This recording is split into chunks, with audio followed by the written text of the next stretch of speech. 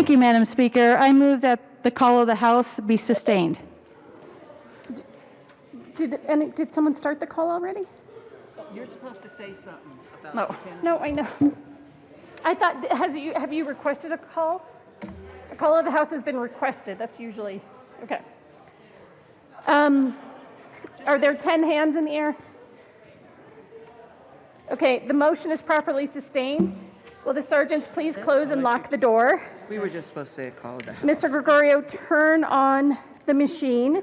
Members, please push your buttons to indicate your presence. And we'll call the names of those who are absent. And then it'd be raised. And the sergeants should locate those who are So missing. now we have to find everybody.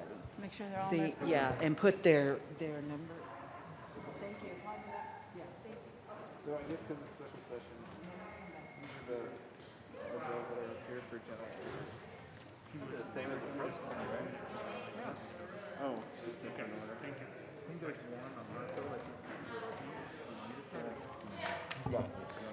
For those members who are in the chamber, please push a button. Either one, Push the red one. red or Representative green. Baisley, Bockenfeld, Buck, Buckner. Catlin, Escar, Froelich. Here. Here.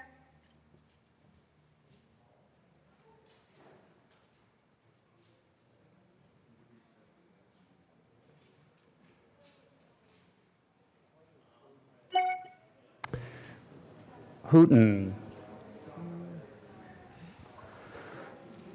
Humphrey, Jackson, Here.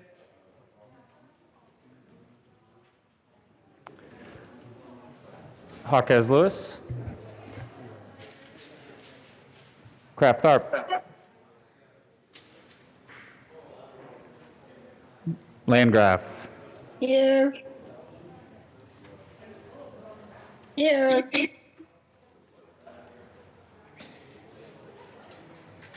Here.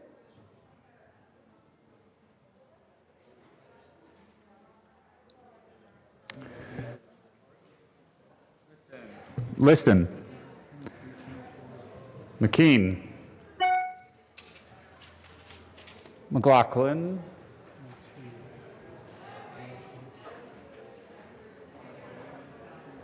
Melton,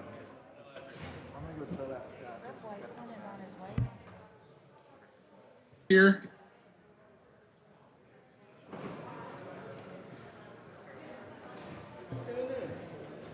Michelson Janae,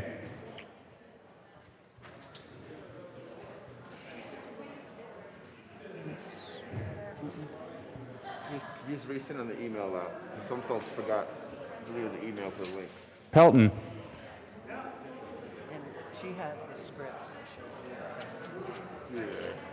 So once it's all armed, I come back up. Rich, Here. Stay up here, and then that's what you'll do. You raise your hand again, and that's what you do. and Wilson.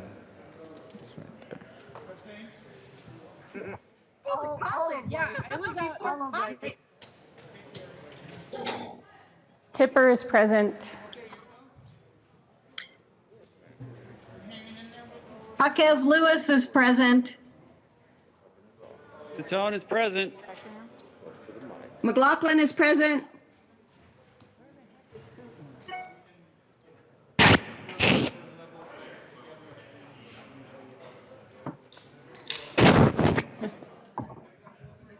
Representative Coleman, the other James brother, is present.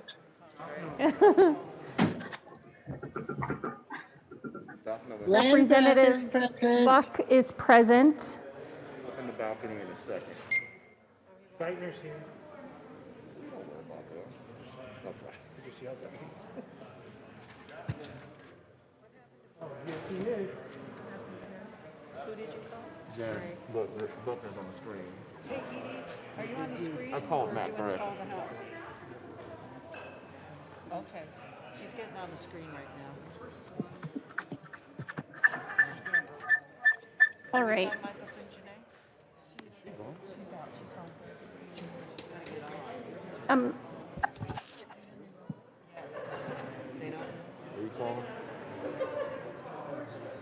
Yeah, we were just catching the last two that were missing. Like, I think we can start. After they just said that there was someone on the floor that had COVID, they've got people on the floor with no mask on. All right, Representative Coleman or Duran. Representative Duran. Thank you, Madam Speaker. I move that the call be raised. It has been moved that the call be raised. All those in favor say aye.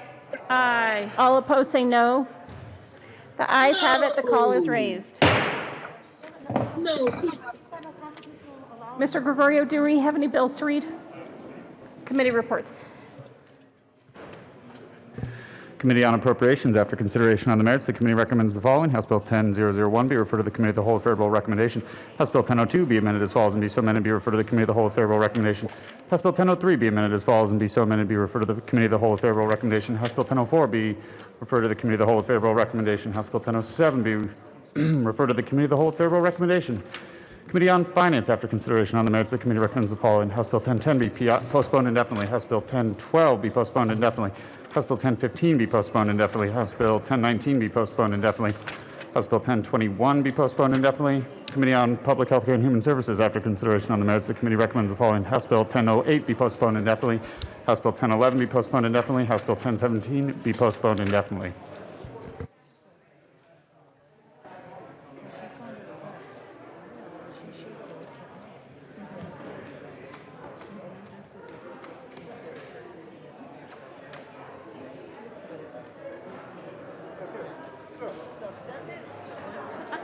Put that with your rule. Members, the next order of business is second reading of bills, general orders. Representative? Oh, okay. We will be in a brief recess.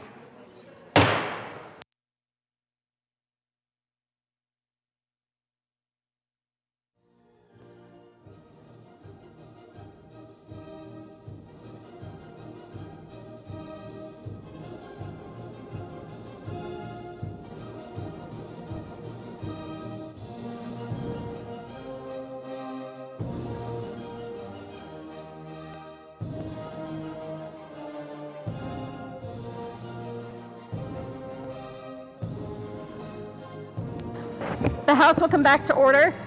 Majority Leader Garnett. Thank you, Madam Speaker. And members, I just wanted to do a quick list of the bills that are on general order second reading of bills. And there's going to be a list up here, but it's going to be House Bill 1003, 1004, 1002, 1006, 1001, 1005, and 1007. So thank you. I just want to make sure I said that publicly. Members, so we are moving to general orders. Representative Singer. Thank you, Madam Speaker. I move the House resolve itself You all have heard the motion. Seeing no objection, Representative Singer will take the chair.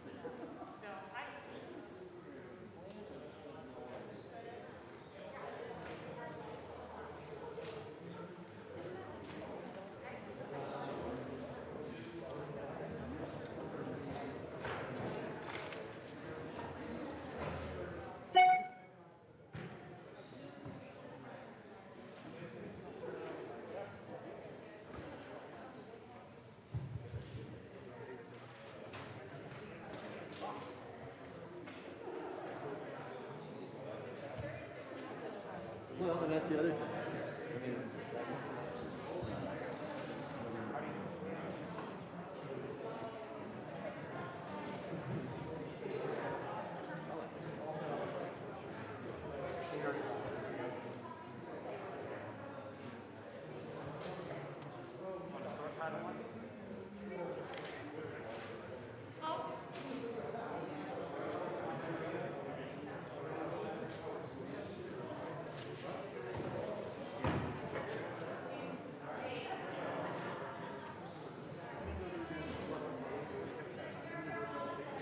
How you guys doing?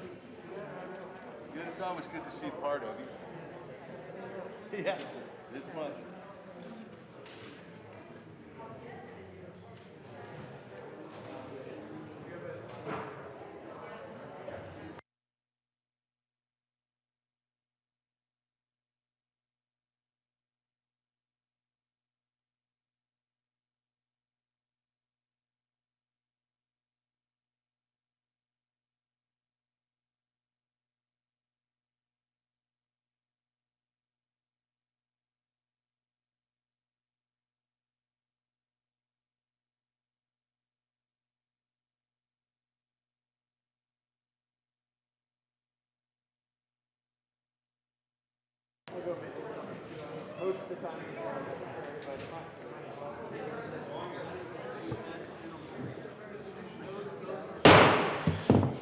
The committee will come to order.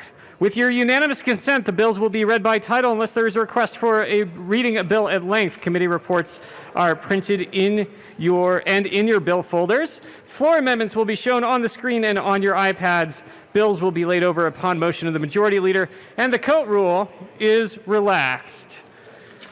And Mr. Gregorio, please read the title of House Bill 1003. House Bill 20B 10003 by Representatives Cutter and Bockenfeld, also Senator Story, concerning changes to the Food Pantry Assistance Grant Program and in connection therewith making an appropriation.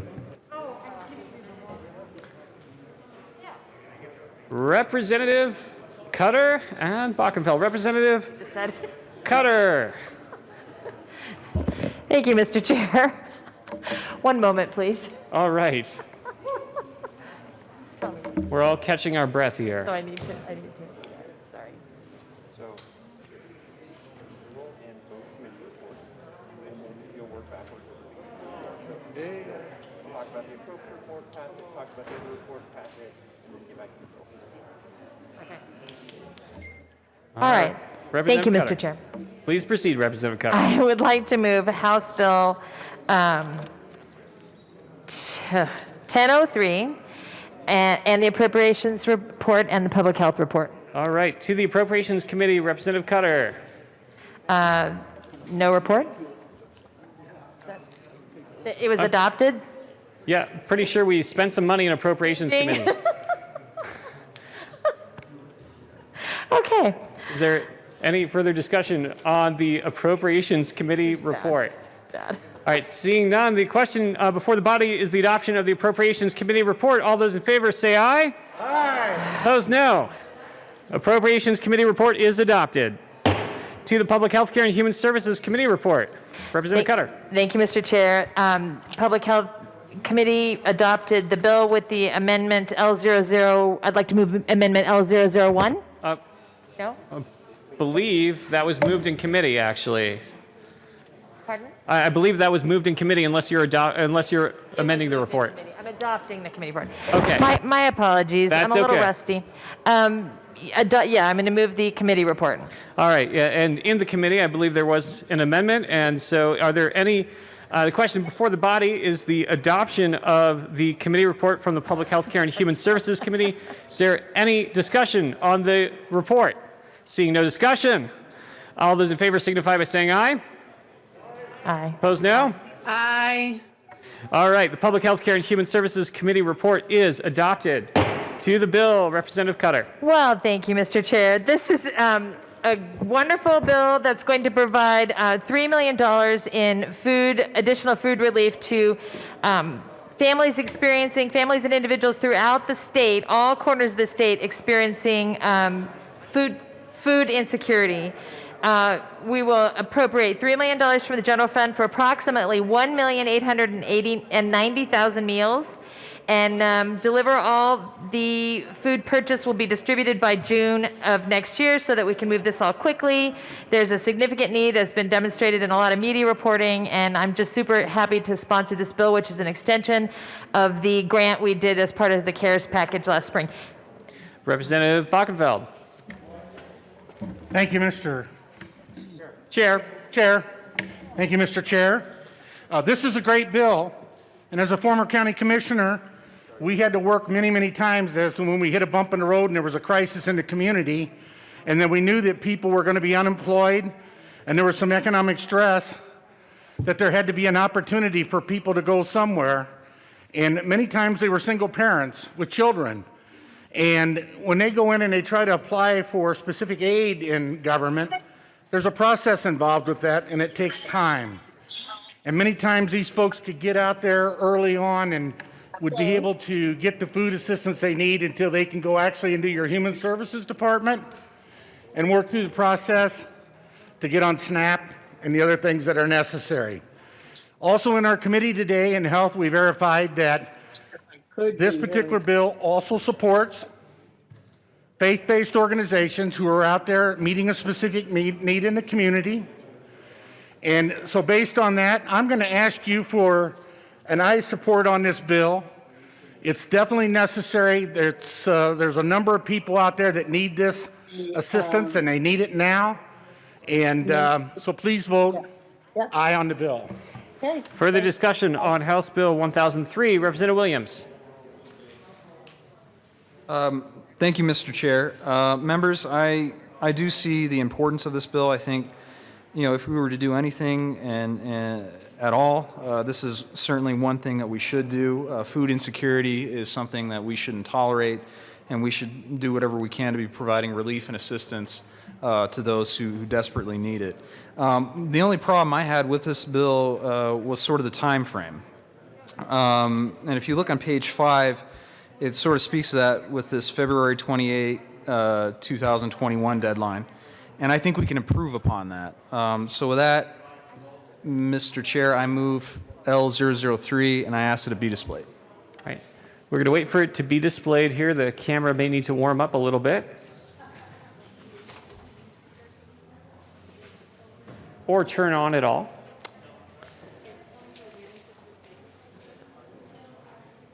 L003 has been moved. It is now properly displayed. Representative Williams, to the amendment. Thank you, Mr. Chair. So what this would do is it extends the deadline for as long as emergency declarations continue to be extended. If we're going to provide assistance and relief, I think we need to provide it for the duration of the actual declared emergency. And I think this should be something that we could all get behind so that we're taking care of those who are desperately in need.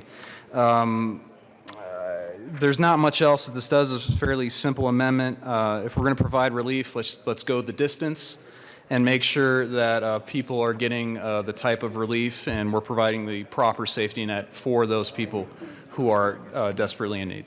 So I ask for a yes vote. Thank you. Is there any further discussion on Amendment L003? We'll go with Representative Van Winkle.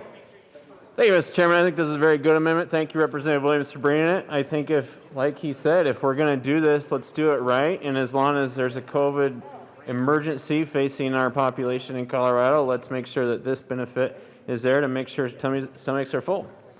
Please vote yes. Representative Holtorf.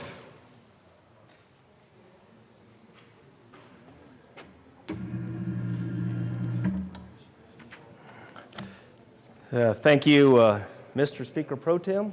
Just Chair. Just Chair. Thank you, Mr. Chairman. As we know, COVID-19 is a moving target. And right now, I have heard reports that this pandemic may go on 2 years. Reports out of Europe are that this pandemic will go into 2021 and maybe beyond 2021 to 2022. So when you consider that there's no end date, that the virus is going to determine the end date, even with a vaccine that may or may not have rapid distribution, this type of an amendment is very important, because how can we define an end date? How can we define an end date, colleagues, to something we know nothing of?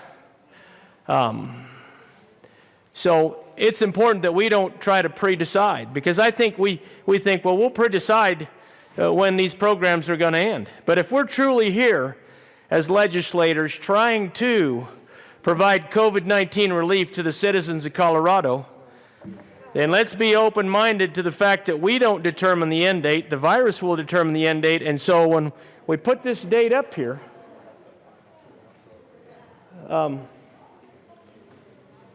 We don't know. So we need to have open-ended amendments to all the COVID-19 relief that we are proposing. The index or the time when these things are to be terminated really cannot be defined. We did not know that Governor Polis would extend his 30-day state of emergency 7 times, or is it 8 now?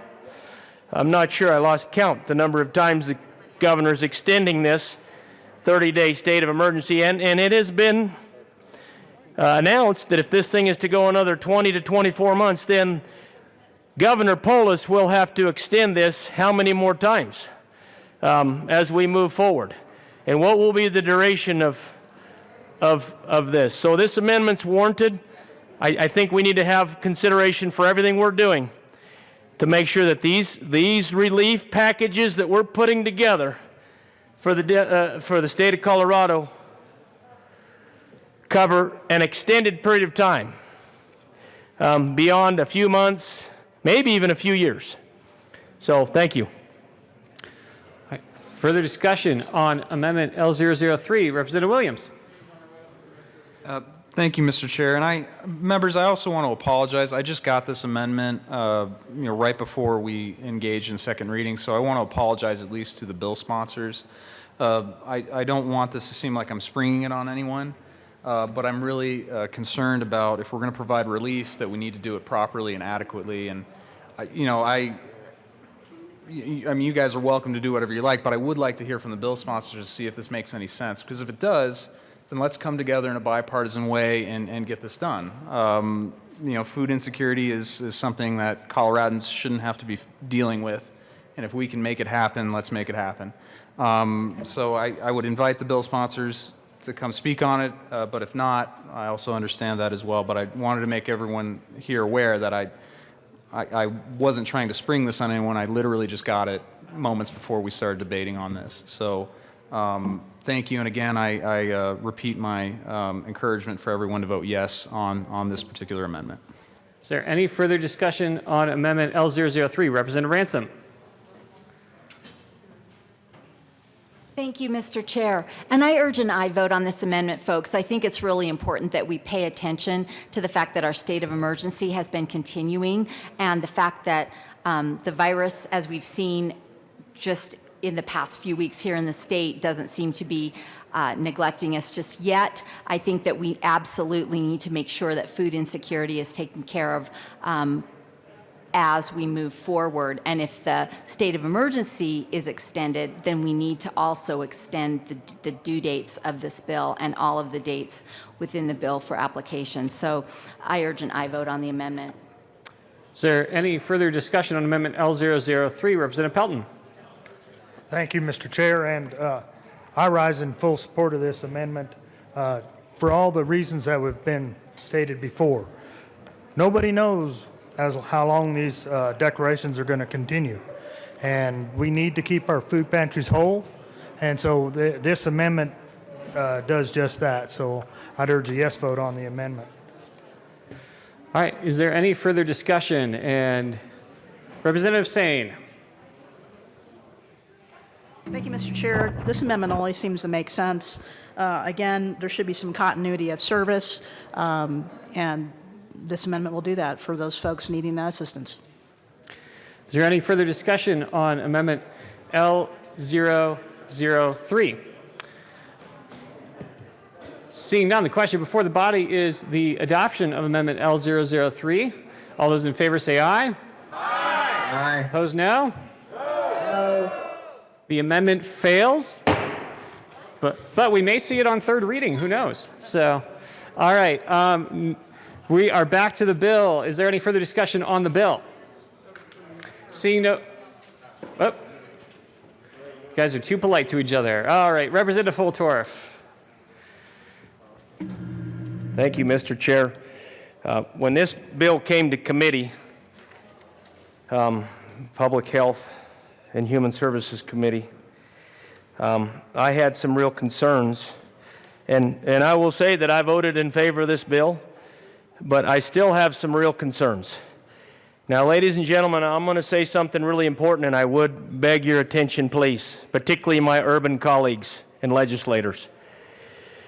The urban-rural divide is growing wider in this state, and not only in this state, but across this nation. Now, what I would ask all of you is, how do we close that gap? If you as an urban legislator don't consider that, I would beg that you do. Because we have a nexus that's growing in this country, and it is my job to try to help get us grounded back into some sense of harmony in the state with respect to how we promulgate programs and policies. Now, many of you are saying, well, what do I speak of? Well, I'm going to use this bill as an example. When you talk about food pantry grant programs and people needing food, I will tell you, the people in the country, there's many people in the country that need food as well. The problem is they're so remote, they're so desperate and remote that nobody knows about them. Nobody knows because of their location and their lack of ability to reach out in many cases. And so they suffer. And they wonder where that representation is. There's a huge disparity. So, as I looked at this bill, I talked about, we're going to provide 150 local food pantries, the ability to purchase healthy local food. And I get that. But when you say local, how do you define local? Is that the Front Range? Is that Denver and its suburbs? Is that, because how do you define local? Because the folks where I live, the folks that I represent, local is a county. Local is hundreds and hundreds of square miles in some very, very large counties that are very remote, isolated, and disenfranchised. You want to talk about some disenfranchised folks? If we don't get food to the people in the rural communities that need this, then we're overlooking something. And I speak of a real need. A little later, I'm going to propose an amendment I hope you will consider, because the rural folks that are desperate are just as desperate as our urban cousins. But do they get the representation in this chamber from this delegation, from this body that they deserve? Or are they overlooked? I will tell you the perception, ladies and gentlemen, the perception out there is that in this Gold Dome, many people don't care about rural Coloradoans. They just don't care. They're not important. And the things they believe, whether it's true or not, and I know that we do care. I know all of us serve because of our compassion, and we do care. But we have to show through our actions that we care, and we can't forget about the growing rural and urban divide. So I will continue my support to this, but I am going to bring an amendment forward that addresses my concerns with rural Colorado and a way to help the rural citizens of Colorado to also get the food that they need. And I understand there's provisions for fixed food banks, but that doesn't cover every part of this state. So I'm going to be proposing that amendment, and I wanted to mention this because I don't want to surprise the bill sponsors either.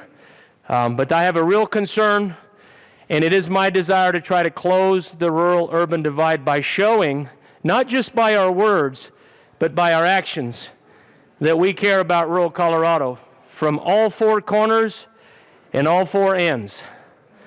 And that includes folks from Baca County, which is in the southeast. The farthest southeast county in Colorado is Baca County. Many of you have probably never been there, okay? But they have a real need out in Baca County. Kiowa County on the Kansas border, they have a real need. And so I just wanted to bring that forth to the bill sponsors, and I by no means am trying to be disrespectful or do anything underhanded or slighted. I promise you. So thank you for your time, Mr. Chairman. Further discussion on the bill, Representative Williams. We'll go to Representative too deferential here.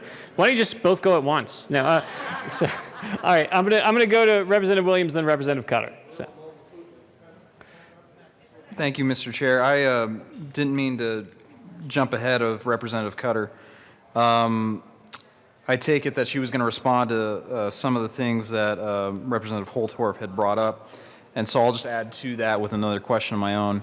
I guess the question to the bill sponsors, whoever, was, and I ran an amendment trying to address it, but I was trying to understand the February 28, 2021 date and why that was inserted into here.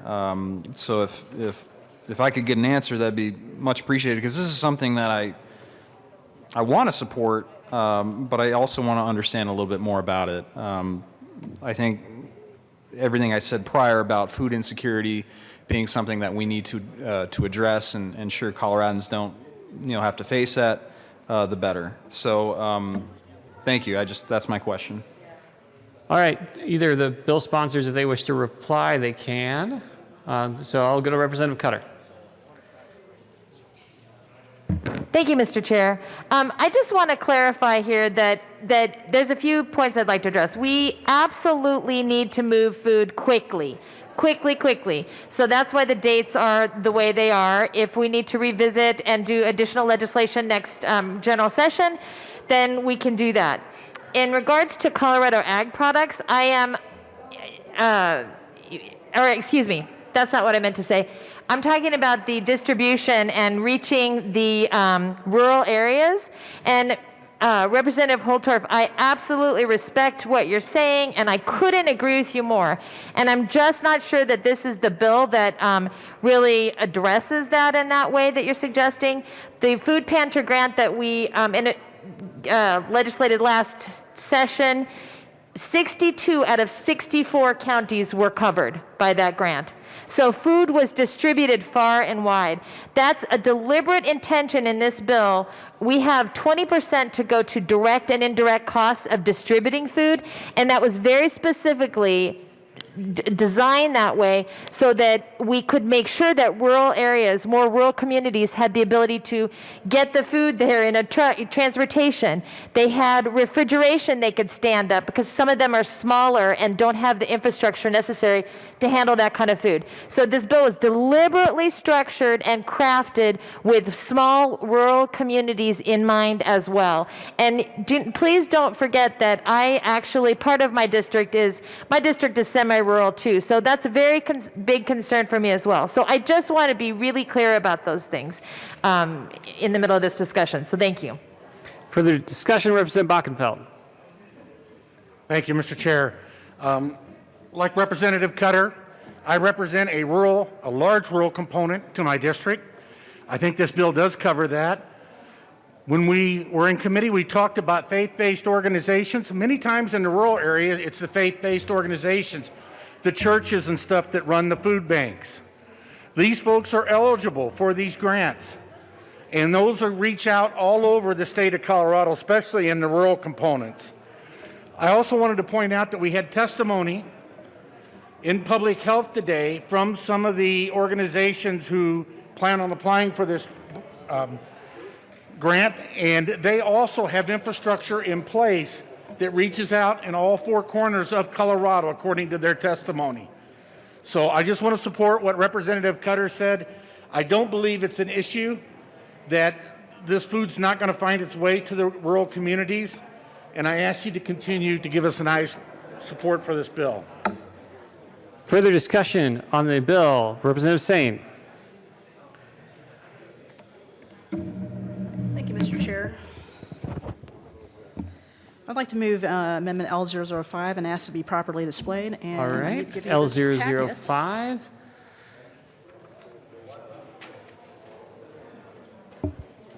We'll wait for a minute while it's put up on the screen.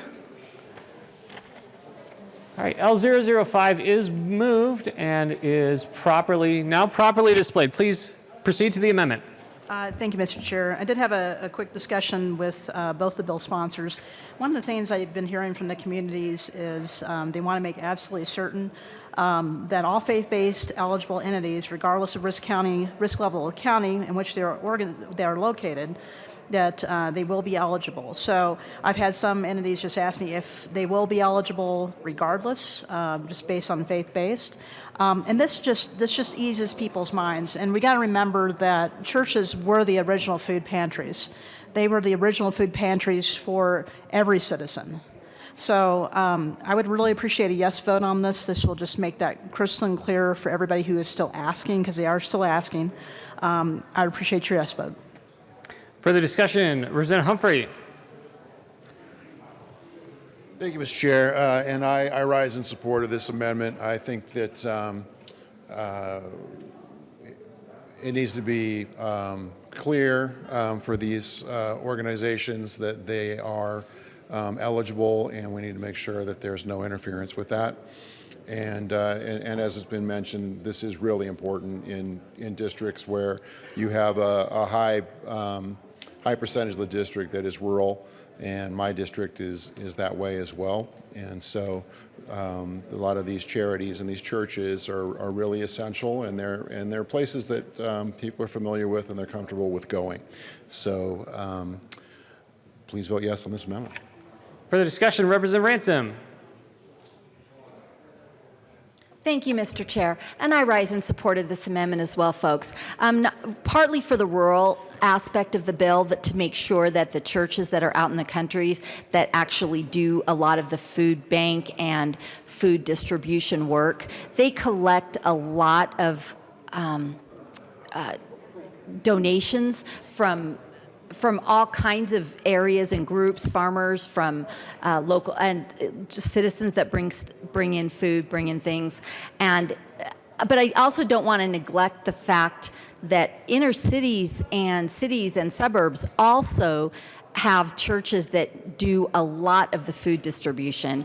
And you know, we get a lot of bang for our buck when churches do this, because people are bringing in donations not just because they see hungry people, but a lot of times they feel called to do this, to be part of the giving effort that's happening in their communities. And I just want to give a shout out actually to the folks that are part of the faith-based organizations that see a lot of people get fed based on the efforts that they're doing with trying to make their communities a better place to live and better places for people that are stuck in hard positions, sometimes very quickly with very little warning.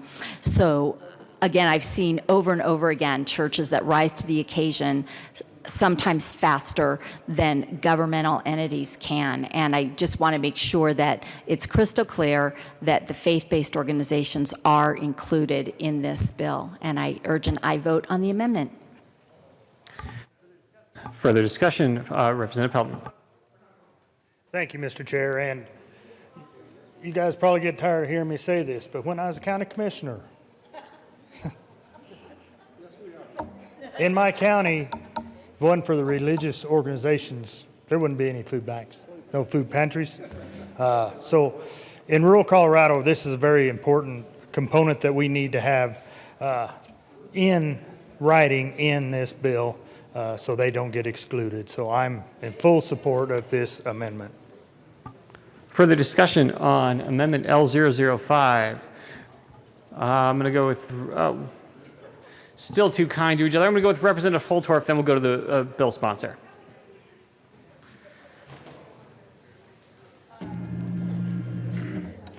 Thank you, Mr. Chairman. Esteemed colleagues, I also am going to reiterate the comments that Representative Pelton made because those religious institutions in our rural communities oftentimes are the first place for folks to go. Yes, there are established food banks. Yes, there are those things in many of our towns. But you have to understand that where we live, places like Representative Don Valdez in rural Colorado, there's a lot of country churches There's actually churches in the country, and they do have their own little food bank programs. And they support their community, and their community is a microcosm of that rural area. If you live out in the country and you go find a country church and you participate in those activities, then you know what they do. So this is important. I would offer that this doesn't take away from the bill. It actually adds to it. And I would say that the bill sponsors and my colleagues on one side of the aisle should consider the importance of this acknowledgement. And I also want to talk to something else about how in this country and many religious institutions and organizations, they feel like they're kind of under assault. And they're not considered at the level of many other things. Maybe they're not allowed to hold a religious practice or service. Maybe they're not allowed to do some activity because of some executive order or mandate that denies their religious privilege or their religious right under the Constitution in their minds. So, correlating this back to this food bank, if we have a small country church in rural Colorado and they want to apply for this grant, then will they be able to exercise the procedures and secure the grant? Or will they be overshadowed and overconsidered by a governmental or quasi-governmental organization that is providing food bank services that has no denominational or open religious affiliation? I mean, I ask you to think about that question sincerely. And then I would also ask you to err on the side of those folks in our religious communities. Show them a little compassion. Show them a little consideration, ladies and gentlemen. And this amendment is a harmless amendment. It's a harmless amendment. And it merely states one thing, that we're going to let these religious entities be at the table.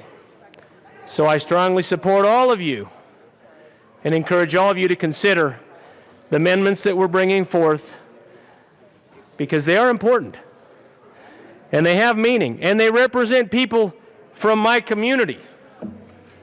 This is real. This isn't just playtime, but we're going to overlook this because it's really not that important. This is real. And if you want to show me and show my constituents that you, as urban legislators, really have the desire to close this rural-urban divide, I think today's a great day to start that. Thank you, Mr. Chairman. All right, Representative Catlin.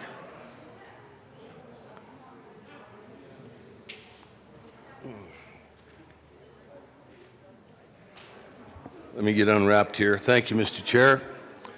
It's an honor to serve with you. An honor to serve with you as well. Thank you. I come down this afternoon just to speak about this real quickly. I wanted to bring to some of your attention in the community that I live in, we have an organization called Sharing Ministries. It's non-denominational. The churches help with it. And it does an awful lot of good. There are some folks in my country that would not eat if it weren't for that. We also have the Shepherd's Hand, which is an organization that's a man that feels very moved in order to do these things for the community that he lives in. Churches support him too. The idea that there's some state money available is a positive to me.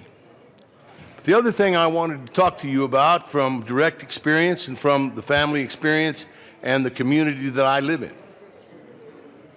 I've talked to you before about Olathe sweet corn.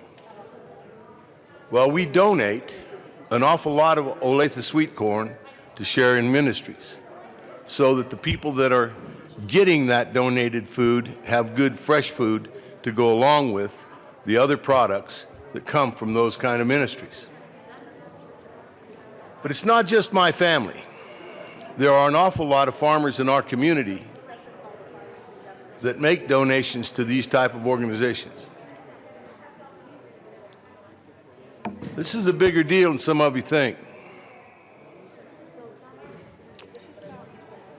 You know, there are people that are hurting. I don't think any of the people sitting in this room hurt at all. We don't hurt from day to day. We don't fret about where the next meal is going to come from. I don't think about that very often myself. You can probably tell by the way I look. But there are some folks that are needing this kind of help. And if we can help get them the help they deserve, and particularly through their churches, particularly through faith-based organizations, it only expands the amount of people that could be helped.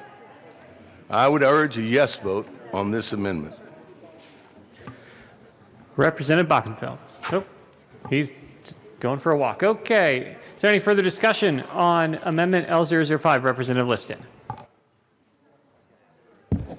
Thank you, Mr. Chairman. Members, I come down in support of this amendment as a suburban urban legislator, but I have deep understanding and empathy for my good rural legislators. I point around and I know and greatly appreciate the good people that you all represent. You all have heard me speak. I was never a county commissioner, by the way, but you've heard me speak. I do have a rural background. My grandfather homesteaded a cotton farm down in Plainview, Texas, and he did it the tough way during the Dust Bowl, even before the Dust Bowl. And I'm going to remind you again, if you ever want to, if you think we have hard times right now, which they're kind of tough, I encourage you to read a book by Timothy Egan called The Worst Hard Times. I repeat that, The Worst Hard Times. That will tell the life and the story and the history of the good people who were at ground zero during the Dust Bowl in Oklahoma, West Texas, southeastern Colorado, northeastern New Mexico, and so forth.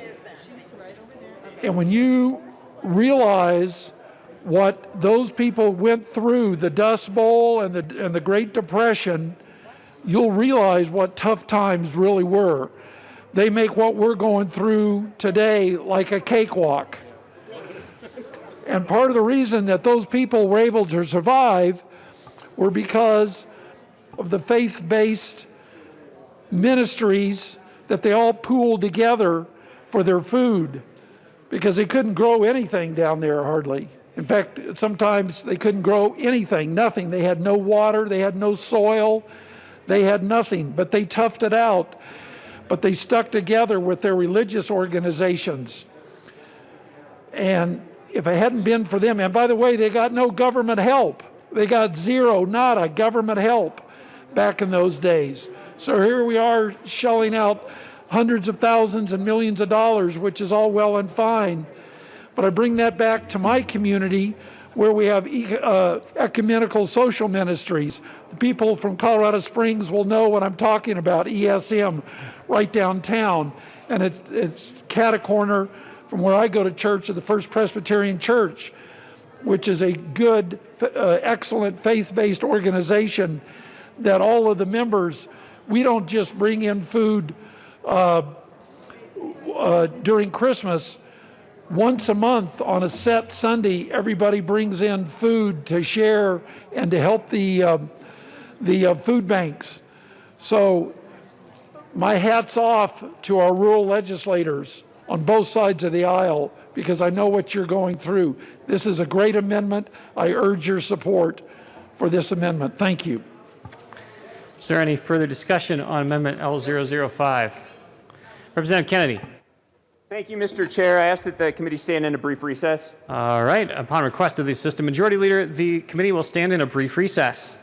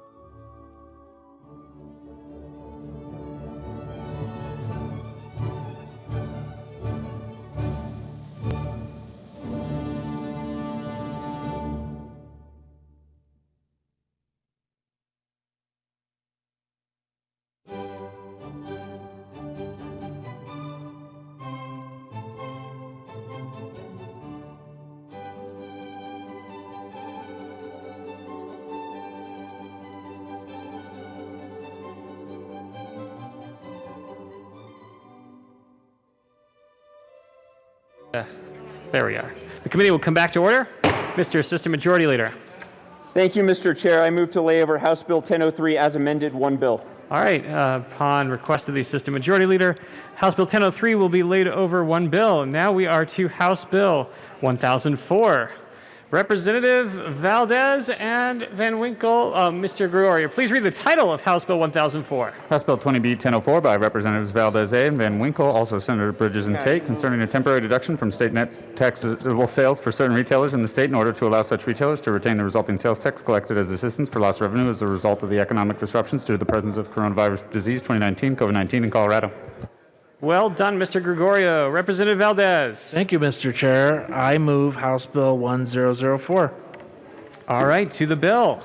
Representative Valdez. This is an amazing bill. Basically, as we all know, coronavirus has really hit hard our restaurants and bars. What this bill allows is the first $70,000 of revenue, the tax that would be collected on that to be retained.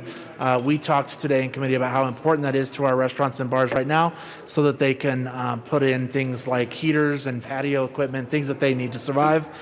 This is a small thing, but it will help, and ask you for a yes vote. Is there any further discussion? Representative Van Winkle. Thank you, Mr. Chair. I certainly appreciate it. This is a very important bill. Right now, restaurants in Colorado are at a breaking point. They need two big things. They need to increase their capacity so they can increase the number of customers they serve, and they need cash. This helps with the cash part. It allows them to keep on the first $70,000 of sales all of the sales tax, the state sales tax that they collect, and that money can be spent on increasing outdoor seating, buying heaters for those outdoor seating, the delivery costs that come with trying to change the business model for delivery, things like that.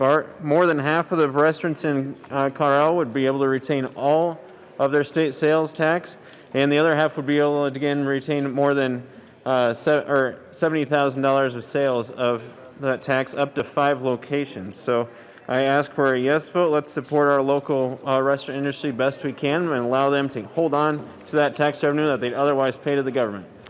Further discussion on House Bill 1004. Representative Sandridge. Thank you, Mr. Chair. I heard this bill in the Finance Committee. I stand in support of this bill. I think it offers a little bit of help to some of these struggling businesses.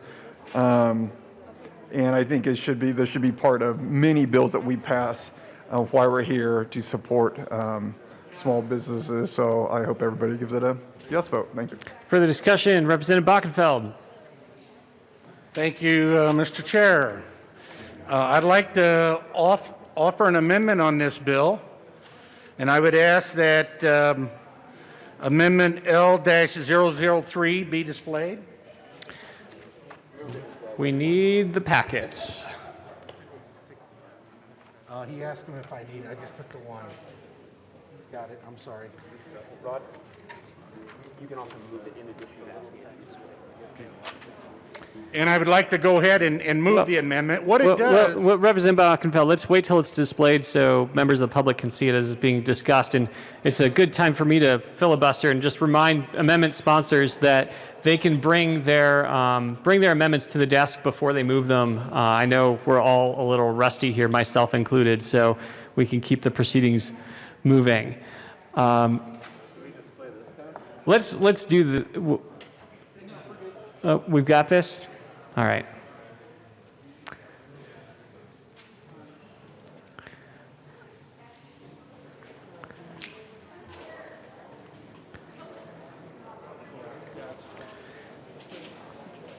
There we go. Amendment L003 has been moved. It is now properly displayed. Thank you, Representative Bockenfeld. Please proceed with your amendment. Thank you very much. Members, this is a very unique bill, and let me tell you why it's unique. And as Representative Sandridge said, this bill does a little for the small businesses that are impacted. I think we need to do a little more, and I'm asking through this amendment that we double the parameters in this bill from $70,000 to $140,000. And the reason we're doing that is because what this bill does is if you're incentivizing small businesses to get their people back to work, You're lowering a lot of the need that we're going to be talking about in all these subsequent bills that we're hearing this evening. People are going to be getting back to work. They're going to be able to negotiate with their landlords a repayment plan to stay in their apartments and their homes. And this bill here gives that extra incentive for these small businesses to bring more people back to work. There's a cause and effect to what we're trying to accomplish here. And I just think this is a very unique bill. I think we're being a little chintzy by doing a $70,000 net sales when we can do $140,000. It's not that much more expensive. It moves it from 70 to the 140. But we got it and we can find it, and we're incentivizing the right people, and it's going to be a cause and effect relationship to the people that need it most, which is the people down on the street. They're unemployed at this time. So I ask for an aye vote for this amendment.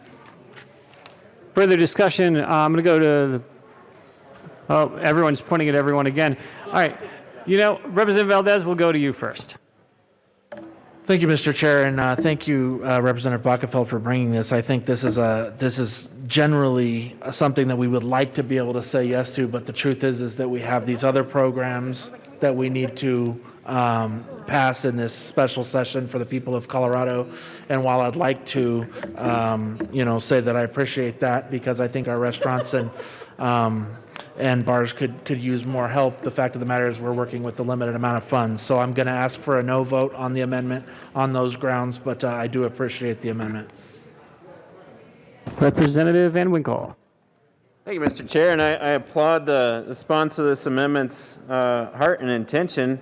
It still keeps intact that only 5 locations can claim the total amount of tax credits. So if you're worried about the McDonald's or Starbucks or someone coming in and taking a big deduction that because of this amendment, that's not true. It still would keep the 5 location limit and would just increase the amount of relief that these businesses are able to get from the tax burden which they're facing in a very difficult time. Representative Pelton.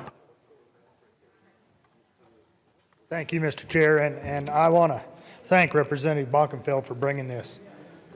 People, when we look at all these bills that we're going to be talking about tonight, these are crumbs we're throwing out. Let's back a bill that we can really give a little bit more substantially to. These businesses are definitely hurting. And if we can't open them up, let's throw them more than just a little crumb, little bone, so they can still be in business. They can put people back to work. I'd like to quadruple it. But I'm in full support of this amendment. Come on, people.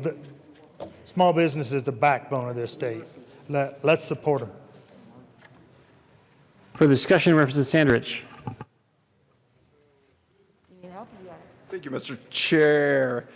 So, the business owners, the community's watching us right now, and they're going to be able to tell what's a show bill and what's a substantive bill. And they're going to know if we're throwing them crumbs. They're going to know if we're offering these bills just to act like we're doing something. The reason they're going to know is because their livelihood's on the line. So I stand in support of this amendment, and really it should be even bigger than 140. But the people in need are watching us, and they know if we're playing games or if we're here to really help them. So let's really help them and pass this amendment. Thank you. For the discussion, Representative Ransom. Thank you, Mr. Chair. And yes, folks, we just heard it. If we're going to help these small businesses, let's help them. Let's really help them. 140 is great. It's a good start. But you know what? I could double it again. I think that we need to kind of put our money where our mouth is when we're trying to help businesses in our state. The reason that we are seeing the revenue shortfalls that we've been seeing in the last 8-9 months is because we have closed these businesses down. Now, I recognize that there are some reasons that we have had for doing that, but we as a government have been closing these businesses down and really limiting their ability to earn a living, take care of their families. The business owners are hurting and struggling. And seriously, folks, if we're going to help them, let's really help them. I can't speak in favor of this amendment with enough enthusiasm. I truly feel that if we're going to help these businesses, let's help them. So please vote yes on this amendment. Representative Buck. Thank you, Mr. Chair, and I'd like to offer a substitute amendment, L002.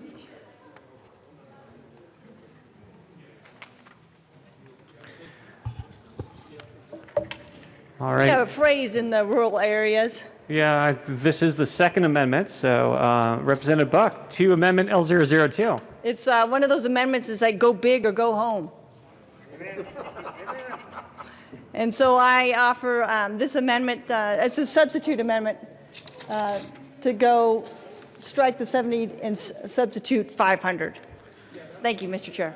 All right. To the amendment L002, Representative Pelton. Thank you, Mr. Chair, and I guess Representative Buck had already thought of it before I said it, because this is exactly what this needs. These small businesses just need all the help they can get. Let's sweep the crumbs under the rug and let's give them something they can really chew on. All right.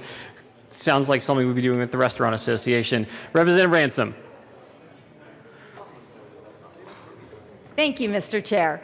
And I didn't realize I was doing the warm-up act for Representative Buck, who was going to introduce the amendment that actually did what I was asking for, that I thought we should do more than $140,000. So thank you, Representative Buck, for having this amendment ready to put up right after I spoke. Folks, I honestly think that this is a great idea. I think that go big and go home is a great idea for us to follow right now. Again, if we're going to help people that are hurting in our state, let's really help them. Let's truly offer them the ability to support their families and feed their families. My goodness, wouldn't it be a wonderful problem to have if we don't need to have all these additional handouts that we're trying to create tonight, that we're trying to put into place to help people, saying we're the government and we're here to help?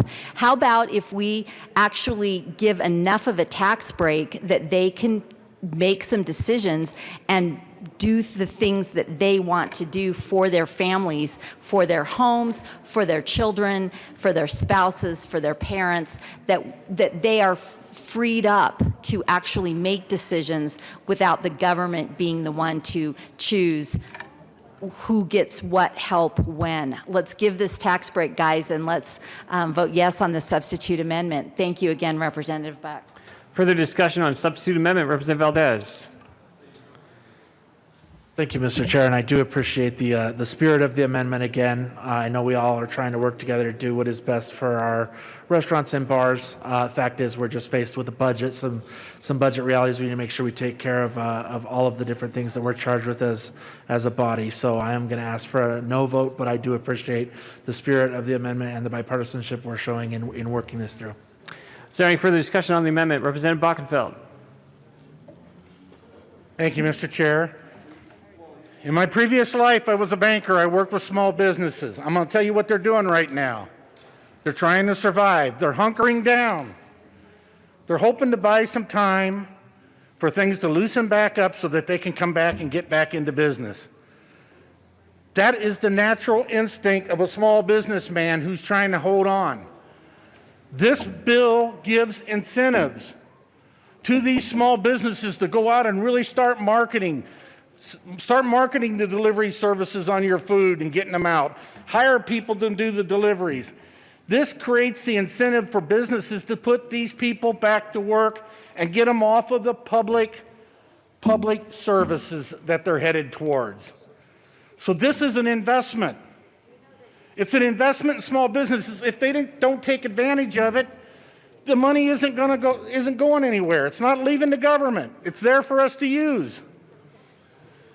But if it does stir up a stimulus for these small businesses to try to form a different model on how they're going to survive through this crisis, because they're putting a little extra money back into their business to bring the people back and come up with a business plan that's going to move them forward and help them out. Let's help them out, and they're going to help us out. Help us out by lowering our unemployment rolls. Help us out when we talked about the food banks, that the single parent out there with children doesn't have to go to the food bank because he's got his job as a waiter or a waitress back.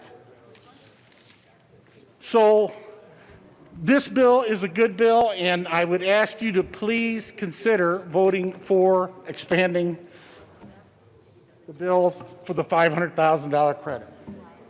All right, to the amendment, Representative Carver.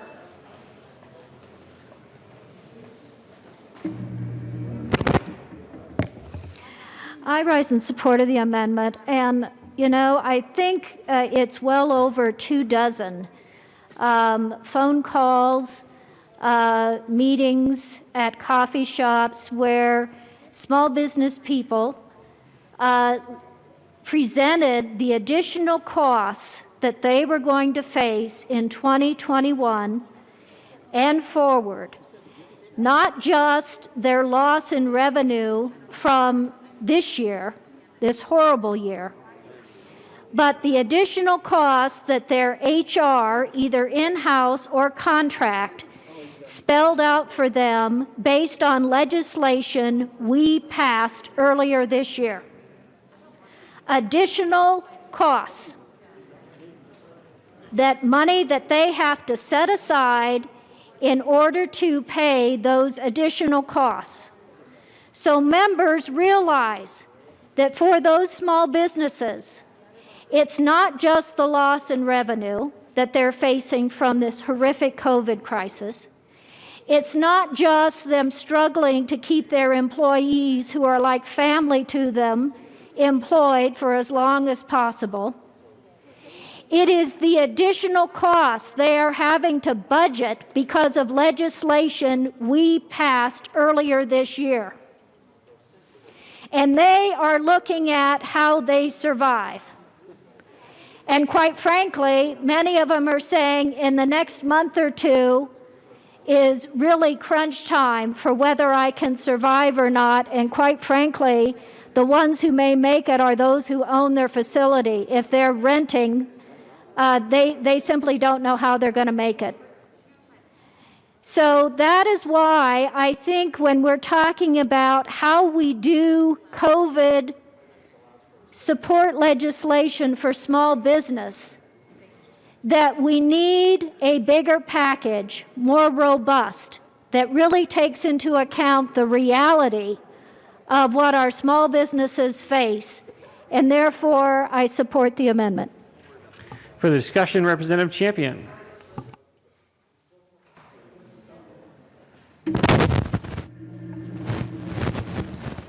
Thank you, Mr. Chair. It is an honor to serve with you. I have been a small business owner. At one time, I had 42 people working for me, but generally I had between 12 and 15 working for me. And if I was faced with this pandemic right now, I wouldn't be paying myself. I would be paying the people that are working for me, the people that absolutely depended upon me paying them for their time. And right now, $70,000 is great, $140,000 is better, $500,000 is a much better number because you're going to reach so many more people. I stand in support of this amendment, and I need for people to understand that when you're signing that, the front of that paycheck, that's the big part of this. Instead of signing the back of the paycheck, you have to sign the front of the paycheck, and you're the one that is responsible for being able to pay your people. I stand in support of this, and I hope that you will consider it positively. Honored to serve with you as well. Representative Buck. Thank you, Mr. Chair. And I have to tell you, there's a lot of wonderful bills that have been presented today. I mean, this special session is a time for us to really step up for the small businesses. As we know, so many are closing their doors. And so, I hate to say it, all those bills that we have presented, a lot of them Republican, got killed, a lot of Republican bills, and I'm just asking all of you in this special session, in this critical time, that I ask that you support this amendment for the good of the small businesses. Thank you. Further discussion on Amendment 2? Seeing no further discussion on Amendment 2, all those in favor signify by saying aye. Aye. Opposed, no? No. Amendment 2 fails. We are back to the underlying amendment, Amendment L003. Is there any further discussion on Amendment L003? Representative Bockenfeld. Come on, members. Let's not be cheap. Help these businesses out. We're back to $140,000 net sales. These businesses are going to have to work hard in order to get to that point. It's an incentive. Let's not go cheap. Let's show them that we're serious. Let's give these businesses a hand up so that they can give their employees a hand up. I ask you to please consider my amendment L-003. Is there any further discussion on Amendment 3? Seeing no further discussion, all those in favor signify by saying aye. Aye. Opposed, no. Amendment 3 fails. All right, we are back to the bill. Is there any further discussion? Representative Williams. Representative Liston. Thank you, Mr. Chairman. Members, we've had a good lively discussion on the amount, so it looks like we're just going to have to settle for $70,000, but you know, really that is just crumbs. So with that, I'd like to move L004 and ask that it be displayed. All right. L004 has been moved and is properly displayed to the amendment. Representative Liston. Thank you, Mr. Chairman. What this does, since we're not really giving very much tax relief, I presented a bill about the payroll protection program, and while it didn't pass yet, but I think somewhere in the future, whether even with the current federal program, instead of just giving them crumbs, they can automatically apply and get some payroll protection. So with that, I ask for an aye vote on L004. Let's really help small business for once. All right, Representative Valdez. Thank you, Mr. Chair, and while I think we all appreciate the bringer of this amendment's intentions, the fact is that the state really can't create qualifiers for a federal program, so I'm going to ask for a no vote on the amendment. Is there further discussion on Amendment L004? All those in favor say aye. Aye. Opposed, no? No. L004 fails. Representative Williams. Thank you, Mr. Chair. And we're back to the bill, right? We are back to the bill. Okay, great. Members, I wanted to bring your attention to an article that was written in the Colorado Sun, and the title of it was, "Will Colorado's Special Session, Legislative Session Save Restaurants?" Quote, "Probably not," industry leader says. And it's a pretty fascinating article. I encourage you to read it, but there's two or three paragraphs, not really paragraphs, a couple sentences here that I want to point out to you. But it starts out, and this starts in the second paragraph. It says, under the coronavirus relief plan crafted by Democrats, restaurant owners would get to keep up to $2,000 per month in sales taxes owed to the state, according to details of the proposed proposal described to the Colorado Sun. The state sales tax is 2.9%, so that means a restaurant would have to bring in about $70,000 per month to get the full $2,000 benefit. And now, in the worst of the pandemic, when restaurants in 21 Colorado counties have been ordered to end indoor dining and stop serving alcohol by 8 p.m., that kind of money isn't even close to a possibility for most independent restaurants. And it goes on, and I encourage you to all read it. The point I think the article was trying to make, and those that were interviewed for it, was that anything we're doing right here in this bill is only going to really help on the margins.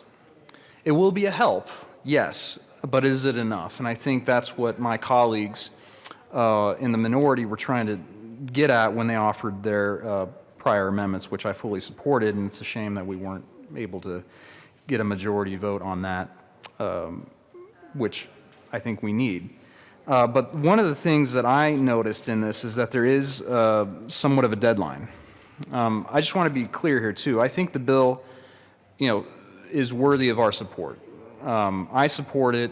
I just don't think it does enough. And where I have a problem with it is dealing with, I think, sort of the deadlines that we have imposed in this bill. And so with that, Mr. Chair, I move L001 and I ask it to be displayed. All right, L001 has been moved and is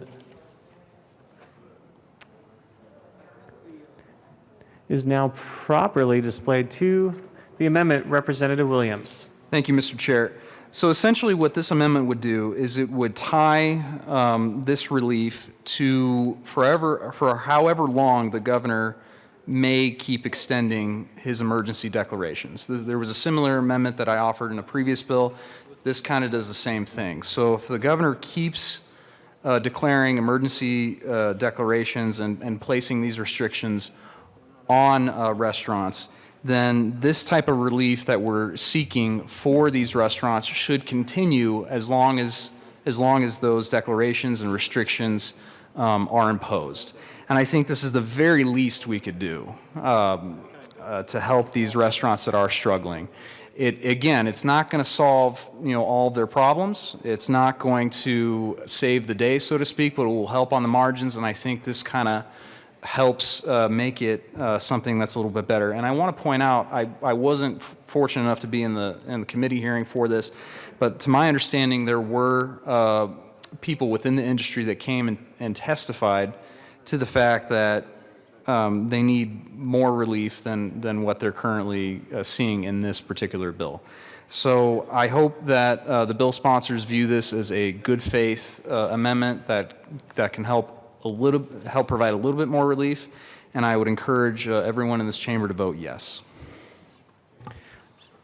Any further discussion on Amendment 1? Representative Valdez.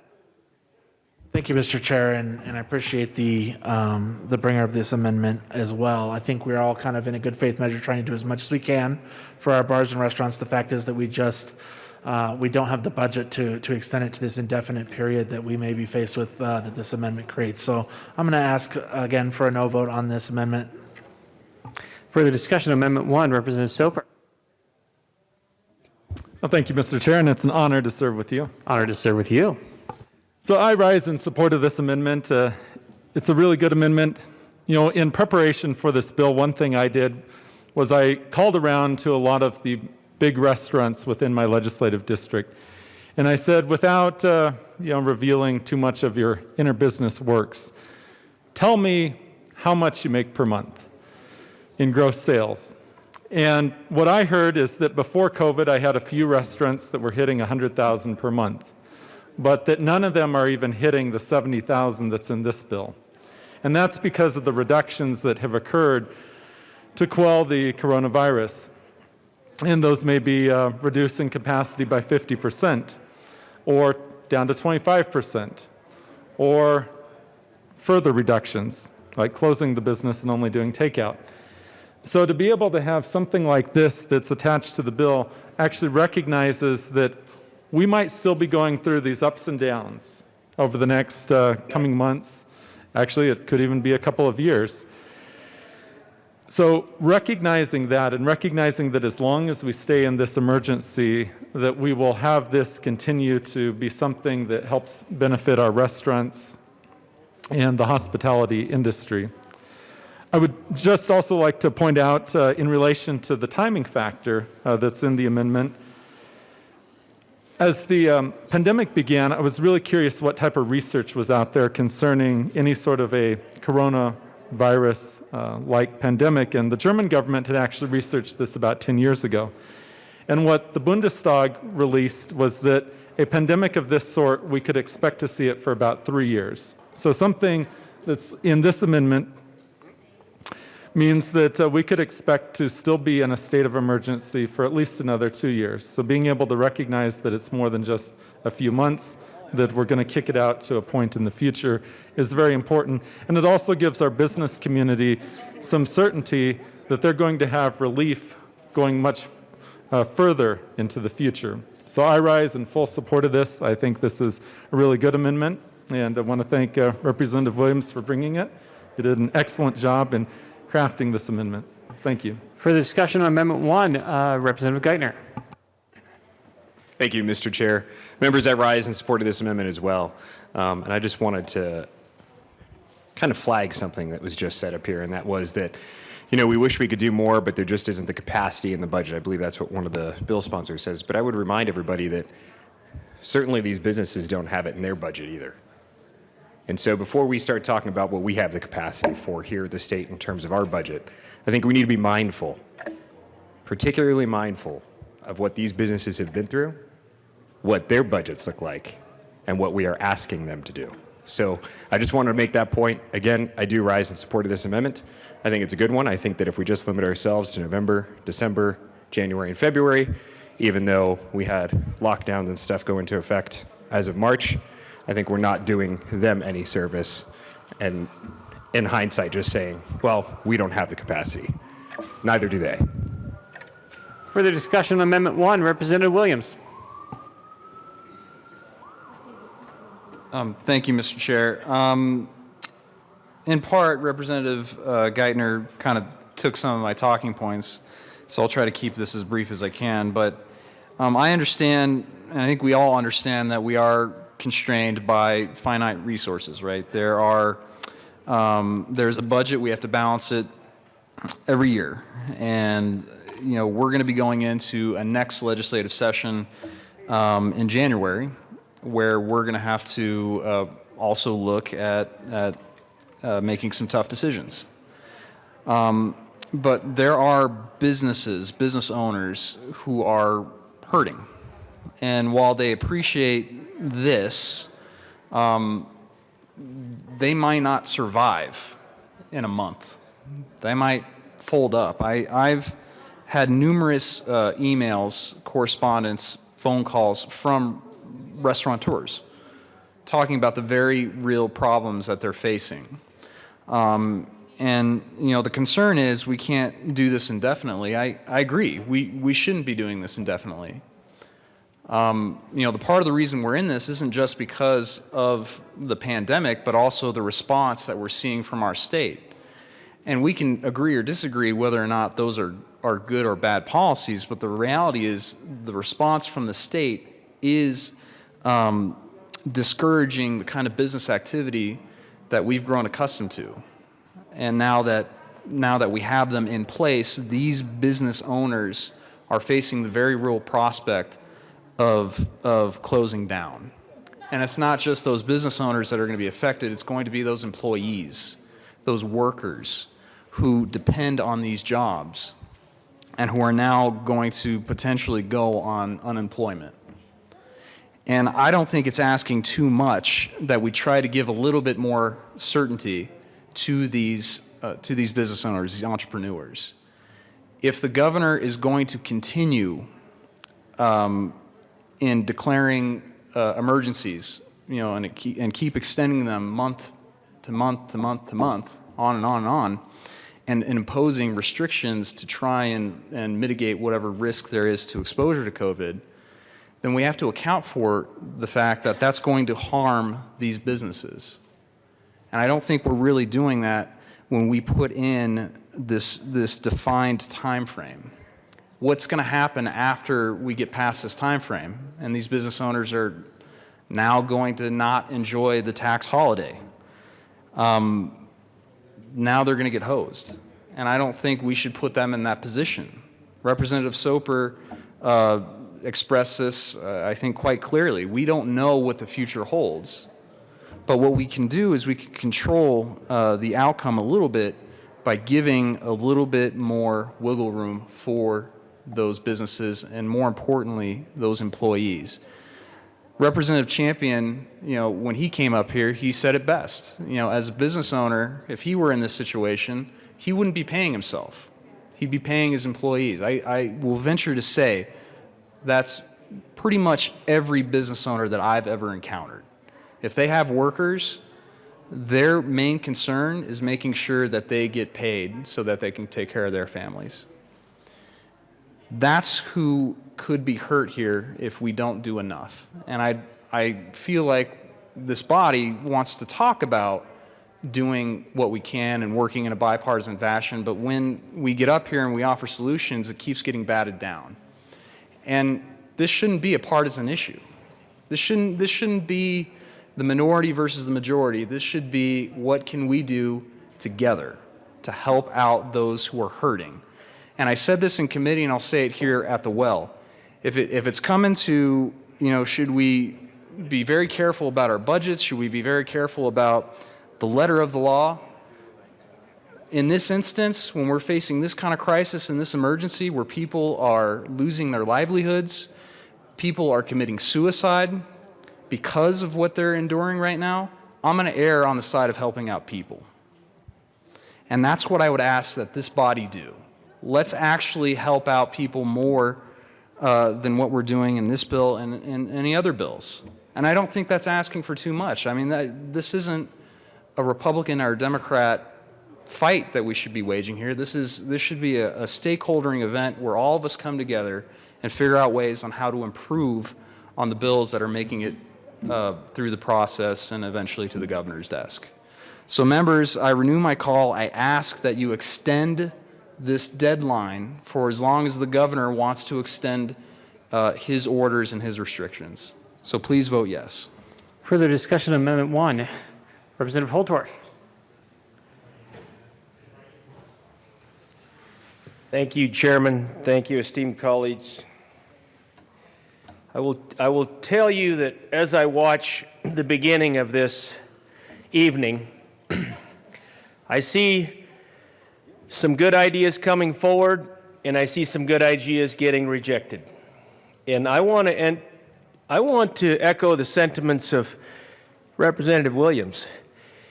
If we're sitting here pitting Democrats against Republicans, and we're just not going to look at the good ideas, if we're sitting here and saying, nope, your amendment, nope, your amendment, nope, your amendment, nope, your amendment, nope, every amendment that comes forth can't be a bad idea. And gentlemen, they're not. But I don't think my colleagues are listening. But I know the people of Colorado are watching and listening. So let's give the people some relief. If the governor called this special session, Governor Polis wanted some results. And I know there was a lot of discussions prior to our arrival about what those results would be and what outcomes we were looking for collectively. And I would imagine the governor will get all those outcomes that he desires. But I will tell you, to discredit the good ideas that are coming forth in this great body and some of the things that are being presented is not a good idea. And we should, as a legislative body, be entertaining each other. We should be listening. We should be trying to look beyond what we've been told to consider, if it's good for Colorado and good for the people. Representative Holtorf, I'm going to bring you back to the amendment. We can talk about process, but if you can refer to the amendment. Thank you. I appreciate your leadership. It's a pleasure to serve with you. Right back at you. So, as we talk about this, I hate to say it, this is one of the best ideas that we've talked about in the last 12 hours. The best idea that says, hey, we have a pandemic, there is no end in sight, and we're going to allow for the continuation of these relief legislative initiatives till, as we say here at the Capitol, Sin Day, or Sin Die, I'm not sure. My pronunciation might not be appropriate. Sine Die. It's okay, Latin's a dead language. We can say whatever we want now. And they don't teach it out in rural Colorado, so we might need to work on that curriculum as well.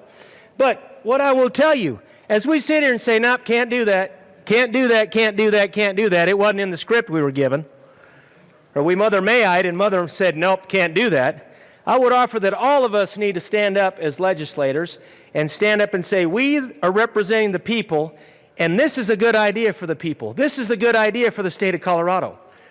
And we're here in this extraordinary special session to take care of Coloradoans and people. People over politics, people over party. So I encourage you to have some compassion and have some consideration for these ideas. Because right now, today, ladies and gentlemen, at this moment in time, I don't see it. I don't see it at all. All right, to Amendment L001, Representative Catlin.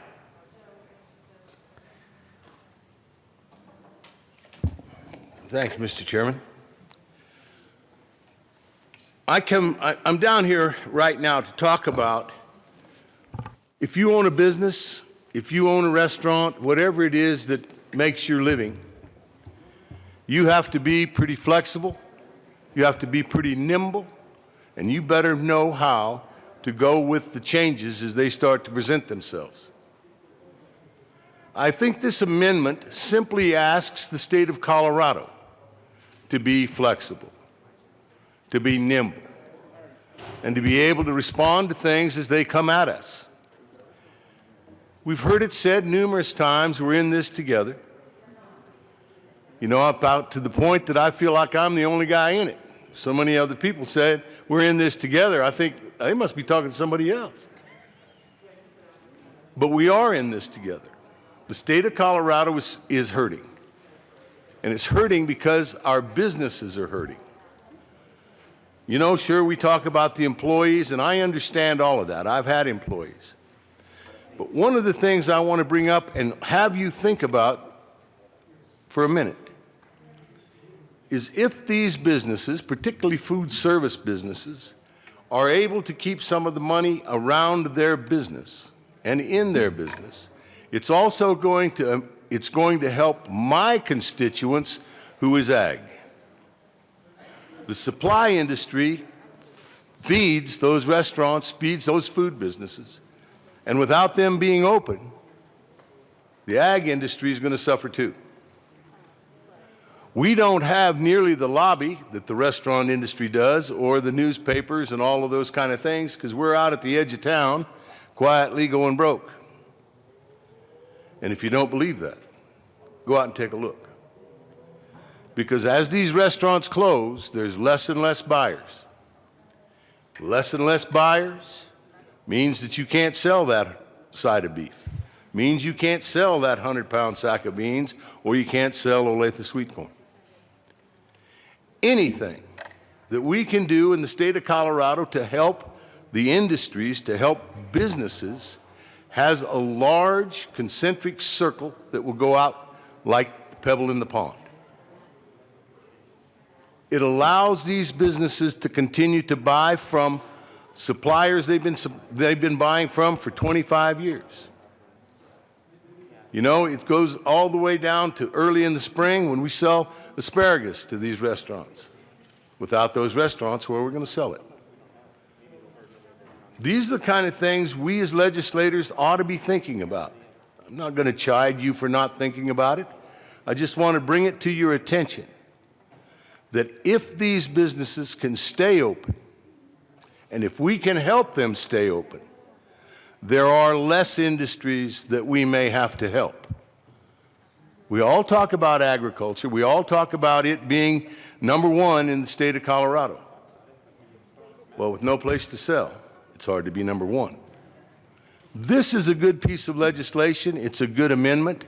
Honestly, this might be the most important thing we do, is this piece of legislation, because it gives these businesses an opportunity to hang with it. And the state of Colorado standing right up next to them and hanging with them as we go through this pandemic. Thank you. Representative Van Winkle.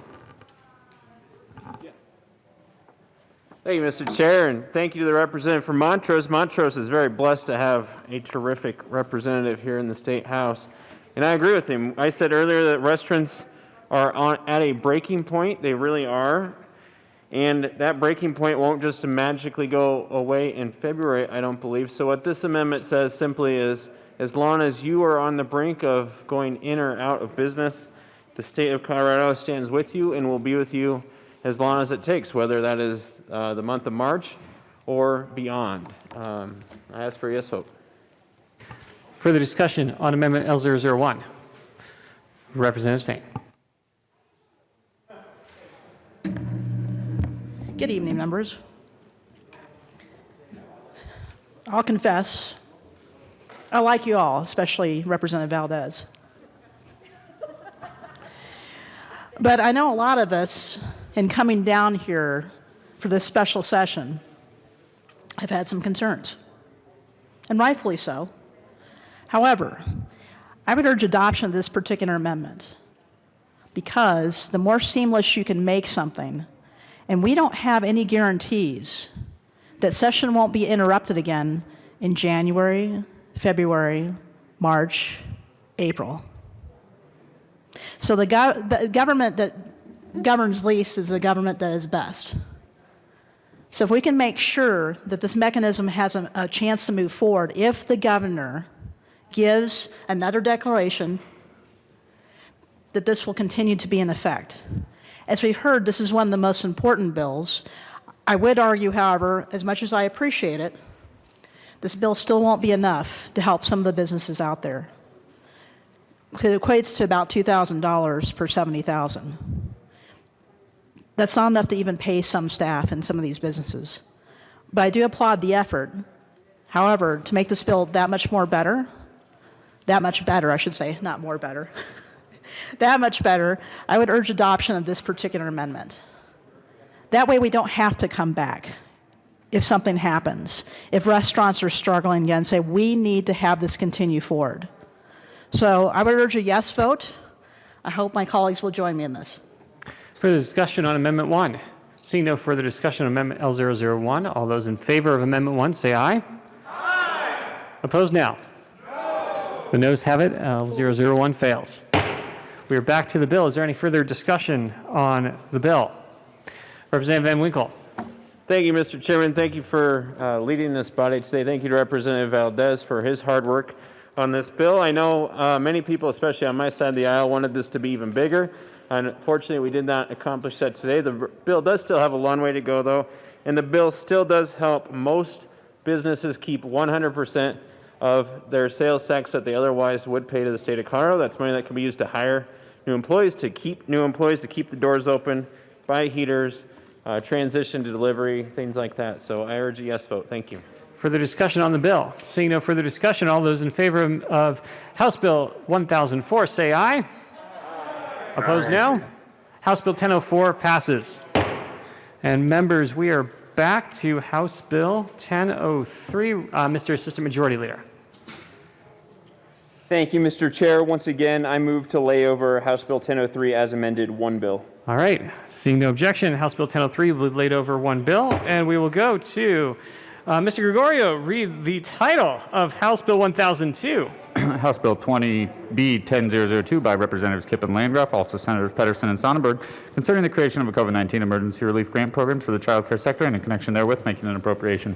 Representative Landgraf. Don't forget to unmute yourself. Thank you, Mr. Chair. I move House Bill 1002 and the committee report, Finance Committee report. I believe it's the Appropriations Committee report. To the Appropriations Committee report, Representative Landgraf. Thank you, Mr. Chair. The Appropriations Committee added 16,000, let me get the right number, 16,000, sorry, I was talking about Latin, $16,345 to the bill to cover the costs for child care. All right. Is there any further discussion on the Appropriations Committee report? Seeing no further discussion on the Appropriations Committee report, all those in favor say aye. Aye. Opposed, no. The report passes. All right. We are to the bill. Representative Landgraf. I'm going to turn it over to Representative Kipp to explain the bill. Representative Kipp. Thank you, Mr. Chair, and thank you, Representative Landgraf, for working on this bill with me. It's very important, I think, that we have a bipartisan bill here in both the House and the Senate. This is a bill to help our suffering child care industry. As we all know, child care is incredibly important, not only to our parents and our child care providers and our little ones, but it is also important to our workforce because without child care providers, it is hard for people to be able to go to work. Can't leave your children at home. So This bill, what it does is it appropriates $45 million. There's basically two grants. One of them is $35 million for sustainability. The sustainability grants are to keep our existing providers whole. Well, not whole, but to help them stay in business. Our expansion grants are the other $10 million part of it, which are to encourage new providers so existing providers to expand their capacity, or new providers basically to create more childcare slots, because even before the pandemic, we had huge childcare shortages in Colorado, and the pandemic has only made it worse. So those are sort of the basic guts of the bill, and I ask for your support. Is there any further discussion on House Bill 1002? Representative Landgraf. Thank you, Mr. Chair. I wanted to add that this bill will help our child care deserts. We heard from Senator Sonnenberg the other day that, especially in rural Colorado, what we're seeing is there's basically three kids for every single possible daycare spot. And what's happening, daycare is going underground, which can be not the safest environment for our children. So this will allow new daycares to prosper, expansion of current daycares, and certainly allow those daycares to stay in business, which are also small businesses. So I would encourage a yes vote on this bill. Is there any further discussion on House Bill 1002? Representative Larson.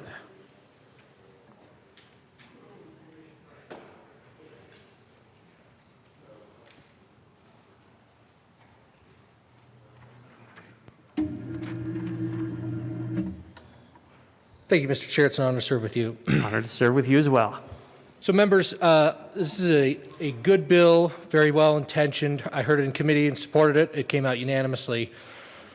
There is a concern that I do have that I think could potentially hobble what we're actually trying to address here in the bill. The bill creates two specific separate grants. One grant would go essentially to sustain existing businesses, and the other grant would be opened up with the idea of expanding available childcare options. And this the secondary grant and the requirements put on those who apply for eligibility that I'm concerned about. So many of you may know, and certainly have in your districts, Colorado has a robust network of, it has a bunch of different names, but it's essentially, friends, family, neighborhood care. It's sometimes lumped into a category called unlicensed daycare, which is something that has been recognized by the state.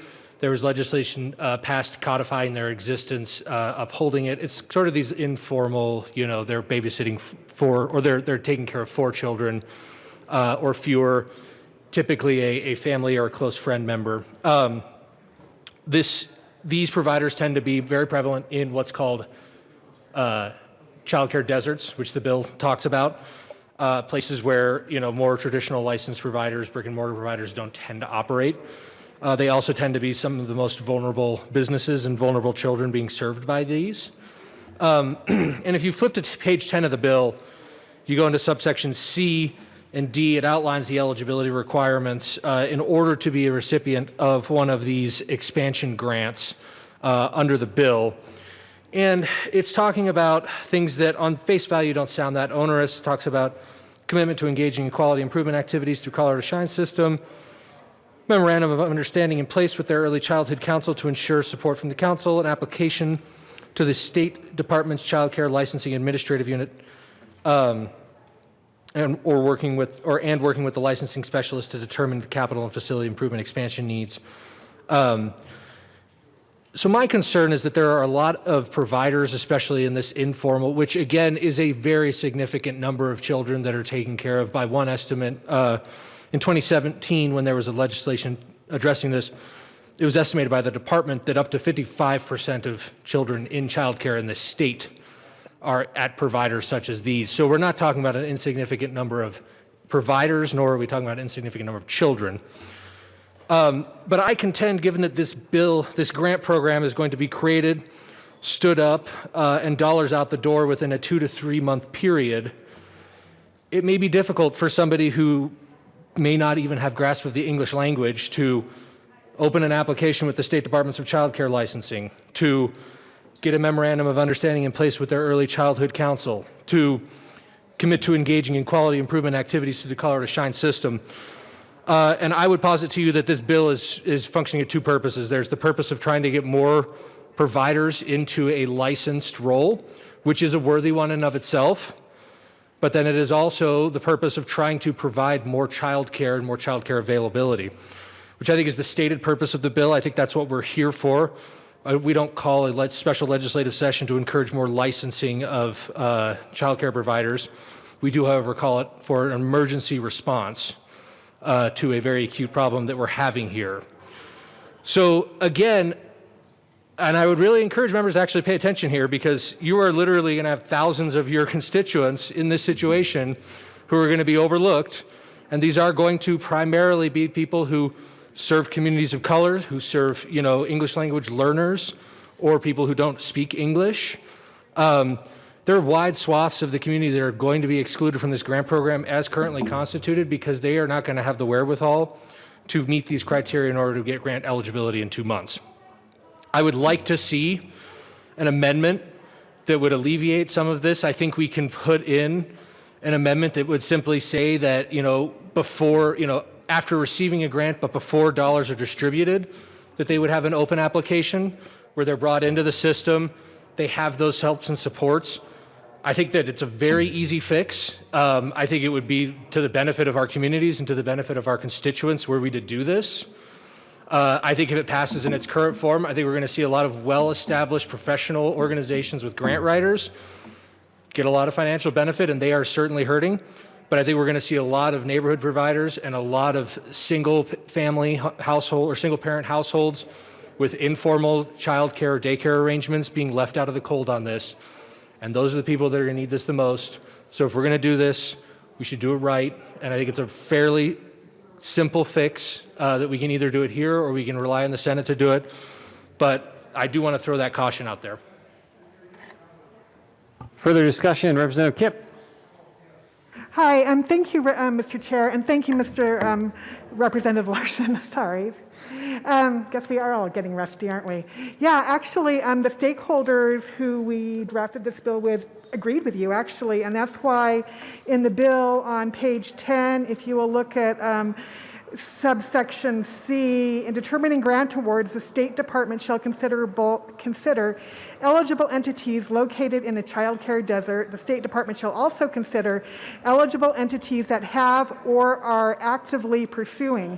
And we really felt that the phrase "are actively pursuing" was key, because any of those items that it would be hard to have in place if you were not already a child care provider, all you would have to do is be beginning the process to get there.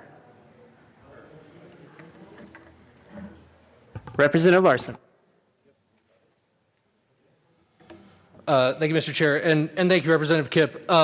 So yes, and I agree with you reading through it that I think one could generously interpret that language to allow for people that, again, are a very informal, unlicensed provider of childcare. But my concern is that when we stand up this grant program, the people that are doling out the grants, and I think we've all probably seen this with various bills that we've done, given that there are very clearly prescribed criteria here in the Roman numerals 1 through 4 under subsection C, and also given that the language does contain shall consider eligible entities that have or actively pursuing.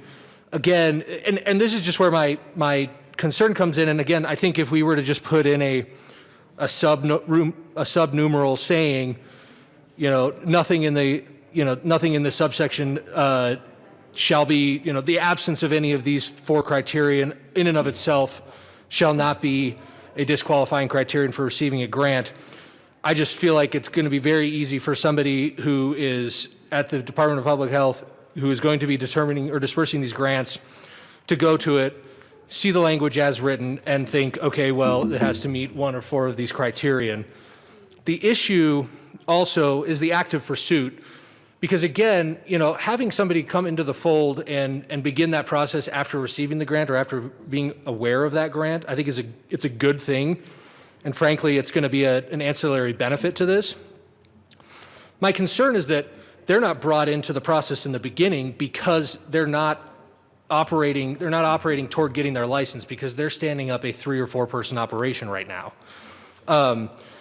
So if they're not even aware of it, they're not going to get the funding to begin with, and they're going to be left out of the fold. The state's going to lose an opportunity to bring in these providers, provide them with resources, and get them more access to these benefits. So again, it's just a matter of clarifying this language so that it doesn't get steamrolled when it comes time for the grant, that somebody isn't just looking down and checking off the list, clarifying that just because they don't have a fiscal agreement or a commitment to engaging quality improvement, memorandum of understanding, or an application open, that doesn't mean that they're ineligible for the grant. I think that would, I think it would address a lot of, frankly, the concerns here, and I think it's a pretty easy amendment. I apologize, I don't have one prepared on the fly. I talked to some of the stakeholders between the Public Health Committee and right now, and it seems like they may be willing to fix this over in the Senate. If we can do it here, that's great. But again, the amendment that I'm talking about really should have absolutely no substantive impact on the bill, shouldn't affect the fiscal note, shouldn't have anything else. It would simply clarify that, these informal providers, especially given the truncated time frame that they're looking at, would be eligible to apply and receive these grants. So, Representative McCluskey. Thank you, Mr. Chair, and thank you, Representative Larson, for your comments. I think, I guess I want to be clear about your concern. I'm sorry, Representative Larson, just so I'm clear, you are pushing against actively pursuing, that phrase in and of itself is not addressing. President Larson. Thank you, Mr. Chair, and thank you, Representative McCluskey. So, no, I'm not even pushing back against the or actively pursuing. I just feel like or actively pursuing is sufficiently vague in that, and again, this is the scenario that I'm envisioning, is there's a provider who, speaks Spanish or speaks Vietnamese or not English in an informal setting, and in the course of 2 months, they are expected to become aware of this program, make an application for the program itself, but then also have initiated one or all 4 of these processes in order to get a grant. And I'm just saying that's a lot. That's a lot for even people who are very sophisticated in grant writing. I think that there are a lot of people that would otherwise be eligible that would benefit from being brought into this system who just aren't going to be able to do that in the time frame. And what I don't want is somebody who learns about this program, who is an unlicensed provider, who has not initiated any of these processes before, but now may be interested in doing so, if for no other reason that there's now a financial benefit for it, but they don't apply because, they haven't opened their application with the state. I don't even know what a early childhood council is, and I certainly don't have a memorandum of understanding. That's the situation that I'm concerned about. The actively pursuing, I agree that one could interpret that to be inclusive of the situation that I've described. I just don't feel like it's prescriptive enough, and I feel like it's very easy. I feel like a reasonable person could read that and interpret it as, one of these things has to actually be open. So I just like a little more broad, permissive language that makes it clear that these are things that maybe we'd like to see them get, maybe even before the grant is dispersed, but that it shouldn't be a roadblock to applying and getting awarded the grant in the first place. So that's the hiccup. Again, really shouldn't be a problem to the administration of the bill. I do think it's frankly in keeping with the original spirit of the bill. I just see where this could be a problem, to be frank with you. So, Representative McCluskey. Thank you, Mr. Chair. And, I want to lift up what you are raising as a concern, because I think this is plagued the early childhood care and learning community for a very long time. How do we bring more family, friend, and neighbor providers into the fold? The items that are listed here, the criteria, really are what's in the best interest of our children, particularly when we're talking about licensing, right? It means that we are complying with certain health and safety standards to make sure that every child is in the right environment, in a safe environment. And so the licensing piece of this in particular of the 4 is really critical. And we want to help move providers to that licensing threshold and get them through that process. Our early childhood councils, 34 of them across the state, work in partnership with other care providers in helping to improve quality in any type of care setting. They help draw more providers into the fold, and this is really where we're counting on them why we are empowering them through this legislation to help us make those connections in communities, boots on the ground, and help people actively pursue these 4 items. You know, based on our conversations with the Department of Human Services, the Office of Early Childhood, the many stakeholders, I believe over 40 now, that are in support of this bill, they really felt that this language was supportive, not off-putting, in trying to help people make those steps into the early care provider network. I also think that the discussions we've had around communication and outreach, I don't want to use the word marketing because I don't think that's the right word, but ways that we would be connecting with our family, friend, and neighbor providers, we put that intent into the bill as well, because we know outreach is going to be critical, particularly for homes that aren't speaking English as a primary language, for families, family, friend, and neighbor care providers who have maybe shied away from some of these requirements. But this is really an opportunity to connect with them and support them and help, hold their hand along the way and bring them into the fold of early care providing. I again, though, really respect what you said, Representative Larson, and appreciate your concern for that part of our network as well, because it's important that we provide support for them too. Thank you. Further discussion on House Bill 1002. Representative Holtorf.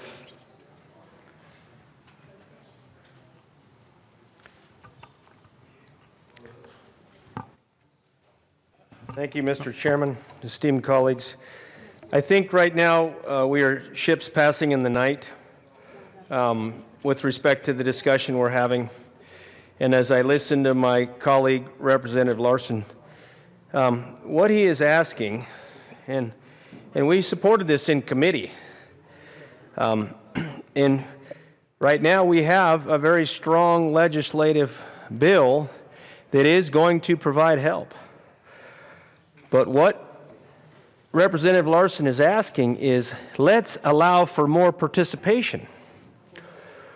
We don't want to change the substance or content of the program at all.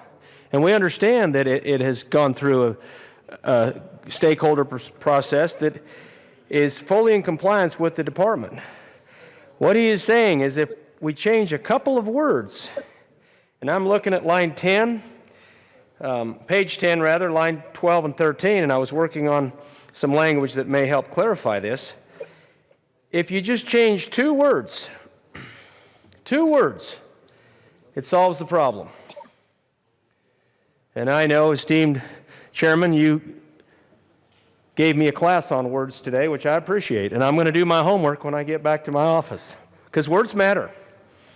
And what I think Representative Larson is saying is, if you talk about the State Department shall also consider eligible entities that have or are actively pursuing, and then we list 4 things. The word eligible becomes a disqualifier if the entity is not in an eligibility category at the time of this legislation. So for those folks in my district in southeastern and southern Colorado who may be challenged with language or other challenges to meet and comply, with the language that is in this bill, if you take the word eligible and say, and also consider entities, or all entities, that what? That have or will actively pursue the following. What that does simply, now you have an entity, child care entity. Maybe they are not eligible at this time, and this is important, but they have the desire to become eligible, and they will actively pursue the fiscal agreement, the quality improvement activities in the SHINE system, a memorandum of understanding that, of course, they have to put together with the Early Childhood Council, and this application for licensing. Now, I know you're saying, are we splitting words? Are we splitting hairs? Well, I would argue no. I would argue when you have people in my district that may be reluctant or may feel, more importantly, may feel overwhelmed by what they have to face here, or they consider that they're not eligible entities because they haven't done all these things. So what's the point? I'm not eligible. I'm not going to do it. Well, I would offer, could you be eligible? Would you like to be eligible? Would you like to actively pursue?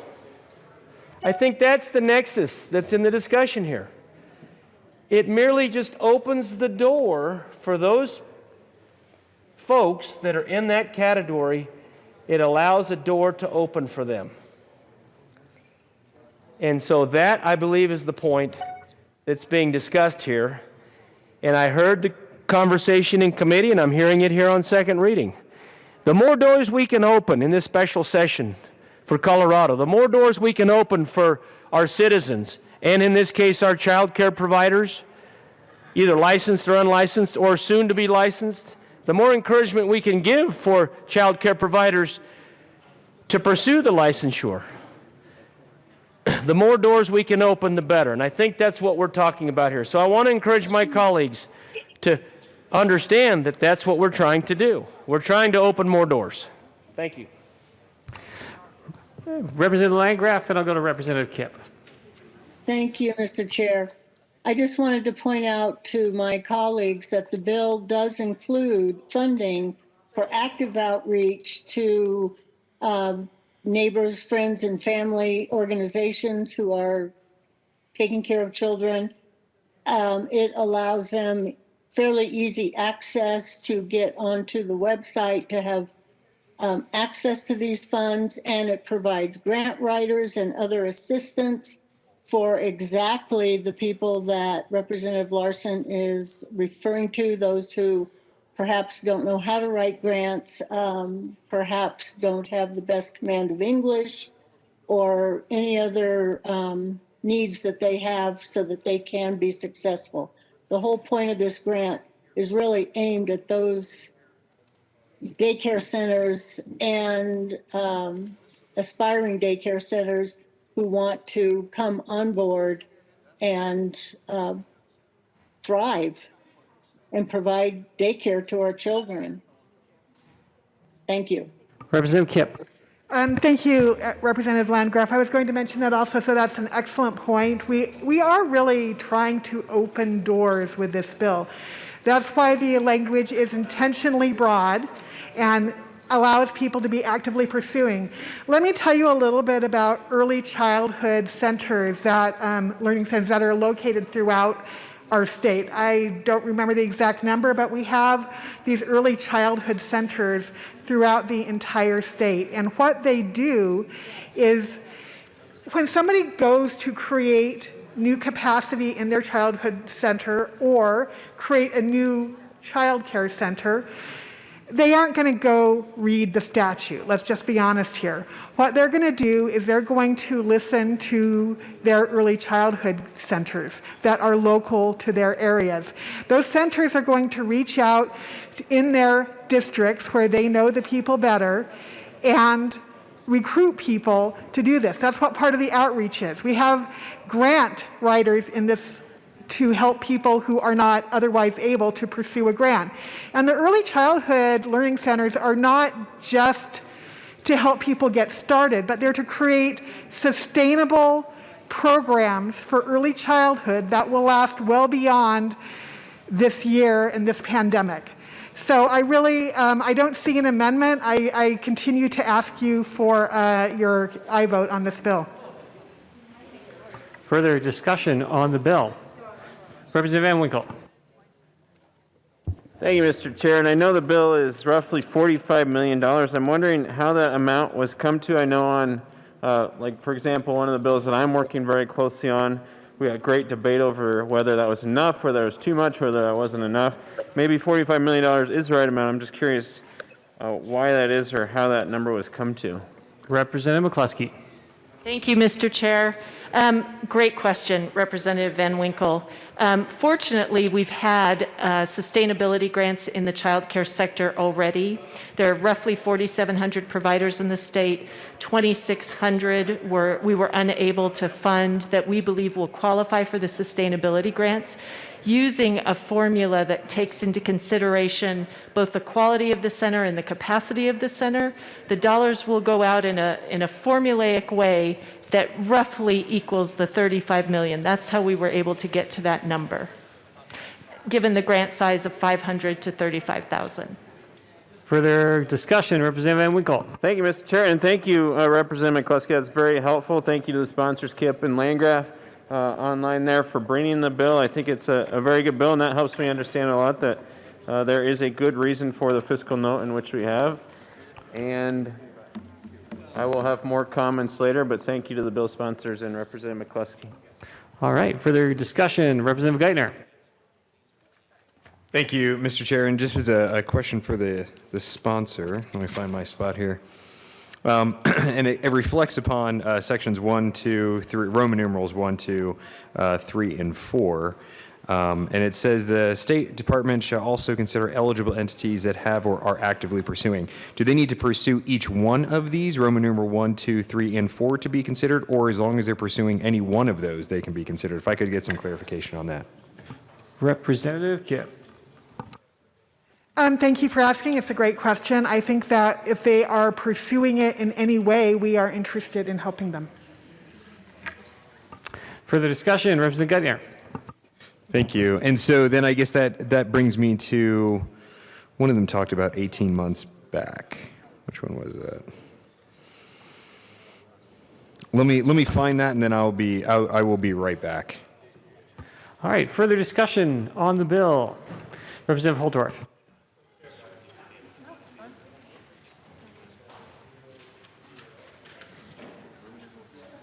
Thank you, Mr. Chairman.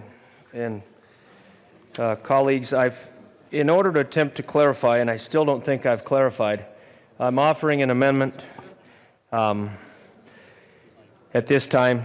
It's L001, so I'd like to move L001 to House Bill 1002.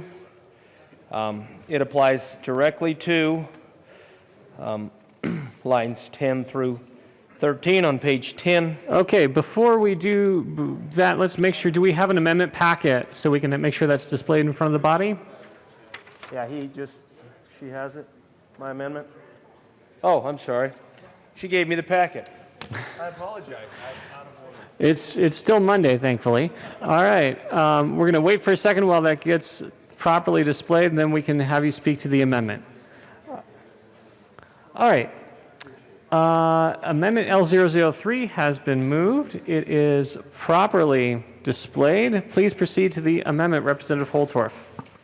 Thank you, Mr. Chairman. And I simply want to explain, using a little country colloquial logic here, we want to keep this very simple. In the interpretation of the grant process, we want to just keep it simple. And I want my constituents in House District 64 to not be intimidated by the implementation of this legislation in any way. So what I have done is I've removed or amended some intimidating words, in my humble opinion. Eligible. Eligible in line 11. In determining grant awards, the State Department shall consider entities located in a child care desert. Any entity, child care desert that has a child care facility. We don't need to worry about eligible at that point in time. I further, on line 12, state, the State Department shall also consider all entities that have all. So I've opened the door, ladies and gentlemen, to everyone. All the child care facilities now, the door is open. Come one, come all. Come one, come all. And participate, Colorado. So, now we'll continue on. Line 13, page 10, line 13. The State Department shall also consider, as I said, all entities that will actively pursue the following four things. So what do I ask my colleagues? I ask my colleagues, and believe me, I support this legislation, but I want it to be all-inclusive for all Coloradoans, and that's everyone, whether English was your first language or English is your second or third language. As we know, the United States and Colorado is very dynamic and diverse. We want everybody. We want to include everyone. And I cannot overstate the importance of this. And I'm trying to very simply do that with this amendment. And if I was a child care entity, regardless of anything, and I saw this, and I could, in my heart and in my mind, demonstrate the intent to do this fiscal agreement, and yes, I would, because I agree the department is so important that the department has oversight to take care of our children. And also, I would commit to this quality improvement program, although I wouldn't even know what Colorado Shines was because I may be new as a new entrant now because of this amendment. And I would also work with the Early Childhood Council, and I know they're going to say, well, everyone's working with the Childhood Council already. Well, I would argue maybe they're not if they're working in the underground or they're working in a different level. Maybe it opens the door so they can come above ground. They can now be legitimate. That door now opens to them. And additionally, as it states here, they would apply for that child care license and work with those licensing specialists. So this amendment simply opens doors. It simply allows for more participation, and I think it's very simple. It's just 3 words in one paragraph. And all the subordinate criteria are still mandatory and required under this legislation. So it doesn't change anything. If you want to play, you got to do this. I want to play. Well, are you eligible to be on the team? Well, I don't know. Well, come back tomorrow and we'll talk about it. Well, that person doesn't come back tomorrow because they're concerned about their eligibility and they don't want to get in trouble. That's a very poor analogy. So with that, Mr. Chairman, I offer this amendment. I encourage a yes vote. Representative Landgraf to the amendment. Thank you, Mr. Chair. Representative Holtorf, I do understand what you're getting at. However, we did have quite a discussion with many stakeholders on this. And one of those people is our very Senate sponsor, Senator Sonnenberg. And he pointed out that one of the problems with, the possible problems with the underground daycare is that they're not always safe. Of course, many of them are very safe and they're good places for our children. But there are also the possibilities of them not being safe.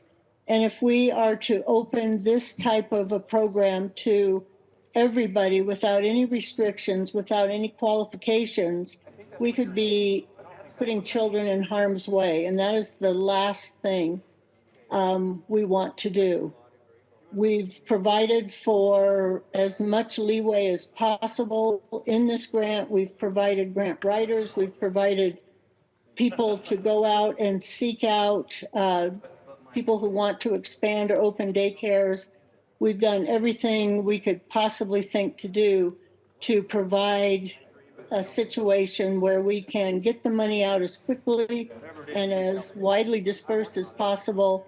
And while I understand what you're getting at, and I certainly see some merit to your point, I have to disagree with your amendments. I'm sorry.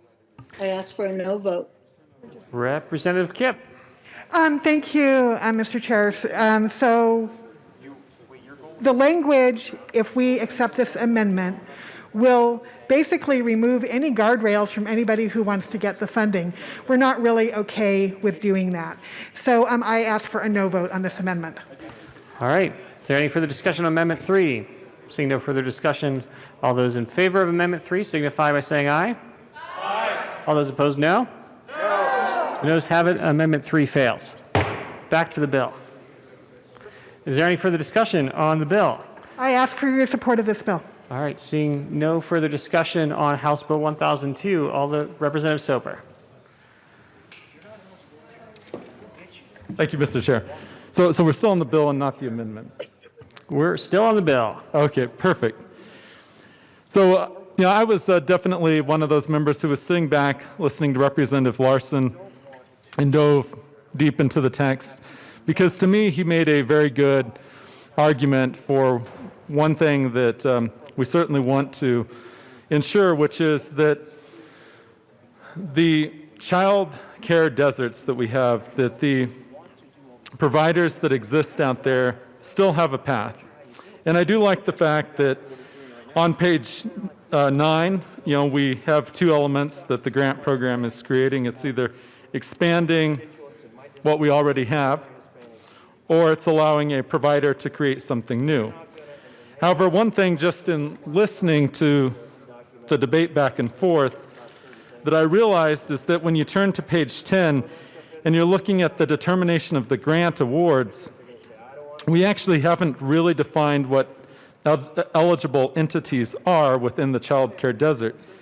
And so one thing that I would like to see is something that refers back to what we're actually creating within the grant program to make it very crystal clear that is this the eligible entity that we're talking about, or are we talking about something far broader or something that's less inclusive? Because to me, this could be read very finite, actually. It could be eligible entities, could be an entity that is already in existence, not one that is a provider trying to seek establishing a child family care home or a new child care center. So that is one thing that I certainly would like to see added to the bill if we can do so. Further discussion on the bill? Representative Kipp. So if you look at page 8, line 14, we define eligible entity there. I continue to ask for your support of this bill. Representative Soper. Well, thank you, Mr. Chair. I move amendment L004 and ask that it be displayed. Amendment 004 has been moved. It is now properly displayed to the amendment. Representative Soper. Well, thank you, Mr. Chair. So this amendment gets at what I was just describing, which is to add the belts and suspenders term that we say far too often in this body, which would be to make it crystal clear that an eligible entity as referred to on page 10 really is the same thing that's being talked about in the creation of this grant program, which is either expanding what we already have or allowing a provider to start up a new child care facility. And I think that it's very clear that we make that perfectly clear here, especially if we're talking about a child care desert where we really don't have too much of child care service there. So I would ask for a yes vote. Further discussion on amendment L004. Representative Holtorf. Thank you, Mr. Chairman. And as we work through the language, I'm very happy to see our colleagues here working very diligently to try to define and determine those specific words that are needed in this consideration of amendments to have this reach as many people as possible in the state of Colorado and allow for any entity, child care entity in the state, to work towards having the ability to receive this grant or these grants that we are trying to provide to help stimulate and the child care challenges that we have because of COVID-19. I will tell you that in my amendment, I don't think the words, as were pointed out by some of my colleagues, may have been the right words, but the intent is the right intent. And that's what we need to work for. Open that door to all these entities. Now, I'm going to tell a little story. And I would indulge that you listen to the story because I want the intent to be crystal clear here. If you're in southeast Colorado and you're a Hispanic woman that is running a facility, maybe you haven't met all of these criteria. Maybe you don't have a license, but you're taking care of a lot of children. Some of those children, as some of my esteemed colleagues last session said when I used certain language describing these, may be undocumented immigrants, as you wanted me to choose in those words. And they are serving the people of Colorado who are working so their parents can work. But now we talk about this program, and this program might actually be beneficial to that community, to those families. But because of this language, eligibility, and the criteria that follow, that don't open the door for my hypothetical person, as I tell this story, to walk through, to meet all these things, because of the intimidation of the bureaucracy, because of the intimidation of the government program, because of the language barrier that may exist, because of many things that are very difficult to describe. They're difficult if you haven't been in that community or any other immigrant community. Very difficult to understand. But if you can take and open that door and eliminate that concern, any threat in language, then I will tell you the door opens and these people will pass through it. And you will accomplish what this legislation attempts to do for all Coloradoans, regardless of your status or your stature, and help our communities that are in need. So with that, Mr. Chairman, I do support the sponsors. I do support what we're trying to do, and I hope we can get the language needed to open the door for all. Thank you. Representative Kipp. Thank you very much. I do believe that we are sort of all pointed in the same direction, and I do believe the bill already covers it. If you look at page 9 of the bill, line 15, costs may include but are not limited to staff training, background check fees, et cetera, are not limited to is a key phrase there because we didn't imagine that we could imagine everything that would have to be enumerated there. So I ask for your support of this bill. All right, and just a clarification, you supported the bill, but we're on the amendment. I ask you to vote against the amendment. I'm sorry. All right, further discussion, Representative Landgraf. Well, I'm just seeing the amendment. I don't know that the amendment does a whole lot, but if it makes my colleagues feel good, I guess I'm okay with it. I think it just restates what's already said.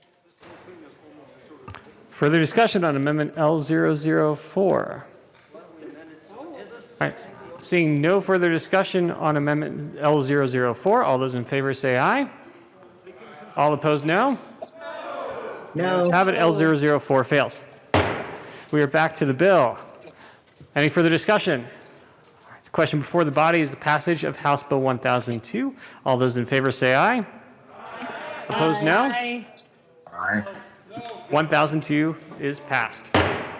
And I believe that brings us back to House Bill 1003. And we are on the same amendment on House Bill 1003, L005, I believe. Representative Zane. Yes, Mr. Chair. I'm a little bit rusty, but I'm going to substitute L009 and ask it to be properly displayed. Okay, we'll wait a second while that gets properly displayed. The motion is to offer a substitute amendment L009, which is now properly displayed to the amendment. Representative Sain. Thank you, Mr. Chair. So I'm speaking with the bill sponsors. This seems to get at what we're trying to do with the faith-based organizations, make sure they are all eligible entities, and making sure that in awarding grants to eligible entities that the State Department shall in no case determine the amount of grant award based on risk level of the county in which the eligible entity is located. Ask for a yes vote. All right, any further discussion on amendment L009? Representative Cutter. Oh, yeah, you're right. Thank you, Mr. Chair. This is a good amendment. I'm happy that I was able to work with Representative Sain to come up with something that we both felt strengthened the bill. So I'm happy to support this amendment and appreciate all the good conversation tonight from my Republican colleagues. Very much.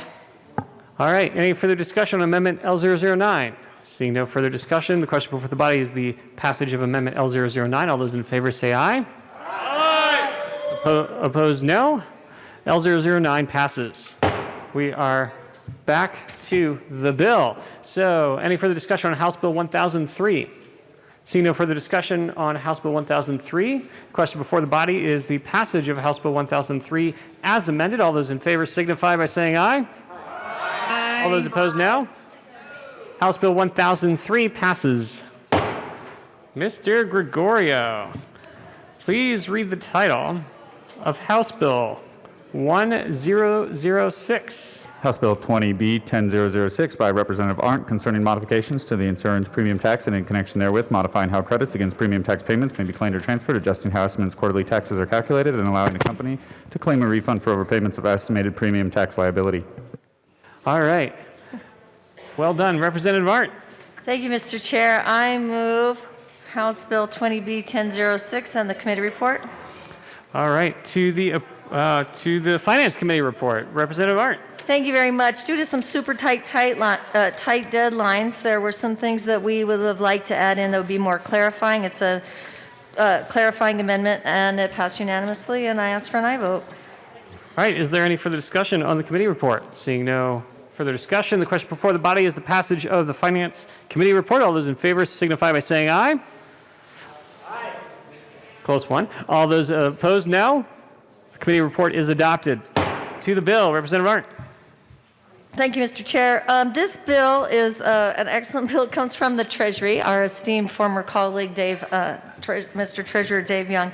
And what this is doing has to do with the Climber program that passed last year, which is a financial instrument to sell tax credits on insurance premiums. And those are going to market on December, I think, 18th. And what this bill does is it tweaks the Climber statute to make those tax credits more valuable so that we realize more money to turn back into our small business loan fund. And I urge an aye vote. All right. Is there any further discussion? Representative Benavides. Thank you, Mr. Chair. And I move amendment L003 and ask that it be displayed. All right. Amendment L003 is moved and is relatively properly displayed. To the amendment, Representative Benavides. What this amendment does, part of the bill allows taxpayers who pay insurance premium tax to take tax credits against their estimated tax payments as some initial relief that they would have. But the bill refers to them as allowable tax credits and doesn't clarify what those are. And so working with the Division of Insurance, what this amendment does, it identifies the actual part of the CRS that identifies the specific tax credits that are eligible to be taken as a credit on their estimated tax payments. So I urge a yes vote on the amendment. Representative Art to the amendment.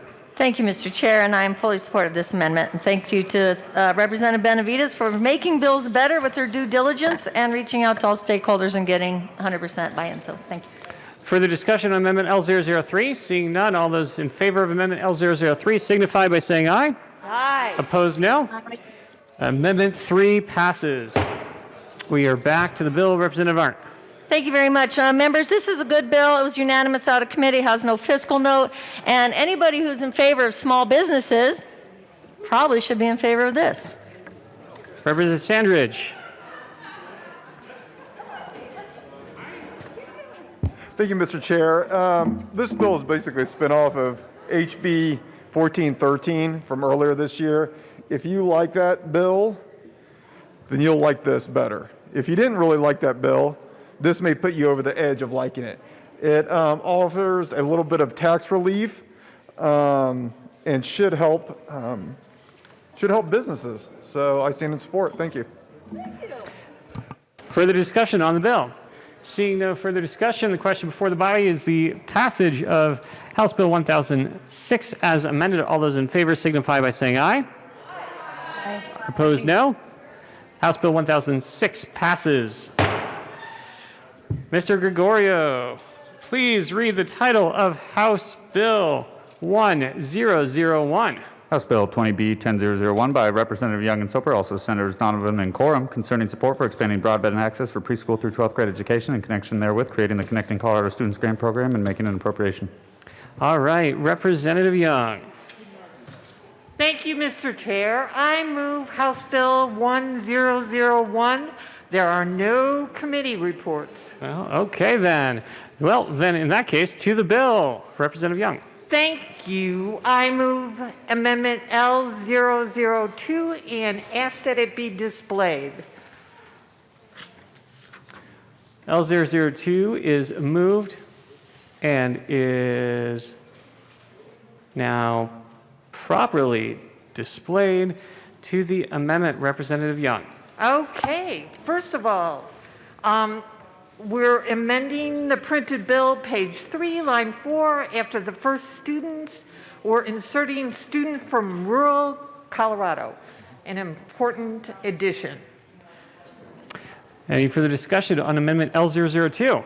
Oh, we've got lots. Page 4, we're striking lines 23 through 27, and it gets, if you move down to line 8, what we do is, on page 8, line 11, we strike speeds and substitute speeds and support for why the identified speeds are adequate for online learning for every school-age child in a household and for educators or other staff to provide online instruction. And what we've learned during the pandemic is many of you might have experienced this. When you have more than one learner or teacher and several learners in a house, you need more speed. So that addresses that issue.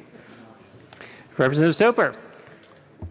Well, thank you, Mr. Chair. And if you jump into line 12 in the amendment, which happens to also be on page 12, and to avoid any conflicts of interest, since it talks about the state treasurer, the state treasurer shall transfer all unexpected and unencumbered money to the fund on February 1st, 2022 to the general fund. So this adds basically that cutoff date for when money should be spent. And then...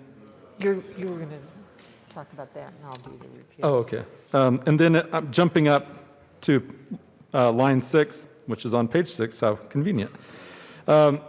This concerns all technologies that are capable of delivering broadband service. So one thing that we didn't want to limit is having this finite list and skipping out on some type of technology that could be used to deliver internet capacity so our students can be able to learn at home online.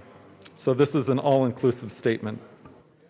So our final part of the amendment is on page 12. After line 23, we insert 22, 103, 107, repeal of the article. This Article 103 is repealed effective February 1st, 2022. Okay, thank you, Representative Young. Any further discussion on Amendment L002? Seeing none, the question before us is the adoption of Amendment L002. All those in favor say aye. Aye. All opposed say no. Amendment L002 is adopted.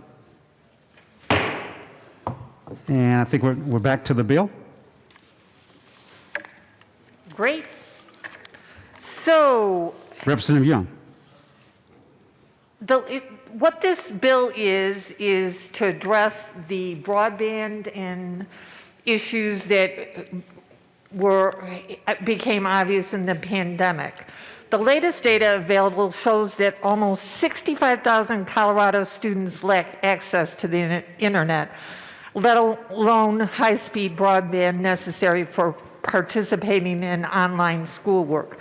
Without increased resources, students without access are likely to fall further and further behind their peers, resulting in learning loss that will have implications for their lives and our economy as a whole. In the spring last year, when schools and school districts across our state transitioned to remote learning, they realized some students were going to be left behind. And we learned quickly that students of color and those from low-income families were hit the hardest. The average student shows about a 7-month delay in learning, while a Hispanic child, 9 months, and a child who's Black, it will be 10 months, and for low-income students, approximately a year. So we see that they need access in order to continue to achieve and have success. So what does the bill do?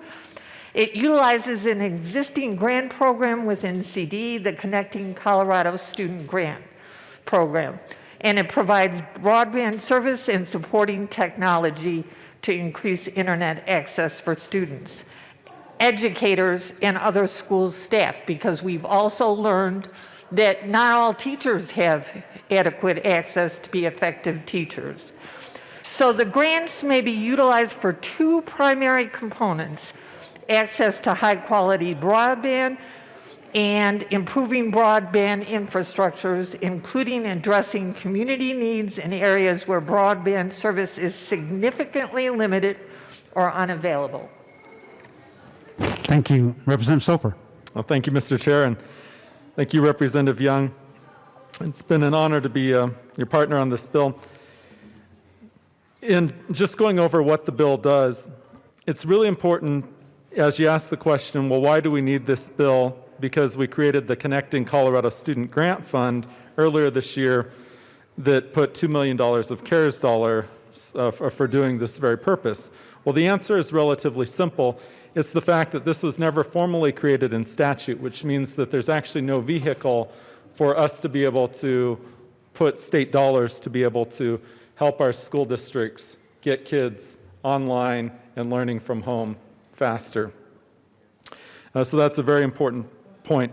The other point is, coming from rural Colorado and from the Western Slope, to me it's just really important that we look to ensuring that all our students are able to learn from home and have internet. I mean, there's lots of places within my district where there just is not any internet access at all. A good example would be the Plateau Valley School District, which is up by Colburn, Mesa and Molina. It's a very small school district within my district. The only broadband access would be on Highway 65, but yet they have the ability to use what we describe as the other technologies. It could be antennas, it could be satellite, but that would be for the grant fund to decide that. The two criteria components are based on the fact that you have student populations that are on free and reduced lunches, meaning that your school district has poor students, and that you have students that do not currently have access to internet. So for me, reading that and looking at my school districts, I realized that they all would qualify, which is a good thing for being able to qualify for these resources to get the resources in terms of broadband to our kids who really need it to learn from home. Learning online is very difficult. And for our legislators who are trying to legislate online, I would imagine it's very difficult. Obviously, this is a temporary solution to the current pandemic. But if you aren't able to be online, learning is almost impossible. And so what we're trying to do is to save a school year for many kids, or a couple of school years actually, for many kids who are rapidly falling through the cracks. And it's really important not to have a lost generation.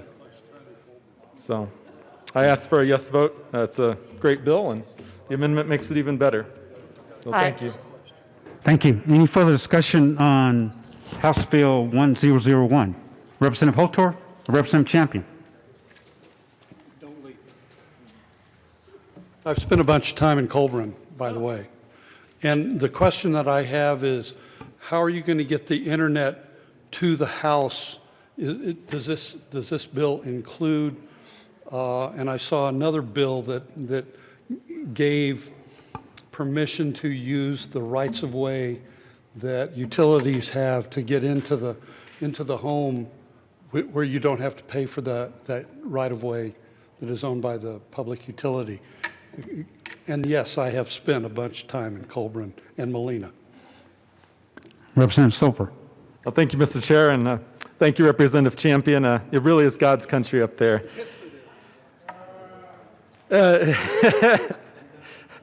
Where are you, Representative Will? It is God's country. So being able to get broadband to them, the school district, I mean, this is hypothetical, and I'm speculating, but they could apply for grant funds within this bill to, let's say, either put up an antenna, or chances are there already are antennas, so it would be hanging equipment on that antenna, or it could be boosting the equipment that's already hanging on that antenna to be able to direct it towards town and to where the kids are who need that. So it could be as simple as that. Yeah, so it'd be Wi-Fi directed. Your secondary question, which concerned rights of way, that's another bill that I don't know if it's starting here in the Senate, but I do recall reading it, but it's not this bill. No. Thank you. Further discussion? Yes, Representative Young. I wanted to add that one of the very attractive pieces of this bill is local districts get to describe what their needs are and develop plans that really reflect the needs of their school district or BOCES. Thank you. Representative Holtorf. Thank you, Mr. Chairman. Thank you, colleagues. Thank you, bill sponsors. Thank you for addressing a very big problem in my House district, where we have many schools, we have a large geographical area, we have many students in House District 64 that are 20, 30 miles from the town, the nearest town, and also maybe 10, 20, 30 miles from their school, and in many places have zero service, both cellular or internet. It's a real problem. So mom and dad have to drive 10, 20, 30, 40 miles to the nearest location. In some cases, they drive to a McDonald's, which has internet.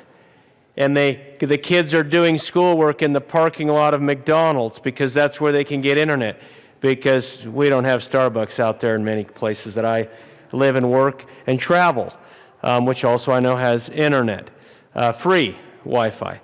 So my question is, how does this help? And it's very similar to Representative Champion's question. There's a twofold need. So how does it help the schools? And I think Representative Young partly answered that. They get to say what their needs are, and then they get to request for this funding, right? So I just need more clarification. The schools are one area, but then we have the students that are everywhere. How do those kids who may come from a low-income family, how do they get internet in their homes so they can do the schoolwork that they need to do out in these remote areas? Thank you, Representative Soper. Well, thank you, Mr. Chair, and thank you, Representative Holtorf. To answer your question, so one important thing would be on page 6, for example, it could be as simple as subscribing to a broadband service. And I know you had listed certain criteria, which is, so some of these kids within your district might not have even cell phone coverage. That's why it's important to realize that it's a very broad definition of what we've included here. We actually took out the entire definition of broadband, so that we're also not limited to certain speeds.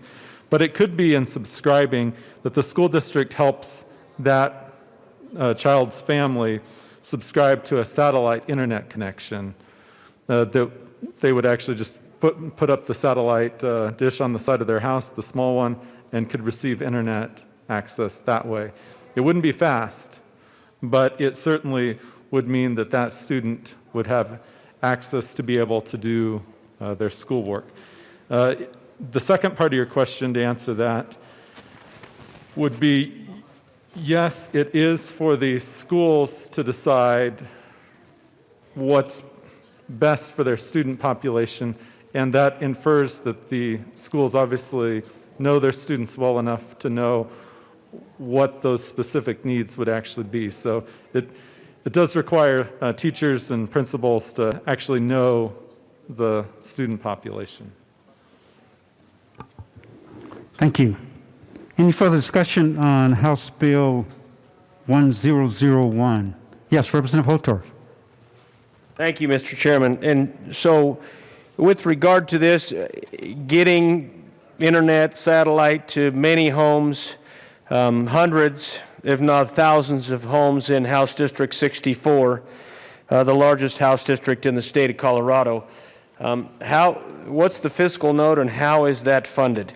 Because they say that on the average, every provider to get internet in a home, it costs at least $50 and maybe upwards to between $50 and $100 per home to get the service monthly.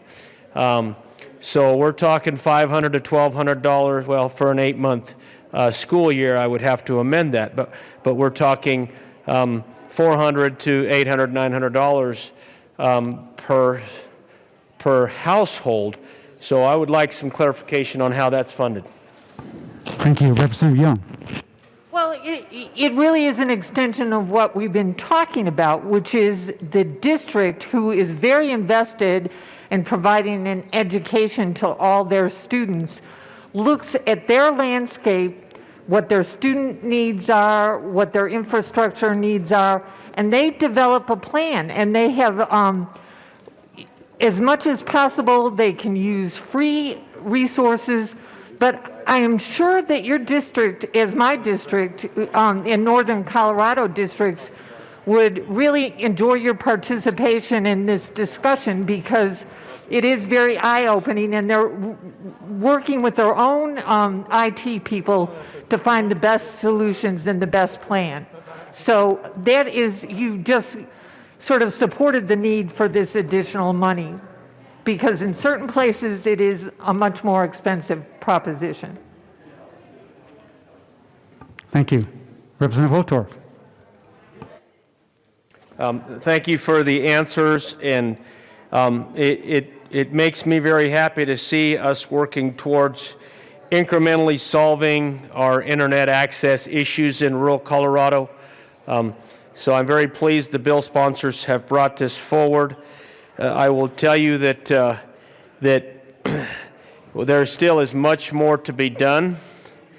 I heard the comment crumbs earlier, that we're giving out crumbs. I think we're giving out more than crumbs, but I will tell you This isn't the full meal deal or the Golden Corral buffet of broadband access to K through 12 across the state of Colorado, corner to corner, end to end, top to bottom. And that's truly what we need as a state to educate our youth and to get ourselves to what I would call the 22nd century and be technologically and educationally dominant as we need to strive for. So thank you very much, bill sponsors, and thank you for your comments. Thank you. Any further discussion? You want to go first? I just Yes, Representative Soper. Okay. Yeah. Thank you, Mr. Chair, and thank you, Representative Holtorf. I just wanted to thank you for your kind words there. And I just want to remind members that, this is a, this isn't a permanent fix. This isn't going to be, time and eternity getting internet to every kid from here on out. This is very specific to the pandemic, which is why we have the sunset repeal date. And with that, I'd move House Bill 20B-1001. Thank you. Any further discussion on House Bill 1001? Seeing none, the question before us is the adoption of House Bill 1001. All those in favor say aye. Aye. All opposed say no. House Bill 1001 is adopted. Mr. Gorio, please read the title to House Bill 1005. House Bill 20B-1005 by Representative Byrd concerning authorization for local governments to enact restrictions related to fees charged by a third-party food delivery service to a retail food establishment. Representative Byrd.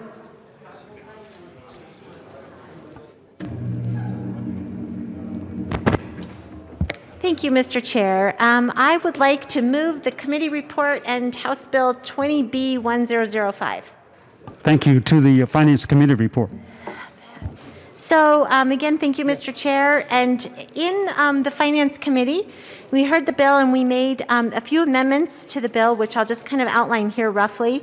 We made clear that the application of this bill would include statutory towns and cities, that we also made clear our intent not to include grocery stores or convenience stores within the boundaries of this bill. We also made clear that the authority we were conveying to counties and statutory towns and cities would be triggered when there's a public health emergency and when indoor dining capacity is limited to 50% or less. And this will be something we'll be changing, that governmental immunity is limited if court finds a violation of a constitutional right to contract. So those were the amendments that we passed, and we also will be making an amendment to the committee report. Thank you. Any further discussion on the Finance Committee report? Yes, Representative Benavides. Thank you, Mr. Chair. I would like to move L003 and ask that it be displayed.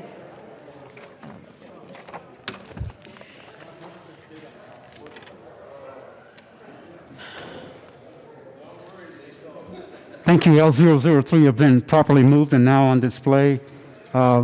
To the amendment, Representative Benavides. This amendment is just to clarify and remove the language that we added that indicated that an exception if there was an impairment with contractual relations with respect to a violation of the United States Constitution. And that's kind of unnecessary language that could cause some confusion to localities in the future, so felt it would be appropriate to remove this language. And so I would encourage a yes vote on the amendment. Thank you. Representative Byrd. Thank you, Mr. Chair. And members, this is a friendly amendment. I urge a yes vote. Thank you. Any further discussion on Amendment L003? Yes, Representative Ransom. And I see Representative Sanders in the hole. Thank you, Mr. Chair. And can you just explain to me on your amendment, it says that on page 3 you're striking lines 2 and 3, but I don't see lines 2 and 3 on page 3. Is that of the bill? No, I'm looking at the committee report. You're correct. So I just want to make sure, because I have an amendment to the committee report when you're done, and I just want to make sure that we don't have. For recess? Let's take a brief recess. Good Sorry, catch. you guys.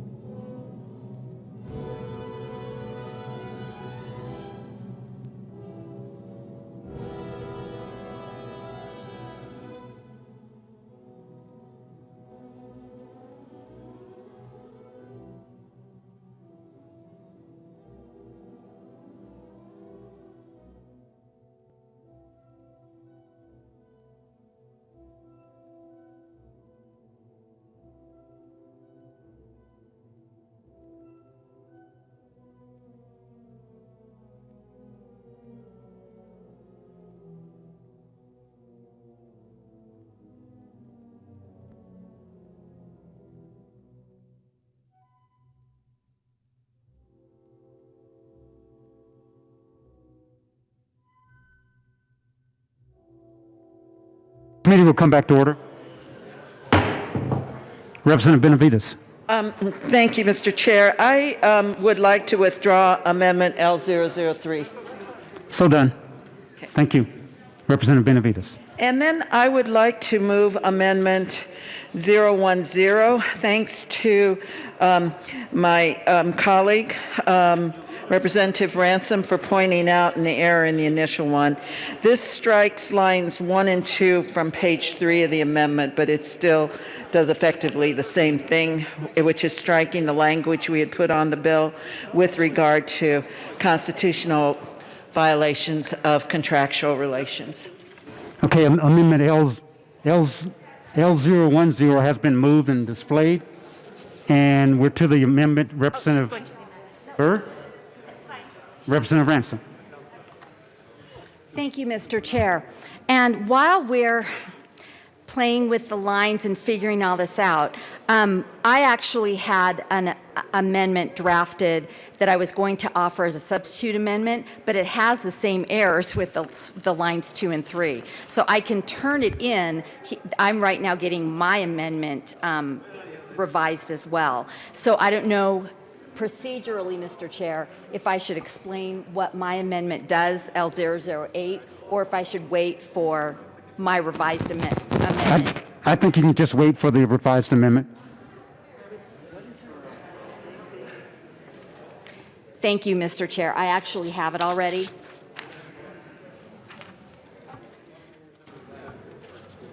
Representative, is this going to be a substitute amendment to L010? Yes, Mr. Chair. Okay. I move L011 as a substitute amendment for L010. So L011 L011 has been properly moved and now displayed as a substitute amendment. Please proceed, Representative Ransom. Thank you, Mr. Chair. What my concern had been when I was going through the bill is that the original bill, as written, gave immunity to county commissioners. That is what the lines said, lines 8 through 15 on page 6, which is what my amendment was fixing. It was a partial fix to what the bill sponsors had done. So again, I just don't feel that if we are going to start changing around our rules with food delivery, that we should give immunity, just complete immunity to county commissioners that take advantage of this and want to offer or offer restrictions within their jurisdiction. So I ask for an aye vote on L011 as a substitute amendment. Further discussion? Yes, Representative Byrd on substitute Mr. amendment Chair. L011. Thank you, Mr. Chair. That is an unfriendly amendment, and I ask for a no vote. Any further discussion? Representative Williams. Thank you, Mr. Chair. Members, I rise in support of this amendment. This chamber certainly has a proud history of wanting to hold accountable government actors, and this is certainly in line, I think, with that history. I think as a matter of practice, generally speaking, there's something fundamentally unfair about government having the kind of immunity that it enjoys right now, especially when they make decisions that could have a very negative, adverse effect, to the people that they're imposing their policy on. And I think it's only fair, since we are engaging in this particular topic and we're allowing these communities to, in essence, price fix, which could result to more unintended consequences, that we at least allow the public the ability to come back and find some sort of recourse should it go wrong. So I would ask for a yes vote on this. Thank you. Further discussion on substitute amendment L011. Seeing none, the question before us is the adoption of amendment L011. All those in favor say aye. Aye. All opposed say no. No. Amendment L011 is lost. Now we're back to the underlying amendment L010. Further discussion. Representative Byrd. And again, members, this is a friendly amendment. I urge a yes vote. Thank you. Further discussion on Amendment L010? Seeing none, the question before us is the adoption of Amendment L010. All those in favor say aye. Aye. All opposed say no. Amendment L010 is adopted. Now I think we're back to the Finance Committee report. Any further discussion? Yes, Representative Ransom. Thank you, Mr. Chair. I have another amendment to the Finance Committee report. I will move L009.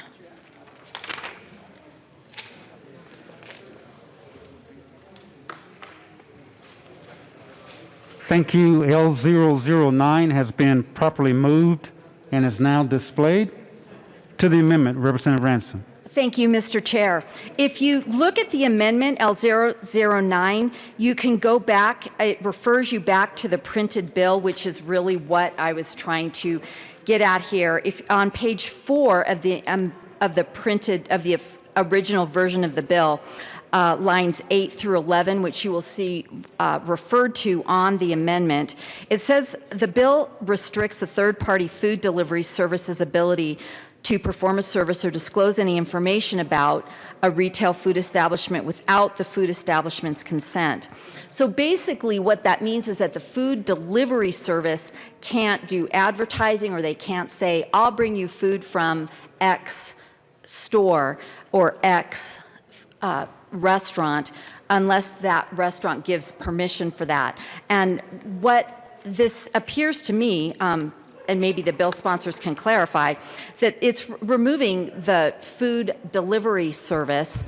They have the right to freedom of speech. This would be a First Amendment right. They would also have the right to be able to advertise, to perform a service to people that they are trying to earn money and earn a living by actually delivering a product and getting permission from the original source.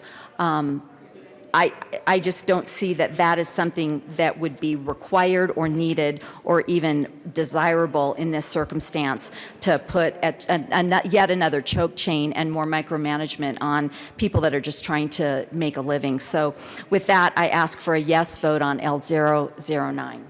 Thank you. Representative Byrd.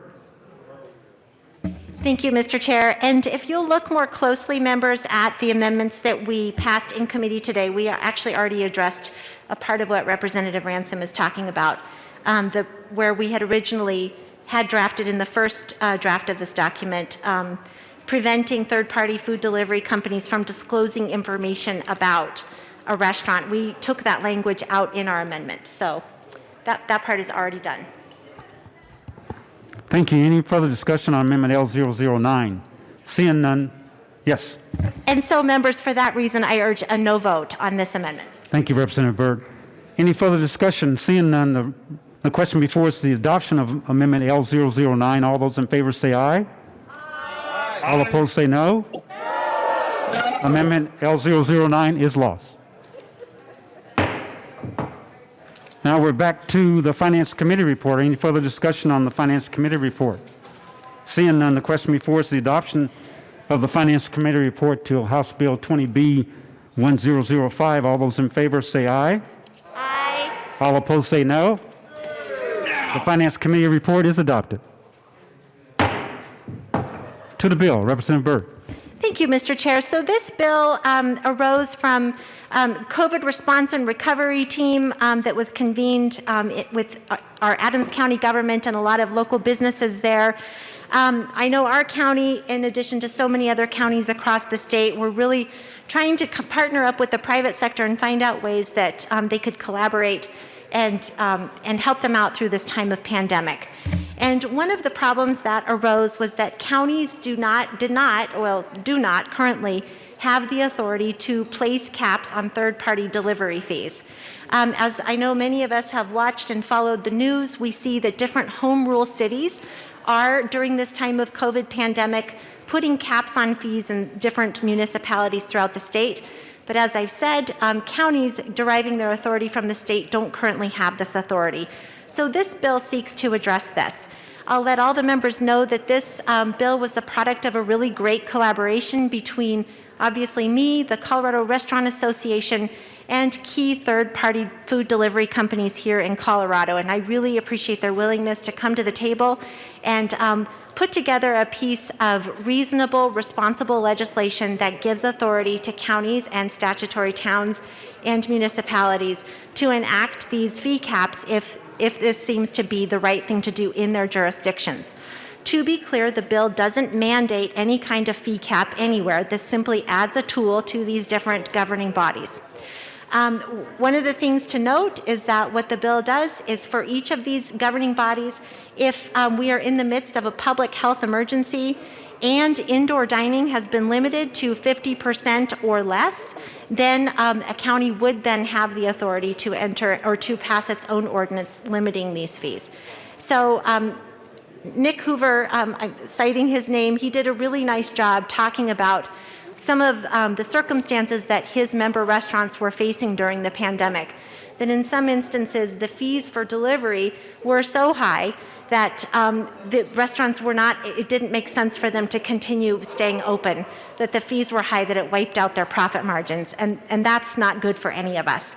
So again, this was a great collaboration between counties and me and the restaurant and these delivery companies, and I urge a yes vote so we can do one more thing to help save our Colorado restaurants. Thank you. Further discussion on House Bill 1005. Yes, Representative Sandridge.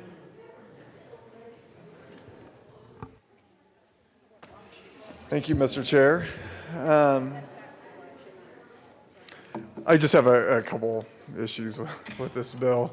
I know it's a genuine bill that wants to help people. I know the words of we're in a healthcare, crisis. I don't know if the government stepping in to make sure somebody gets their Baconator hamburger from Wendy's quicker and easier is going to help the healthcare issue. Just a couple things. On what it has to do with business, this bill somewhat focuses on unincorporated areas. If a business like DoorDash does not find the profit that they need, they will not service that area anymore. So right now, people are paying maybe a higher fee to get their burrito. After this bill, that service may not be available to them at all.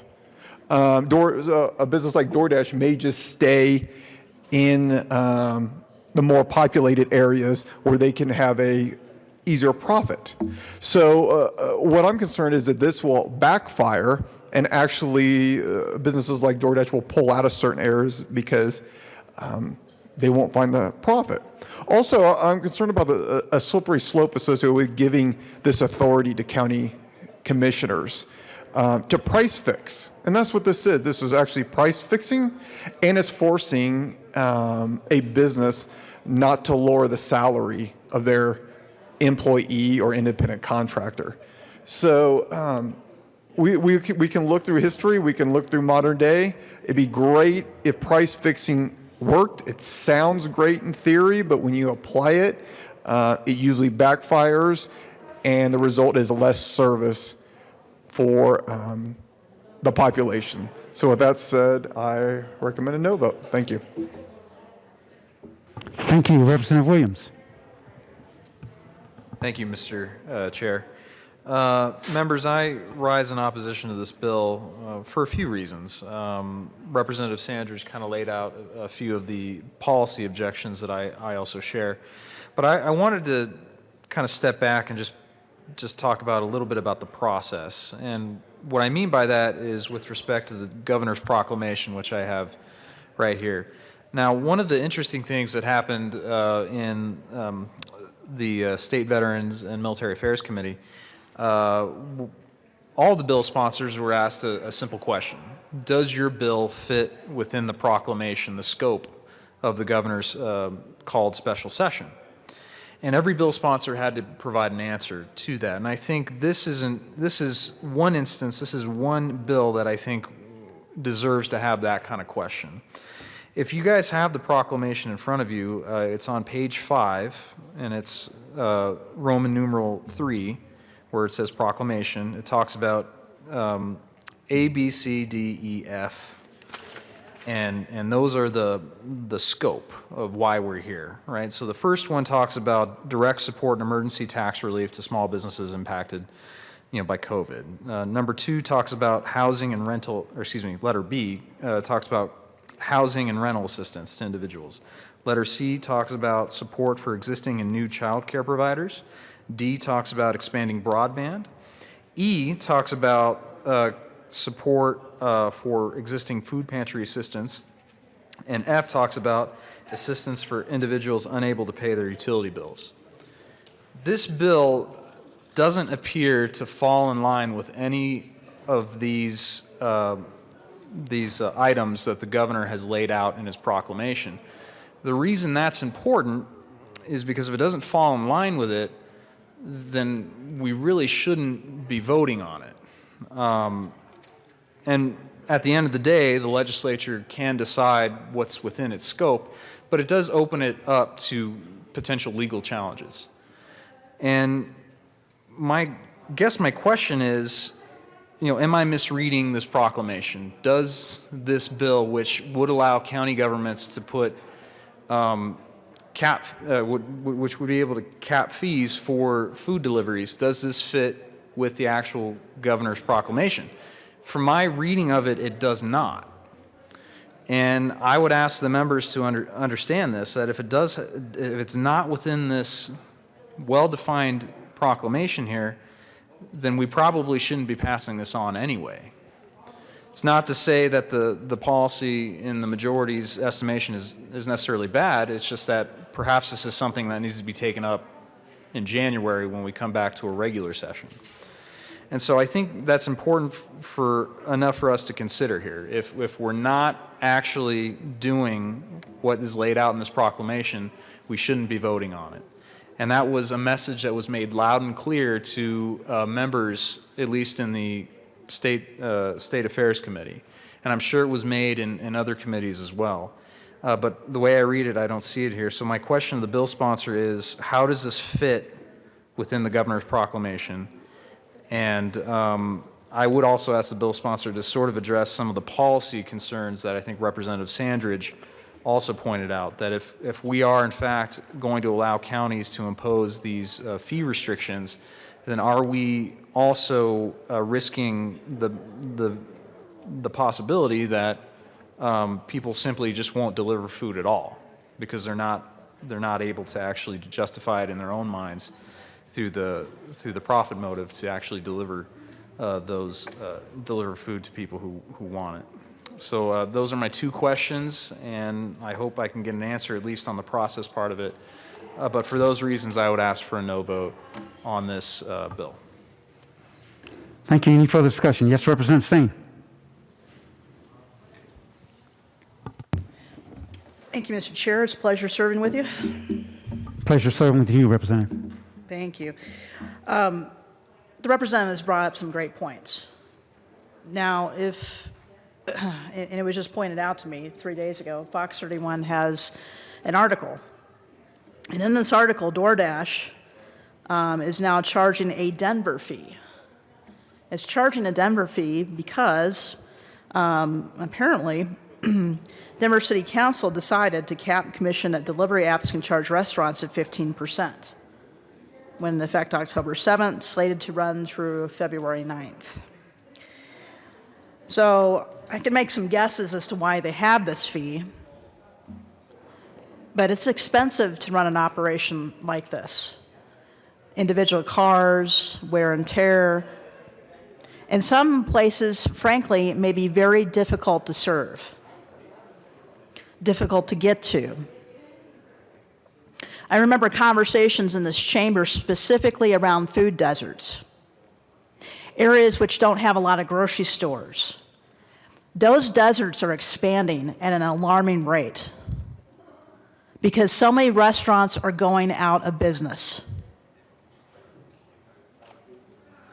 So business climate change is real. It is increasing rapidly. As more and more restaurants are going out of business, it's harder and harder for people to get food. If you increase the fees in a business, they may just decide it's not worth doing business. They may not be able to get drivers to go to some of these areas to deliver some of this food. And if COVID is a real problem and we're shutting down these restaurants, this is the only means by which some people are getting a fresh meal. So I would echo the same sentiments that Representative Williams just made. How does this fit under the call? Because I would make an argument, instead of increasing food security, we're increasing food insecurity, which I'm pretty sure is the opposite of the intent of the governor's call. So I'd just like to bring up those questions. It would be great if the sponsors would answer those. I yield my time to next representative. Thank you. Representative Soper.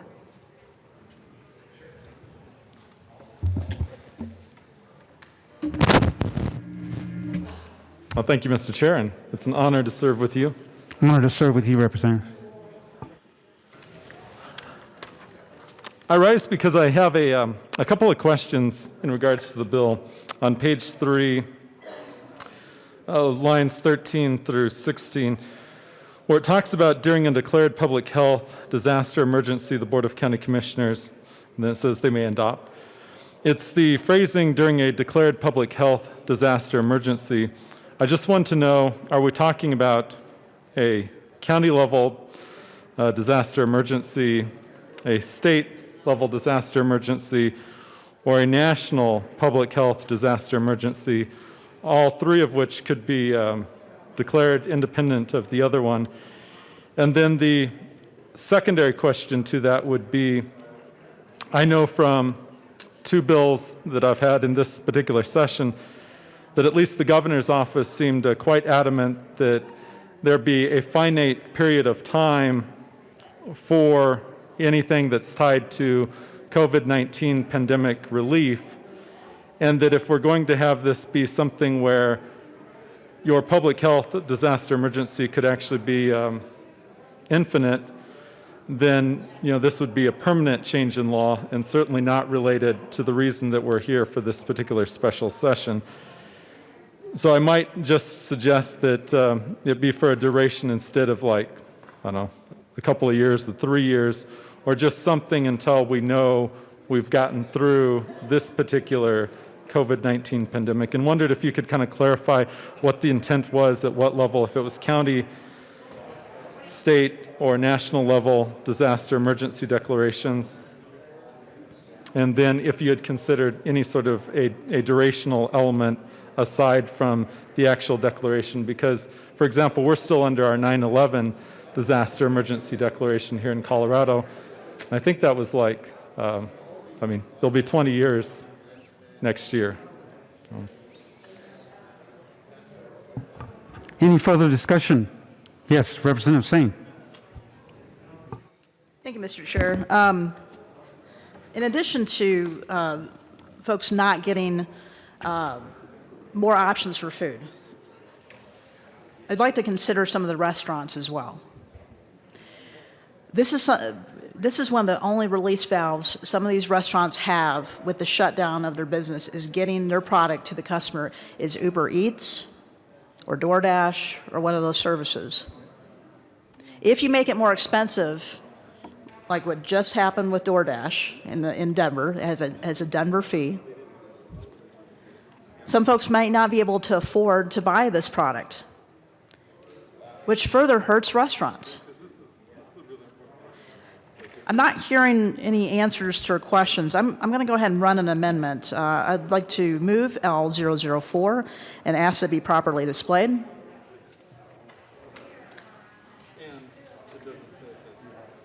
Oh, I'm sorry. Really rusty. Lori, do you have another Representative St. John? Thank you. The amendment has been properly moved And is now displayed to Amendment L004. during the COVID. Representative Singh.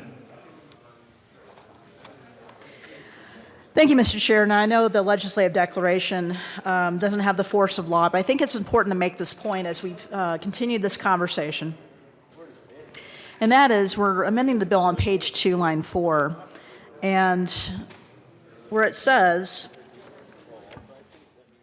the ongoing COVID-19 public health emergency is restricting retail food establishments. I would like to make the point, and I think this is more fair to say on the bill, it is our response to the COVID-19 emergency. It is government's response to the COVID-19 emergency, which is restricting retail food establishments from operating freely and at full on-premises capacity. I truly believe we could have done better. I think we could have done better in our response. I think individuals can make that risk assessment for themselves. A lot of these restaurants are operating very safely. They are adhering to every guideline and making sure there's distancing and other procedures in place. I'm hearing from these restaurants that they're not operating at the capacity needed to keep them in business. So I'm going to propose, this may seem simple, but I think I would propose that we change this to reflect and take responsibility for what is really causing the restricting of retail food establishments operating freely. I'd ask for a yes vote. Yes, Representative Benavides. Thank you, Mr. Chair. Members, I'd urge a no vote on this amendment. As far as I'm aware, there has never been a shutdown of businesses. They've always been allowed to do curbside and delivery, and I don't know of any that have been shut down, and currently I'm not aware of any that have been shut down.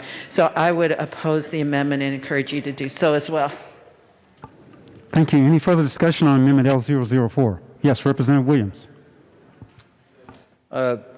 Thank you, Mr. Chair, and I rise in support of this amendment. While I do acknowledge that technically the word shutdown might not be the appropriate word, I would venture to say that even if we placed something in there that was a little bit more tailored to what's going on, I suspect that at least 41 of us in this chamber wouldn't support the amendment anyway. By the way, I also don't think it's worth our time splitting hairs. I mean, there are restaurants that aren't technically shut down, but with the limits that are in place, it's not feasible for them to even conduct business. So they are in effect shut down. But this amendment, I think, is absolutely, I think, warranted in this, because it's not the COVID pandemic that's necessarily causing the burdens that restaurants are facing, or businesses are facing, or what have you. It's the response. And let's face it, some responses by the state have not been great, and they have caused harm. And I think the amendment is trying to get to that. I had a email sent to me from a restaurant owner in my district, and he had sent this to the governor, and I think it's important that I let his voice be heard here. And he goes on to talk about the hardships that he's facing as a business owner. And so he says, "Dear Governor Polis, I was dismayed today to hear from your press conference that you intend to impose new closure restrictions on restaurants that will eliminate indoor dining as we approach the most critical time of the year for the survival of restaurants and the restaurant industry. Over the course of this year, we have severely struggled as limitations on businesses imposed by federal, state, and local regulations have decimated what was once a thriving business. Prior to COVID-19, we employed over 100 individuals. As a full-service restaurant, we were forced to furlough our workforce with the first shutdowns. We have worked very hard over the last few months to try to rebuild our business and have struggled to rehire, but have permanently had to cut 40% of our team. With current restrictions and sales at less than 60%, now lowered due to the 25% capacity rule of the prior year, we have lost tens of thousands of dollars each month. Our one hope to survive has been that we could hopefully make progress over the holidays when sales are traditionally much higher than the rest of the year. Although we were able to apply and receive a PPP loan, those funds have run out months ago, and due to our size, we have been ineligible for most state assistance. With the announcement today, we are very concerned that we will now lose those holiday sales and will be forced to close permanently, with a permanent loss of over 100 jobs and over $4 million in revenues. It could result in both business and personal bankruptcies for those of us actively involved in the business. It seems that many of our politicians are not considering the additional costs to working Coloradans from these extended shutdowns and restrictions. Our political leaders continue to be paid during these times, and they are not the ones who have to tell our employees that they will be furloughed again. It seems that you have no idea the impact that you are having on those of us who have built businesses and created jobs at great personal cost and risk. At this point, as a country, we have a much greater understanding of the coronavirus. We have treatments to lessen the impact of the virus. We have been able to dramatically reduce the mortality rate, and we're on the cusp of a vaccine. As an industry and as an individual restaurant, we have implemented additional procedures and safety practices which minimize the possibility of transmission of the virus from within the restaurant. These practices have added cost to our ability to operate, but we have been proactive in developing and implementing these safety standards to ensure our guests' safety. We are much safer than individual unsupervised gatherings, and eliminating these safer venues will likely result in increased transmission and not a reduction in the spread. With the proposed closure of indoor dining, we are now aware this radical decision will cause more damage than the virus itself. Restaurants are vital parts of our local culture and economies, and we are one of the biggest generators of sales and use tax revenue for the state and local governments. Our industry is one of the largest employers in the state, and these shutdowns will inevitably result in a significant loss of jobs as restaurants like ours are forced to close. As an industry, we simply cannot survive another shutdown without significant financial assistance, which seems to be in short order both in the state and federal government. Grants, rent, and loan assistance and other financial assistance will be both urgent and critical for small businesses like ours. On top of these restrictions, many of our state and local governments continue to discuss and plan to add new burdensome regulations that will add even more costs to our fragile industry. I want to read that one more time because this amendment and the bill itself is talking about local and county restrictions. He says again, on top of these restrictions from the state, many of our state and local governments continue to discuss and plan to add new burdensome regulations that will add even more costs to our fragile industry. Although I'm not hopeful that you will actually consider our situation, we would request that you forgo additional restrictions on indoor and outdoor dining for restaurants, limit the time frame for any restrictions so that we can open for the critical Thanksgiving and holiday season, make additional resources available to restaurants in the form of grants, loan assistance, rent, and other financial assistance, suspend sales tax on non-essential paper goods and supplies sold to restaurants, and defer or forgive 2021 retail food establishment license renewal fees, and put a moratorium on new regulations for the restaurant industry until such time as we can fully recover from the losses. Members, I think that email should speak to all of us. And it speaks to what Representative Sain is trying to get at here. The cost of these restrictions, the costs of these functional shutdowns are killing business owners, but more importantly, they're killing workers. We talked about this earlier. Representative Champion said it best. When he was running his business, he wanted to make sure that his employees got paid before he did. That's indicative of pretty much every single business owner that I've ever encountered. They want to take care of their workers, the people that help them to be successful. And what we're doing is hurting them. It just is. And we need to acknowledge that when we're talking about this bill or any other bill. We need to talk about how these restrictions are simply killing the people who are making this state successful. And I would urge everyone to support this so that we at least can acknowledge what's happening. It's not the pandemic itself that's killing industry here. It's the inadequate response that's killing businesses and unemploying workers and causing mental anxiety and stress on those who really need all the help they can get from us. So please vote yes on this amendment, and for the love of God, let's do everything we can to lessen the burdensome regulations that we're currently experiencing in this state. Thank you, Representative Sandridge. Thank you, Mr. Chair. And I like the conversation we're having because we are focusing on the word shutdown. Shutdown is if you're not allowed to make a profit in your business and survive. Let me just give a hypothetical. What if the government said Ford Motor Company could make 5 cars this year? Are they shut down? They're shut down, okay? When we tell a business, a restaurant that makes their money off an experience in their restaurant, at eating inside their restaurant, the service that they provide when you attend their restaurant. If you say they can't provide that service anymore, they are shut down. If you tell a small gym owner that they can only have 2 people at a time in their little gym and can't even come close to surviving, they're shut down.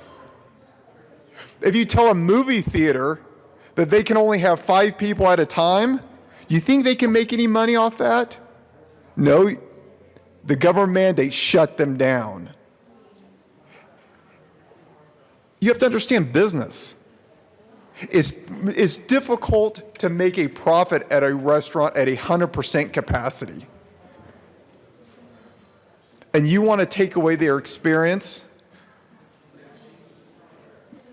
We're shutting down the economy. Not we, the governor's shutting down this economy. That's why we're here dealing with these bills.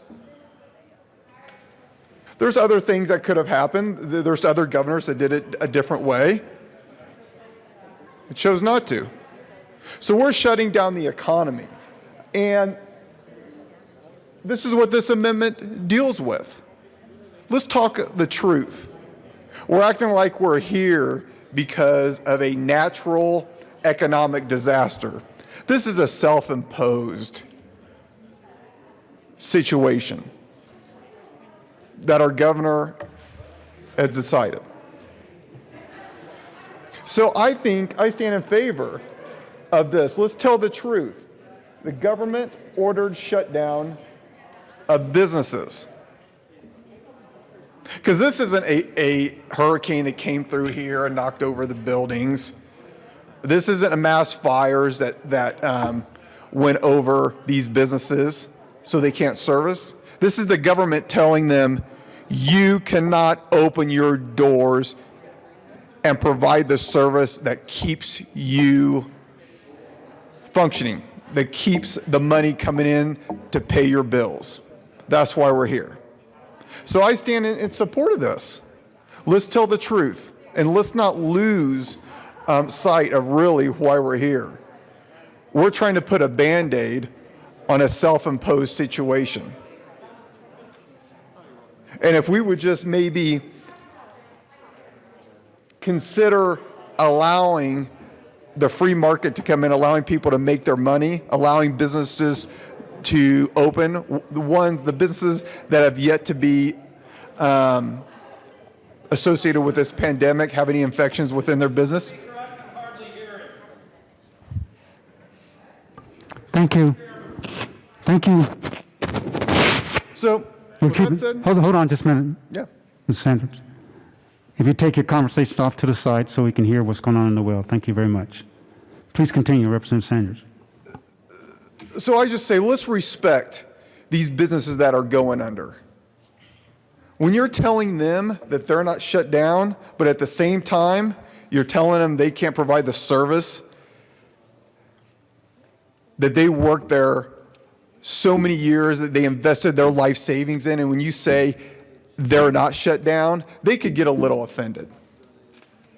When they're losing their livelihood right now because the government decided to step in and say, you cannot provide this service, they may get a little offended.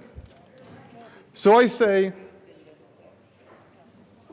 stand in support, vote in support of this, and let's just be a little bit more sensitive to these people who are losing everything due to the government's thumb on their business. Thank you. Thank you. Further discussion on Amendment L004? Yes, Representative Singh. Thank you, Mr. Chair. And to that point, I don't know how many of you have talked to a business owner in your district today. I did. It's a restaurant owner that wasn't able to pay his rent this month. He has no idea how he's going to make it to next month. He would argue he's being shut down. He doesn't have patio capacity, and now we have a bill.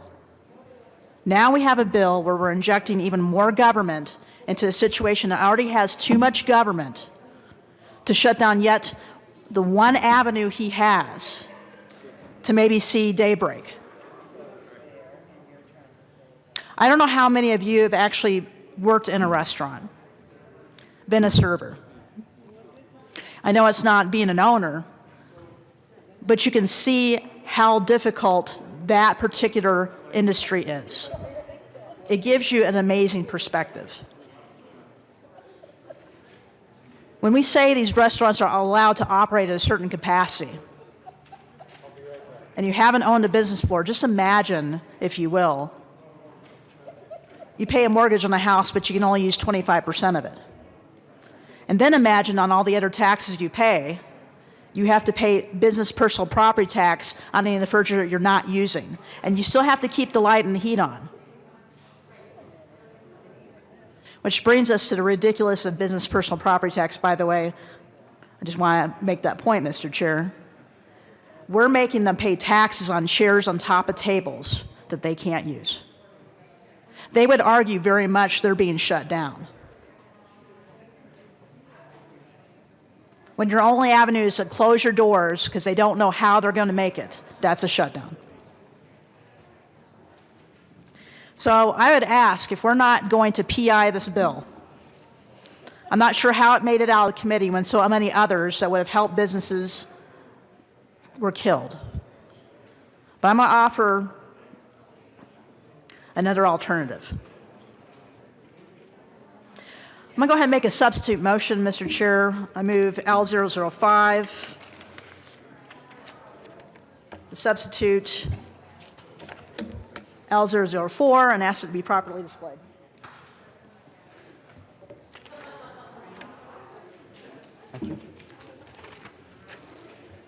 You can keep that one. Okay, substitute amendment L005 has been properly moved and now displayed. To the amendment, Representative Singh. Thank you, Mr. Chair. So instead of a safety clause, we're going to ask that it be a petition clause for a couple reasons.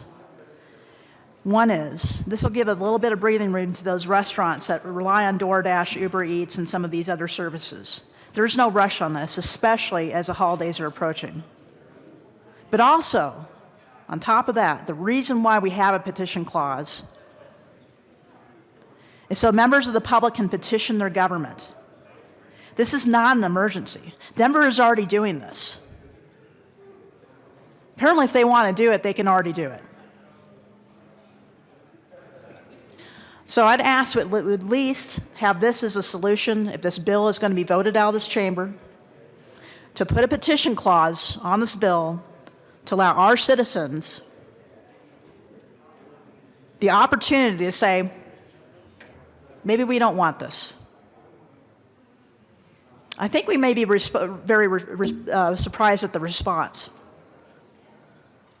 Because I'm pretty sure if there's some kind of surcharge, like a Denver fee, or I don't know, a Jefferson County fee, or an Aurora fee, they're probably not going to like that very much. So I'd ask for a yes vote on this. Let's give our citizens a chance. Thank you very much, members.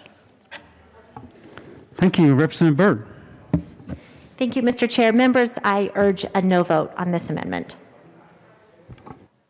Thank you. Further discussion on substitute amendment L004 or L005. Seeing none, the question before us is adoption of amendment L005. All those in favor say aye. Aye. All opposed say no. No. Amendment L005 is lost. And now we are back to the bill. I thought that was the substitute. Okay. Okay, we're back to amendment L004. Any further discussion on amendment L004? Yes, Representative Byrd. Thank you, Mr. Chair. Members, I urge a no vote on this amendment. Thank you. Seeing no further discussion, the question before us is the adoption of amendment L004. All those in favor say aye. Aye. All opposed say no. No. Amendment L004 is lost. Now we are back to the bill. Any further discussion on the bill? Yes, Representative Holtorf.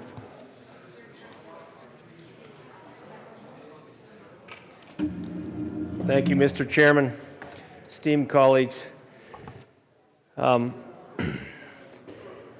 there's a fundamental flaw in what government is doing at this moment and has been doing and will continue to do, unfortunately. If you look at the bill title, local authorities to impose food delivery fee restrictions.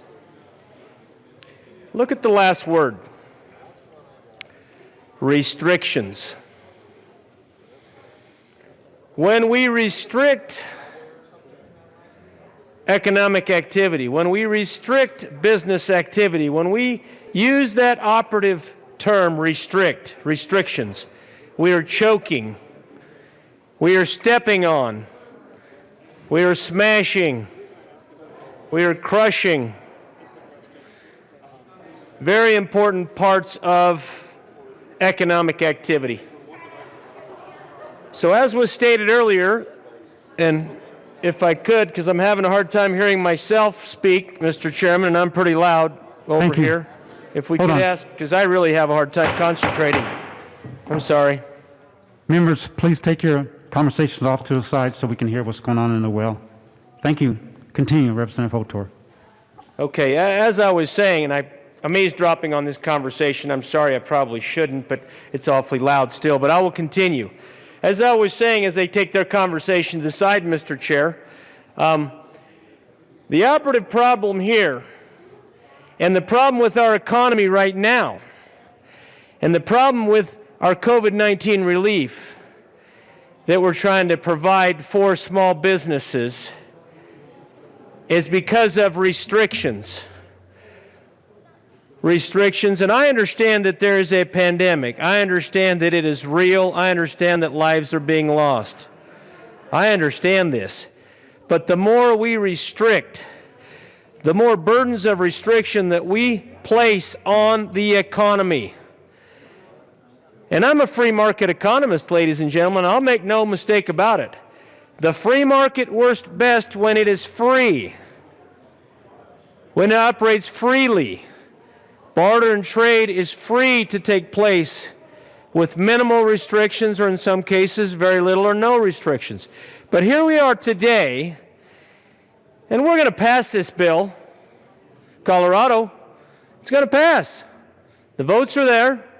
Here we are.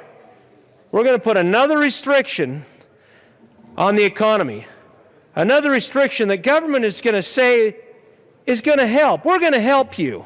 We're helping you, economy, by putting this restriction in place.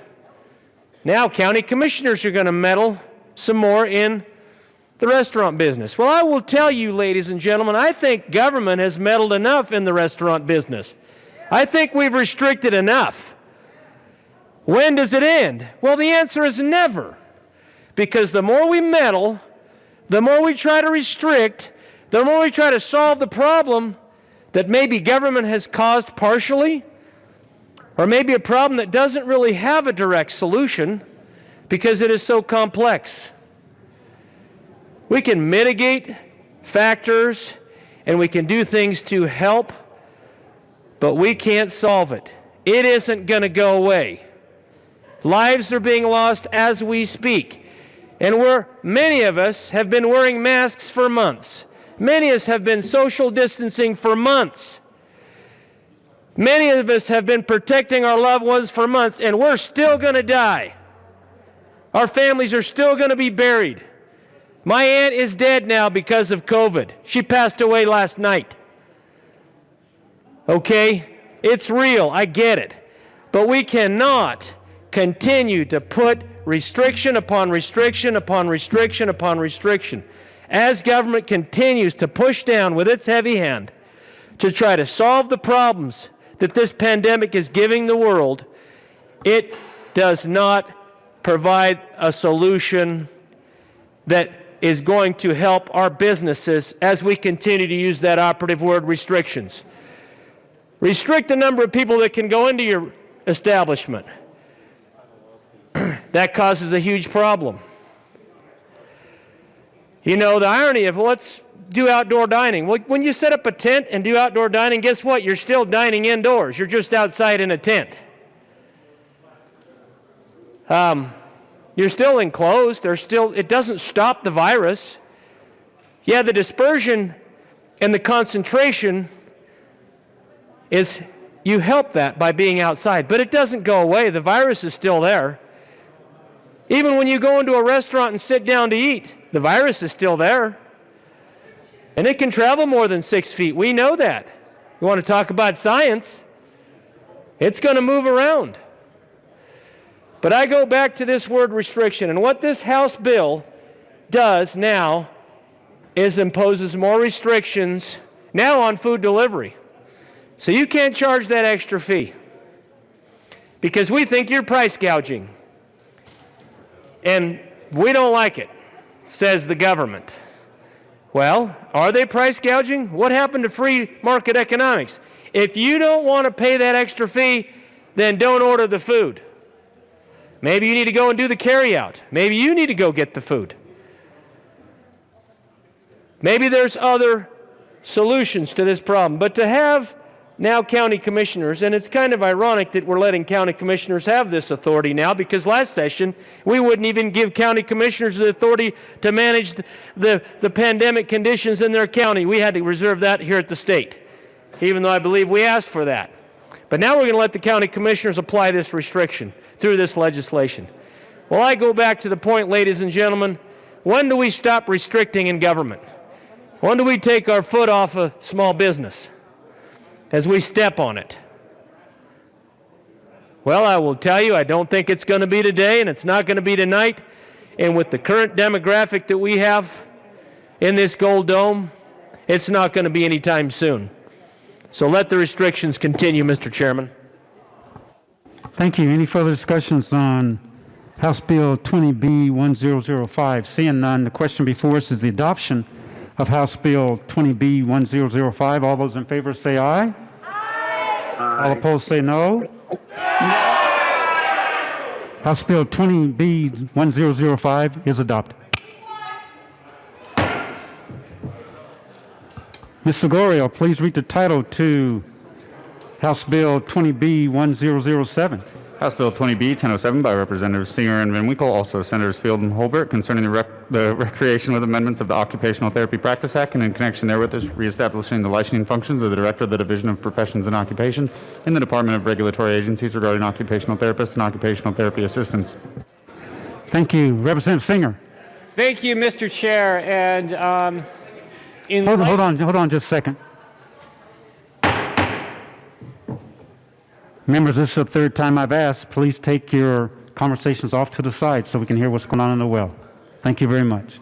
Representative Singer, please continue. Thank you very much, Mr. Chair. And in light of the late hour, I'm not going to wait for my trusty co-prime sponsor, Representative Van Winkle, to be here, but I do move House Bill 1007. Thank you. To the bill. Thank you. So what we're doing is we're fixing a mistake that I missed, a a mistake that our drafter missed, a mistake that my Senate sponsor missed, because we recessed in the middle of the regular session, and as we came back, we forgot to change the petition clause to a safety clause to line up with dates to give occupational therapists the legislative certainty that they need to continue to practice in Colorado and make sure that people in nursing homes, in hospital facilities are able to get home safely during a pandemic. Now, a number of people brought up some questions relating to whether or not this fits under the scope, and I have a memo from Legal Services that talks about what fits under the scope and what doesn't fit under the scope. I'm not going to read the whole thing. But what I am going to say is that there is court precedent saying there must be a rational nexus. Is there a rational nexus here?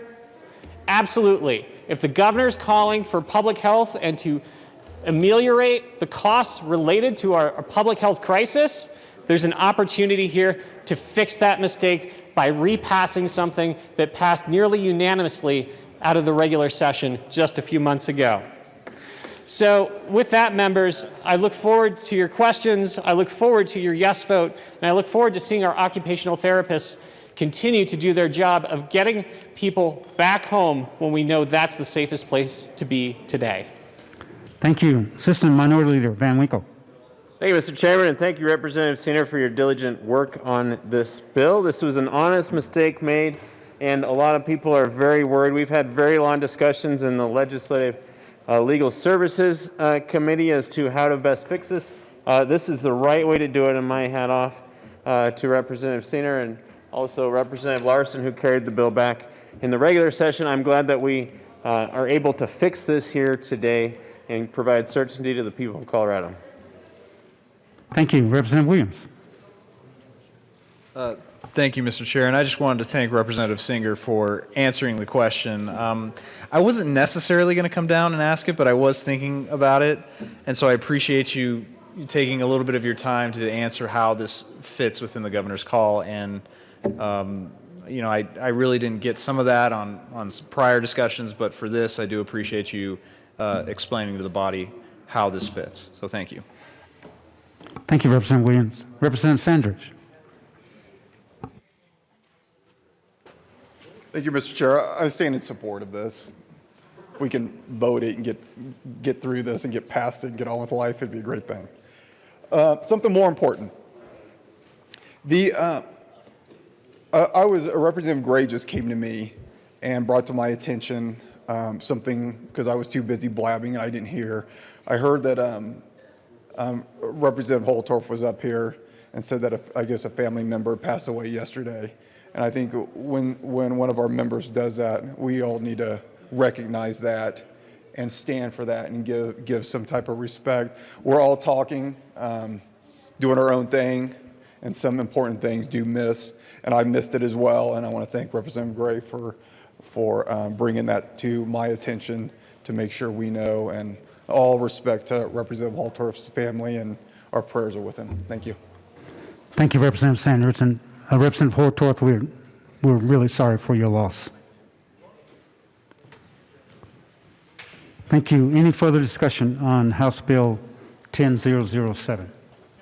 Seeing none, the question before us is the adoption of House Bill 20B 1007. All those in favor say aye. Aye. All those opposed say no. House Bill 20B 1007 is adopted. Assistant Majority Leader Kennedy. Thank you, Mr. Chair. I move the committee rise and report. Thank you. Seeing no objection, the committee will rise and report. That's why he's better change his pants.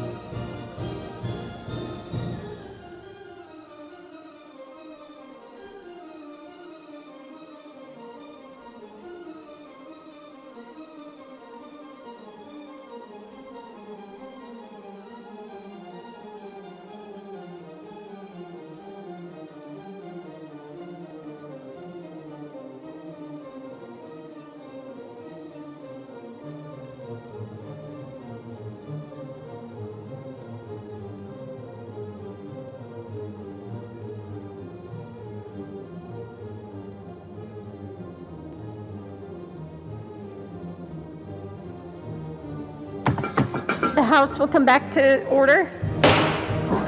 That's loud. Mr. Gregorio, please read the report of the Committee of the Whole. Madam Speaker, your Committee of the Whole begs to report that it is under consideration the following attached bills being the second reading thereof and makes the following recommendations thereof on House Bill 20B 1001 as amended, House Bill 20B 1002 as amended, House Bill 20B 1003 as amended, House Bill 20B 1004 as amended, House Bill 20B 1005 as amended, House Bill 20B 1006 as amended, House Bill 20B 1007 passed on second reading in order, engrossed and placed on the calendar for third reading and final passage.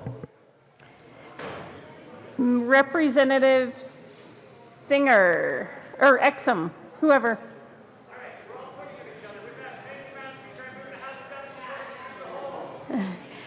You have heard the motion, and there are amendments at the desk.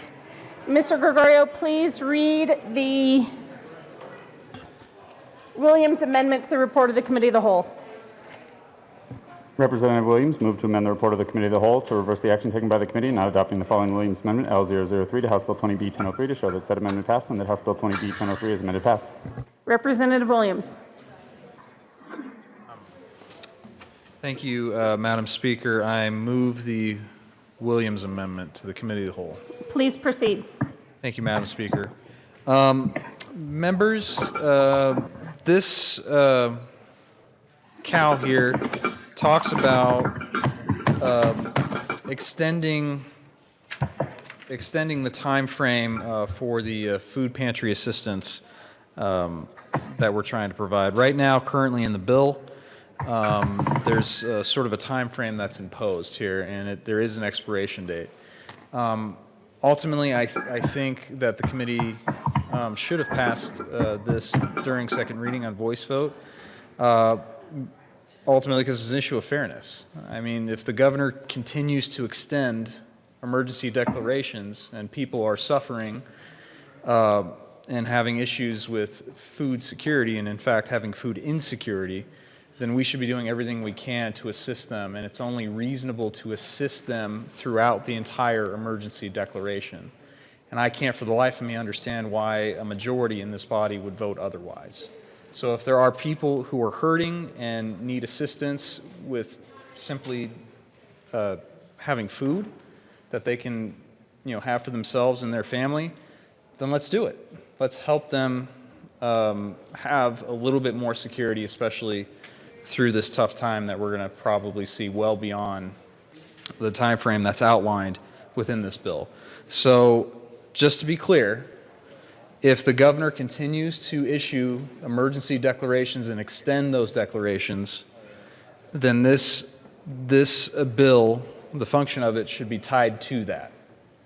And I think that's the only reasonable thing to do, and I would ask for all my colleagues to vote yes so that we're giving actual security and relief to these people that are potentially starving. Thank you. Representative Cutter. Thank you, Madam Chair. Madam Speaker. Members, I ask for a no vote. Is there any further discussion? Seeing none, the question before us is the Williams Amendment to the report of the Committee of the Whole. Mr. Gregorio, please open the machine, and members, please vote. Oh, right.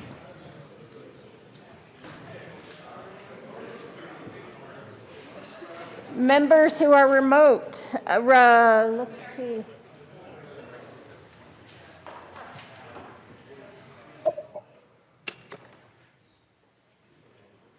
Representative McLaughlin. Representative McLaughlin, how do you vote? I think you all need to say Oh, there it is. No. No. Representative McLaughlin votes no. To Tone. I know. To Tone votes no. Michelson Janae. No. Michelson Janae votes no. Jackson. No. Jackson votes no. Hooten. No. Hooten votes no. Buckner.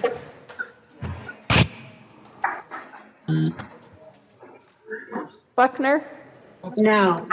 Buckner votes no. Wilson? Yes. Wilson votes yes. Tipper? No. Tipper votes no. Rich? Yes. Rich votes yes. Melton? No. Melton votes no. Froelich? No. Froelich votes no. Neville? Yes. Neville votes yes. Esgar. No. Esgar votes no. Hawkins Lewis. No. Hawkins Lewis votes no. Woodrow. No. Woodrow votes no. Kraft-Tharp. No. Kraft-Tharp votes no. Landgraf. Representative Landgraf. I think I do not see her. Let Representative Landgraf excused. Representative Representative Gray.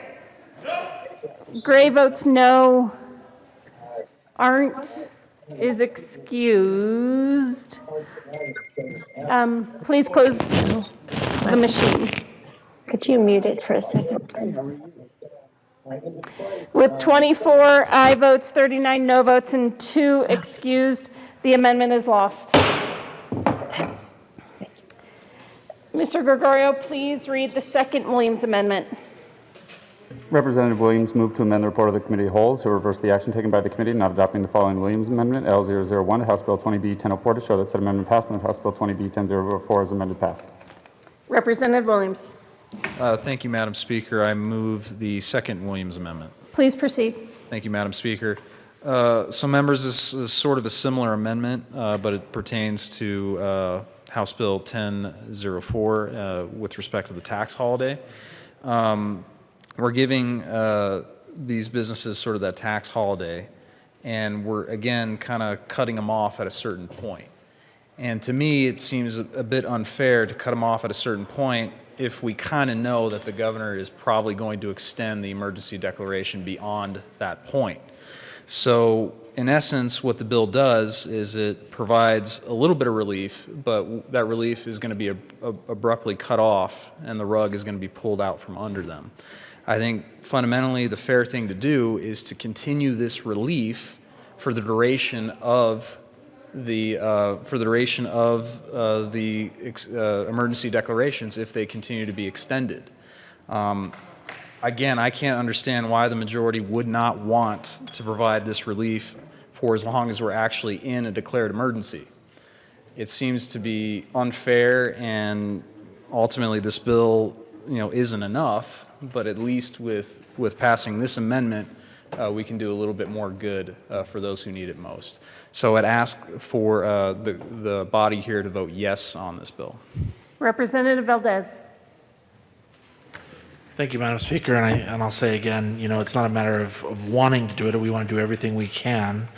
We are just constrained by the realities of a balanced budget. And so I would ask for a no vote on this amendment. Is there any further discussion? Seeing none, the question before us is the second Williams amendment to the report of the committee of the whole. Mr. Gregorio, please open the machine and members please vote. Representative Landgraf. Excused. Representative Kraft-Tharp. How do you vote? Sorry, no. Kraft-Tharp votes no. Woodrow. No. Woodrow's no. Hawkins Lewis. No. Hawkins Lewis is no. Esgar. No. Esgar's no. Neville. Yes. Neville is yes. Froelich. No. Froelich's no. Melton. No. Melton is no. Rich. Yes. Rich is yes. Tipper. No. Tipper's no. Wilson.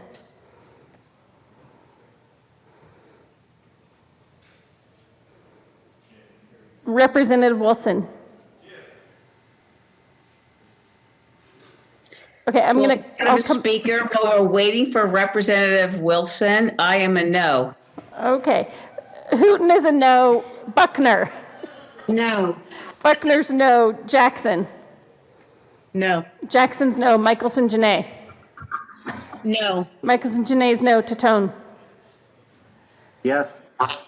Tatone was a yes. McLaughlin.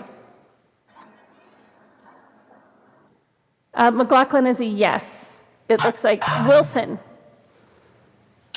No. Excuse me. That's a yes. Excuse me. Wilson is a yes. Gray. Gray is a no. Please close the machine. With 28 aye votes, 35 no votes, and 2 excused, the second Williams Amendment is lost. Mr. Gregorio, please read the third Williams Amendment. Representative Williams moved to amend the report of the Committee of the Whole to reverse the action taken by the committee in adopting House Bill 20B 1005 to show that House Bill 20B 1005 is amended lost. Representative Williams, Thank you, Madam Speaker. I move the third Williams Amendment. please proceed. Thank you, Madam Speaker. Members, I don't normally come down here and move a cow that basically says something wasn't adopted because we're going to have third reading vote anyway.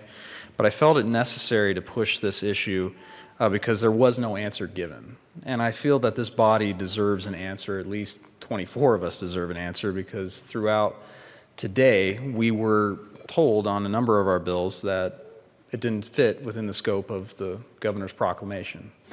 And this particular bill, I asked a simple question: how does this fit within the items that the governor put out as necessary to pass for COVID relief? And I got zero answer on it. And I think, it's important that we at least understand how this fits, because as I read letter A here, it talks about direct support and emergency tax relief to small business. It talks about concerning housing and rental assistance to individuals. Talks about letter C, goes on to talk about support for existing and new child care providers. D talks about concerning broadband, expanding it. E talks about support for existing food pantry assistance. F talks about assistance for individuals who are unable to pay their utility bills. And then G talks about appropriating funding to the Disaster Emergency Fund for public health expenses. So, members, as I look at this bill, my issue with it is it doesn't actually fit within the scope. Now, we can obviously disagree, and I'm sure the majority of you will disagree with my assessment, but I think it's nevertheless important for the public to understand why we're attempting to allow local governments to cap fees for food delivery services, especially given the policy concerns that the minority has already expressed. So I ask for a no vote, but more importantly, I ask for at least some sort of explanation on how this fits within the call. And even more important than that, I ask for a little bit of consistency from the majority on this, because the minority has been told on a number of their bills doesn't fit. But when it comes to this, it doesn't seem like there is consistency here. And I would just ask that we get an explanation on what's going on here. And I very well may not get that, but I at least want to point out the double standards that I'm beginning to see during the special session. So I would obviously ask for a yes vote on this, but more importantly, please at least give us an explanation.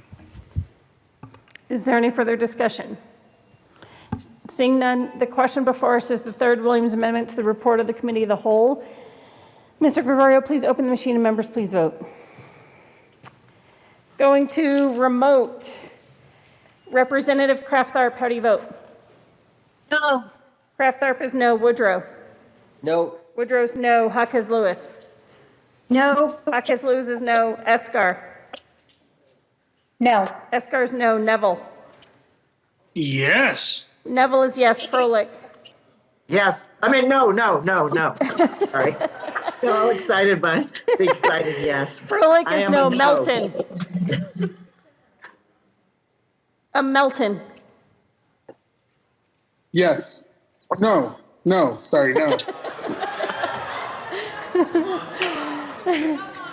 Rich? Yes. Rich is yes. Tipper? No. Tipper's no. Wilson? Wilson? I'll come back to you. Buckner? Yeah, no. Buckner's no. Hooton? No. Hooton is no. Jackson? No. Jackson's no. Michelson Janae?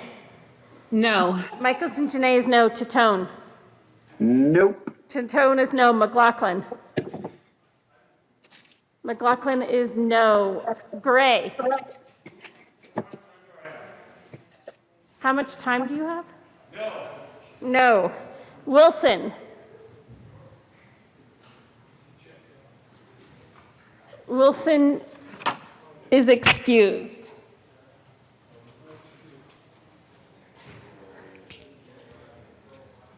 Please close the machine. With 23 aye votes, 40 no votes, and 2 excused, the amendment is lost. Mr. Gregorio, please read the Buck amendment to the report of the Committee of the Whole.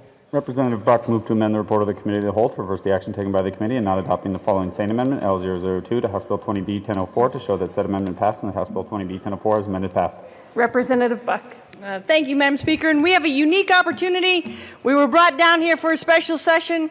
We have COVID dollars to help in any way we can, and opportunities to make bills better for businesses throughout this COVID painful time. So I ask that you would consider supporting this amendment. Like I said, go big or go home, and this really would help with the tax incentives. So please vote yes. Thank you.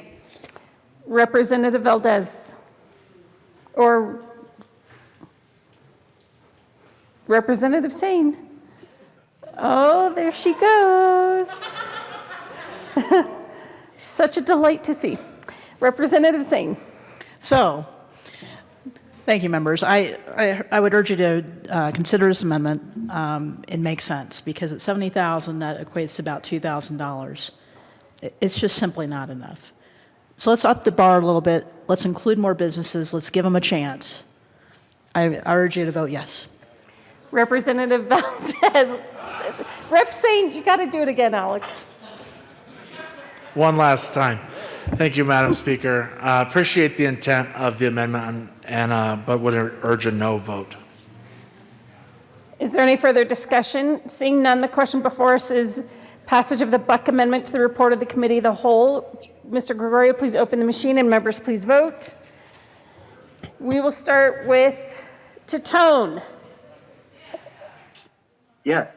Titone votes yes. Michelson Janae. No. Michelson Janae votes no. Jackson. No. Jackson votes no. Hooton. No. Hooton votes no. Buckner. No. Buckner votes no. Wilson is excused. Tipper. No. Tipper votes no. Rich. Yes. Rich votes yes. Melton. No. Melton votes no. Froelich. No. Froelich votes no. Neville. Yes. Neville votes yes. Esgar. No. Esgar votes no. Hawkins Lewis. Hawkins Lewis. Okay, no. Woodrow. No. Woodrow votes no. Kraftart. No. Kraftart votes no. Landgraf. Did we lose Landgraf? Okay, Landgraf is excused. Gray. Gray votes no. McLaughlin. Is that a yes? That's a yes. And then me. Please close the machine. With 27 aye votes, 36 no votes, and 2 excused, the amendment is lost. Please read the Sane amendment to the report of the Committee of the Whole. Representative Sane moved to amend the report of the Committee of the Whole to reverse the action taken by the committee and not adopting the following ransom amendment, L005, to House Bill 20B 1005, to show that said amendment passed and that House Bill 20B 1005 is amended passed. Representative Sane. Urge a yes vote. Is there any further discussion? Seeing none, the question before us is the Sane amendment to the report of the Committee of the Whole. Mr. Gregorio, please open the machine and members please vote. Representative Jackson.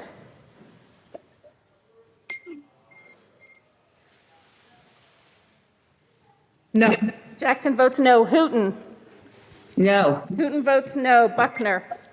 No. Buckner votes no. Wilson. Oh, I lost him. Wilson is excused. Tipper. No. Tipper votes no. Rich. Yes. Rich votes yes. Melton. No. Melton votes no. Froelich. No. Froelich votes no. Neville. Yes. Neville votes yes. Escar. No. Escar votes no. Hawkes Lewis. You know what, Representative Hawkes Lewis, use your finger because I can't hear you.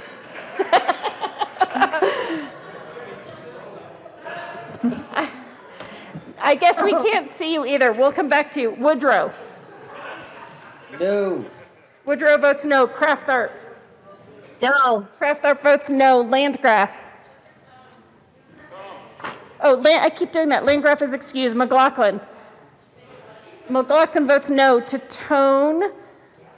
No. Tatone votes no. Michelson Janae. No. Michelson Janae votes no. Gray.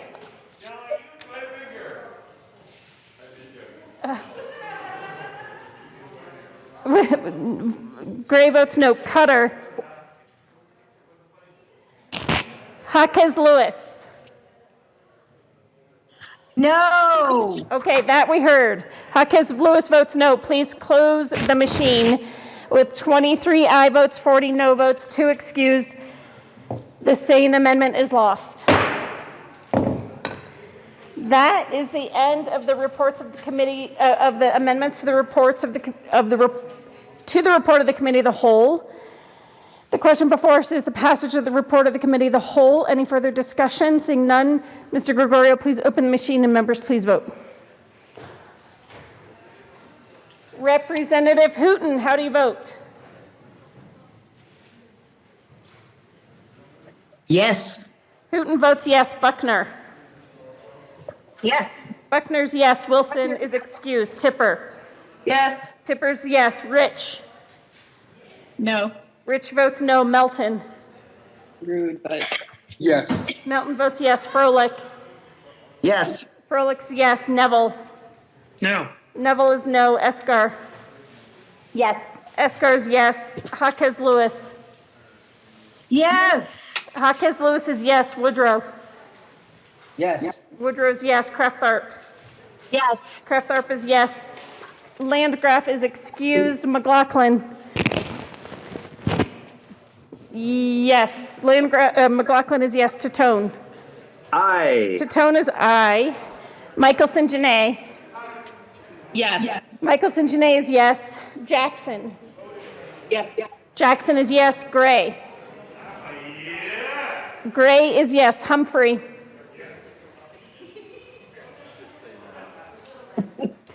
Please close the machine. With 41 aye votes, 22 no votes, and 2 excused, the report of the committee of the whole is adopted.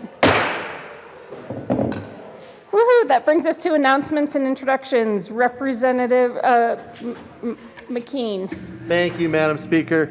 Madam Speaker, I would request a moment of personal privilege. Please proceed.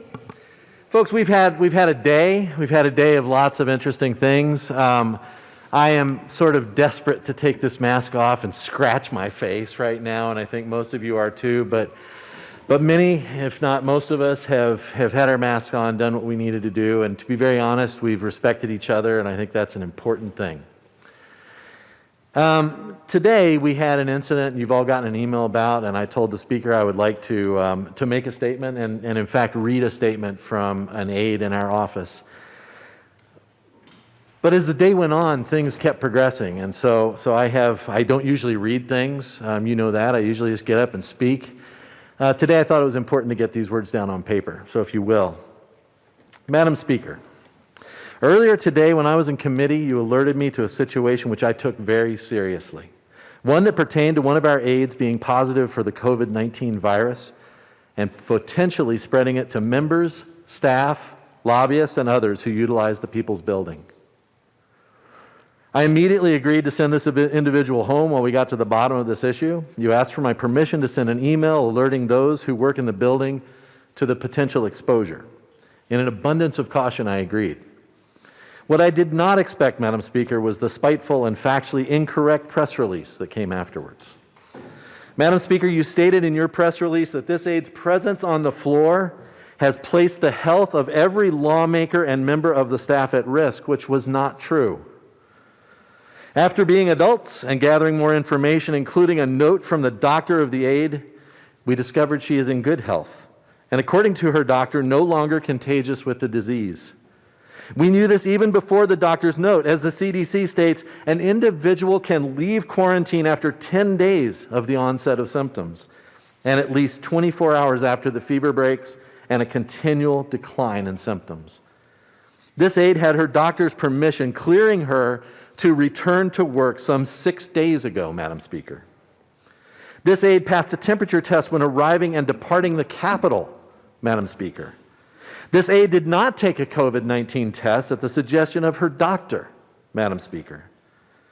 This aide listened to her doctor, as we have asked millions of Coloradans to do, and was lambasted by you, many in the media, and certainly many on the other side of the aisle. I would now like to read a statement from that aide. This is a person who has been fighting brain cancer for the last few years, somebody who we are happy to soon promote to full-time caucus staff, somebody who, I am sorry to say, picked the wrong time to be dedicated to her work. She writes, I was exposed to COVID-19 on November the 10th. When I began experiencing symptoms 3 days later, I got in touch with my doctor, who advised me to begin quarantining. I followed her advice, and I also got a COVID test. I soon found out that I did have COVID, and with another staff member in the Capitol building being exposed, our office immediately went remote.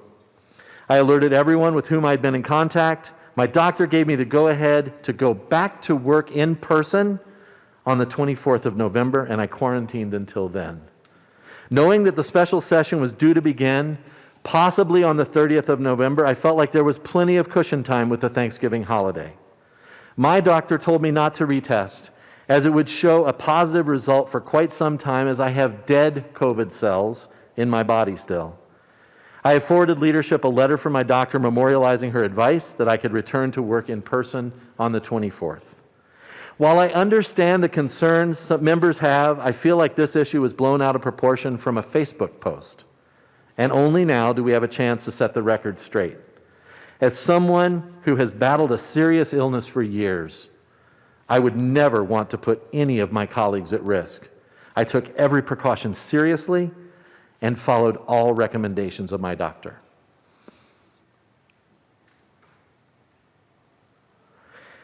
Madam Speaker, I hope that you would find in your heart to issue an apology to this member of our caucus family, and that those who criticized her online and in the media recognize that they were too quick to offer condemnation. It is the right thing to do. Members, if you have questions about this, you are welcome to come and ask me. In fact, please come and ask me. When we got to the bottom of this, we found that this was not a concern, that someone had done every single thing they were supposed to do, and thank goodness. And to be very honest, that's what I would like this body to say. Thank you. Thank you for taking your health and our health seriously. It's important. It's too important to get distracted from the work we have here. Thank you. Majority Leader Garnett. Thank you, Madam Speaker. I would request a moment of personal privilege. Please proceed. Thanks, members. I appreciate all the work today. I know a lot of small businesses and hardworking families across the state do as well. You know, the objective of this week's special session has been crystal clear from the beginning. We were called to meet here in the Capitol during the height of the public health crisis to provide relief to hardworking Colorado families and struggling small businesses as COVID cases continue to climb and the difficult winter months loom ahead. In the run-up to this special session, we took extraordinary measures to ensure that we met without putting the health and safety of the public, our staff, our sergeants, and our communities in jeopardy. We worked with our Republican colleagues. We worked across the aisle to develop protocols that would minimize the health risk and really importantly, model good behavior for our constituents as they continue to deal with the many challenges of this pandemic that has presented itself across the state. We created these simple and effective protocols so we could be laser focused on what we're here to do today. As you all know, these protocols included requiring the PCR test to be taken in advance of our session. They included providing rapid tests and KN95 masks to all. They included providing every opportunity for staff and members to participate remotely. For those who are duly elected, you have a constitutional right to be here. But for everybody else, members-elect, staff, these protocols should be enforced and they should be followed closely to make sure that everyone is protected. And yet today we learned that a minority staffer showed up to work after being recently diagnosed with COVID-19, having refused a rapid test this morning. We learned of this incident. We did the responsible thing. We let the public know about the potential exposure after communicating with the minority leader. We said we are going to send out the email. We asked for the staff member to leave. He agreed. He said he was going to escort her out. And we went on with the work of the people of Colorado. That's what we need to be focused on today. We're here to boost access to childcare so that working moms don't have to leave the workforce. We're here to provide assistance to bars and restaurants and small businesses because Washington has failed them. We're here to lend a hand to the families facing eviction and those who have struggled to put food on the table and keep the lights on. Every minute we spend in this building this week is precious, and we should use every one of them to work for the people of Colorado. We have no time for petty bickering, partisan stunts, or political grandstanding. What the people of Colorado need right now is leadership. They need us to rise to the occasion, deliver on much-needed relief, and model good, safe behavior, and leave here, all of us, as safe as possible. I'm sorry to hear about the pre-existing conditions of the staffer. I look forward to working with her in the 73rd General Assembly. But I expect all of us to do everything we can to keep all of us as safe as possible while delivering these needed bills to the governor to be signed to provide the relief to people across Colorado. Thank you for your work today. We have a lot of work tomorrow and the days ahead. I look forward to working with all of you to deliver on that relief. Representative Gray. Madam Speaker, I have a microphone up here at this point, so I ask for a moment of personal privilege. Just a minute, because we. I didn't yell out enough, I swear to God. Okay, go ahead. I'm up here by myself. I'm the only one who's up here right now. And I'm up here because of promises that I've made to my family about coming to work here. And I don't judge the young woman or man or whoever that staff person is. They're not in charge of this building. We're in charge of this building. We're in charge of this building.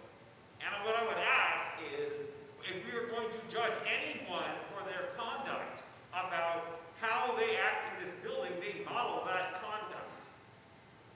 Don't judge anyone for modeling conduct that you don't.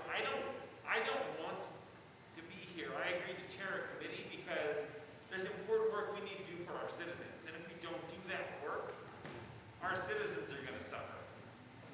So that's why I'm here today. But I'm standing up here like an idiot all by myself because I made promises to my family about how much isolation I would do if I came here.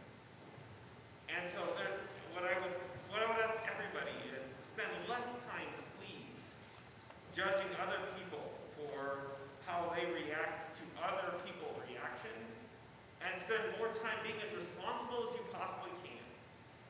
Ask yourself, what's the right thing you can do? What's the most responsible thing you can do?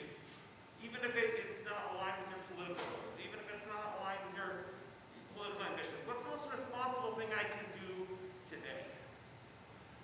How can I show the most fidelity to my friends and colleagues who I'm next to today? And please do that. Like I'm just a guy I'm sitting up here like a cartoon character. But I'm doing it because I made promises to my wife and my children about how I was going to try to keep them safe. And I would ask everybody to think about doing the same. Majority Leader Garnett. Thank you, Madam Speaker. And members, I want to give a quick heads up on what to expect for tomorrow, since we're in announcements and introductions. Today we gavelled in at 10. We're going to gavel in at 9 a.m. tomorrow. We'll do third reading on the bills we just passed. We will introduce any bills that the Senate passes on third reading. Then the committees will meet, I think probably approximately around 10:30. Public Health and Human Services Committee will meet. Finance Committee will meet. 30 minutes after those two committees meet, State Affairs will start. And then Appropriations will have to meet upon conclusion of those committees meeting. And then we'll come back and we'll do second reading general order similar to what we did today. Is there any further announcements? Representative Pelton. Thank you, Madam Speaker. No personal privilege, but Reverend File will be here tomorrow for Bible study, 7:30 and 109, I believe. So come on down. I think there's some things we need to pray about. Representative Singer. Thank you, Madam Speaker. From church to state, House Public Health Care and Human Services Committee will meet around 10:30 tomorrow. Just to give you a heads up, be on the lookout for bills coming over from the Senate.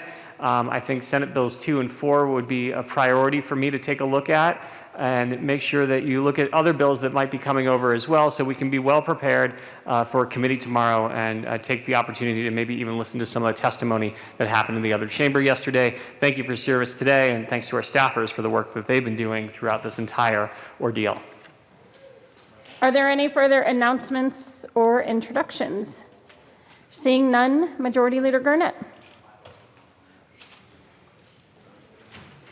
We just adjourn till tomorrow. Yeah. Thank you, Madam Speaker. I move that the House stand in adjournment until tomorrow, Tuesday, December 1st at 9 a.m. Seeing no objection, the House will be in adjournment till tomorrow, Tuesday, December 1st at 9 a.m.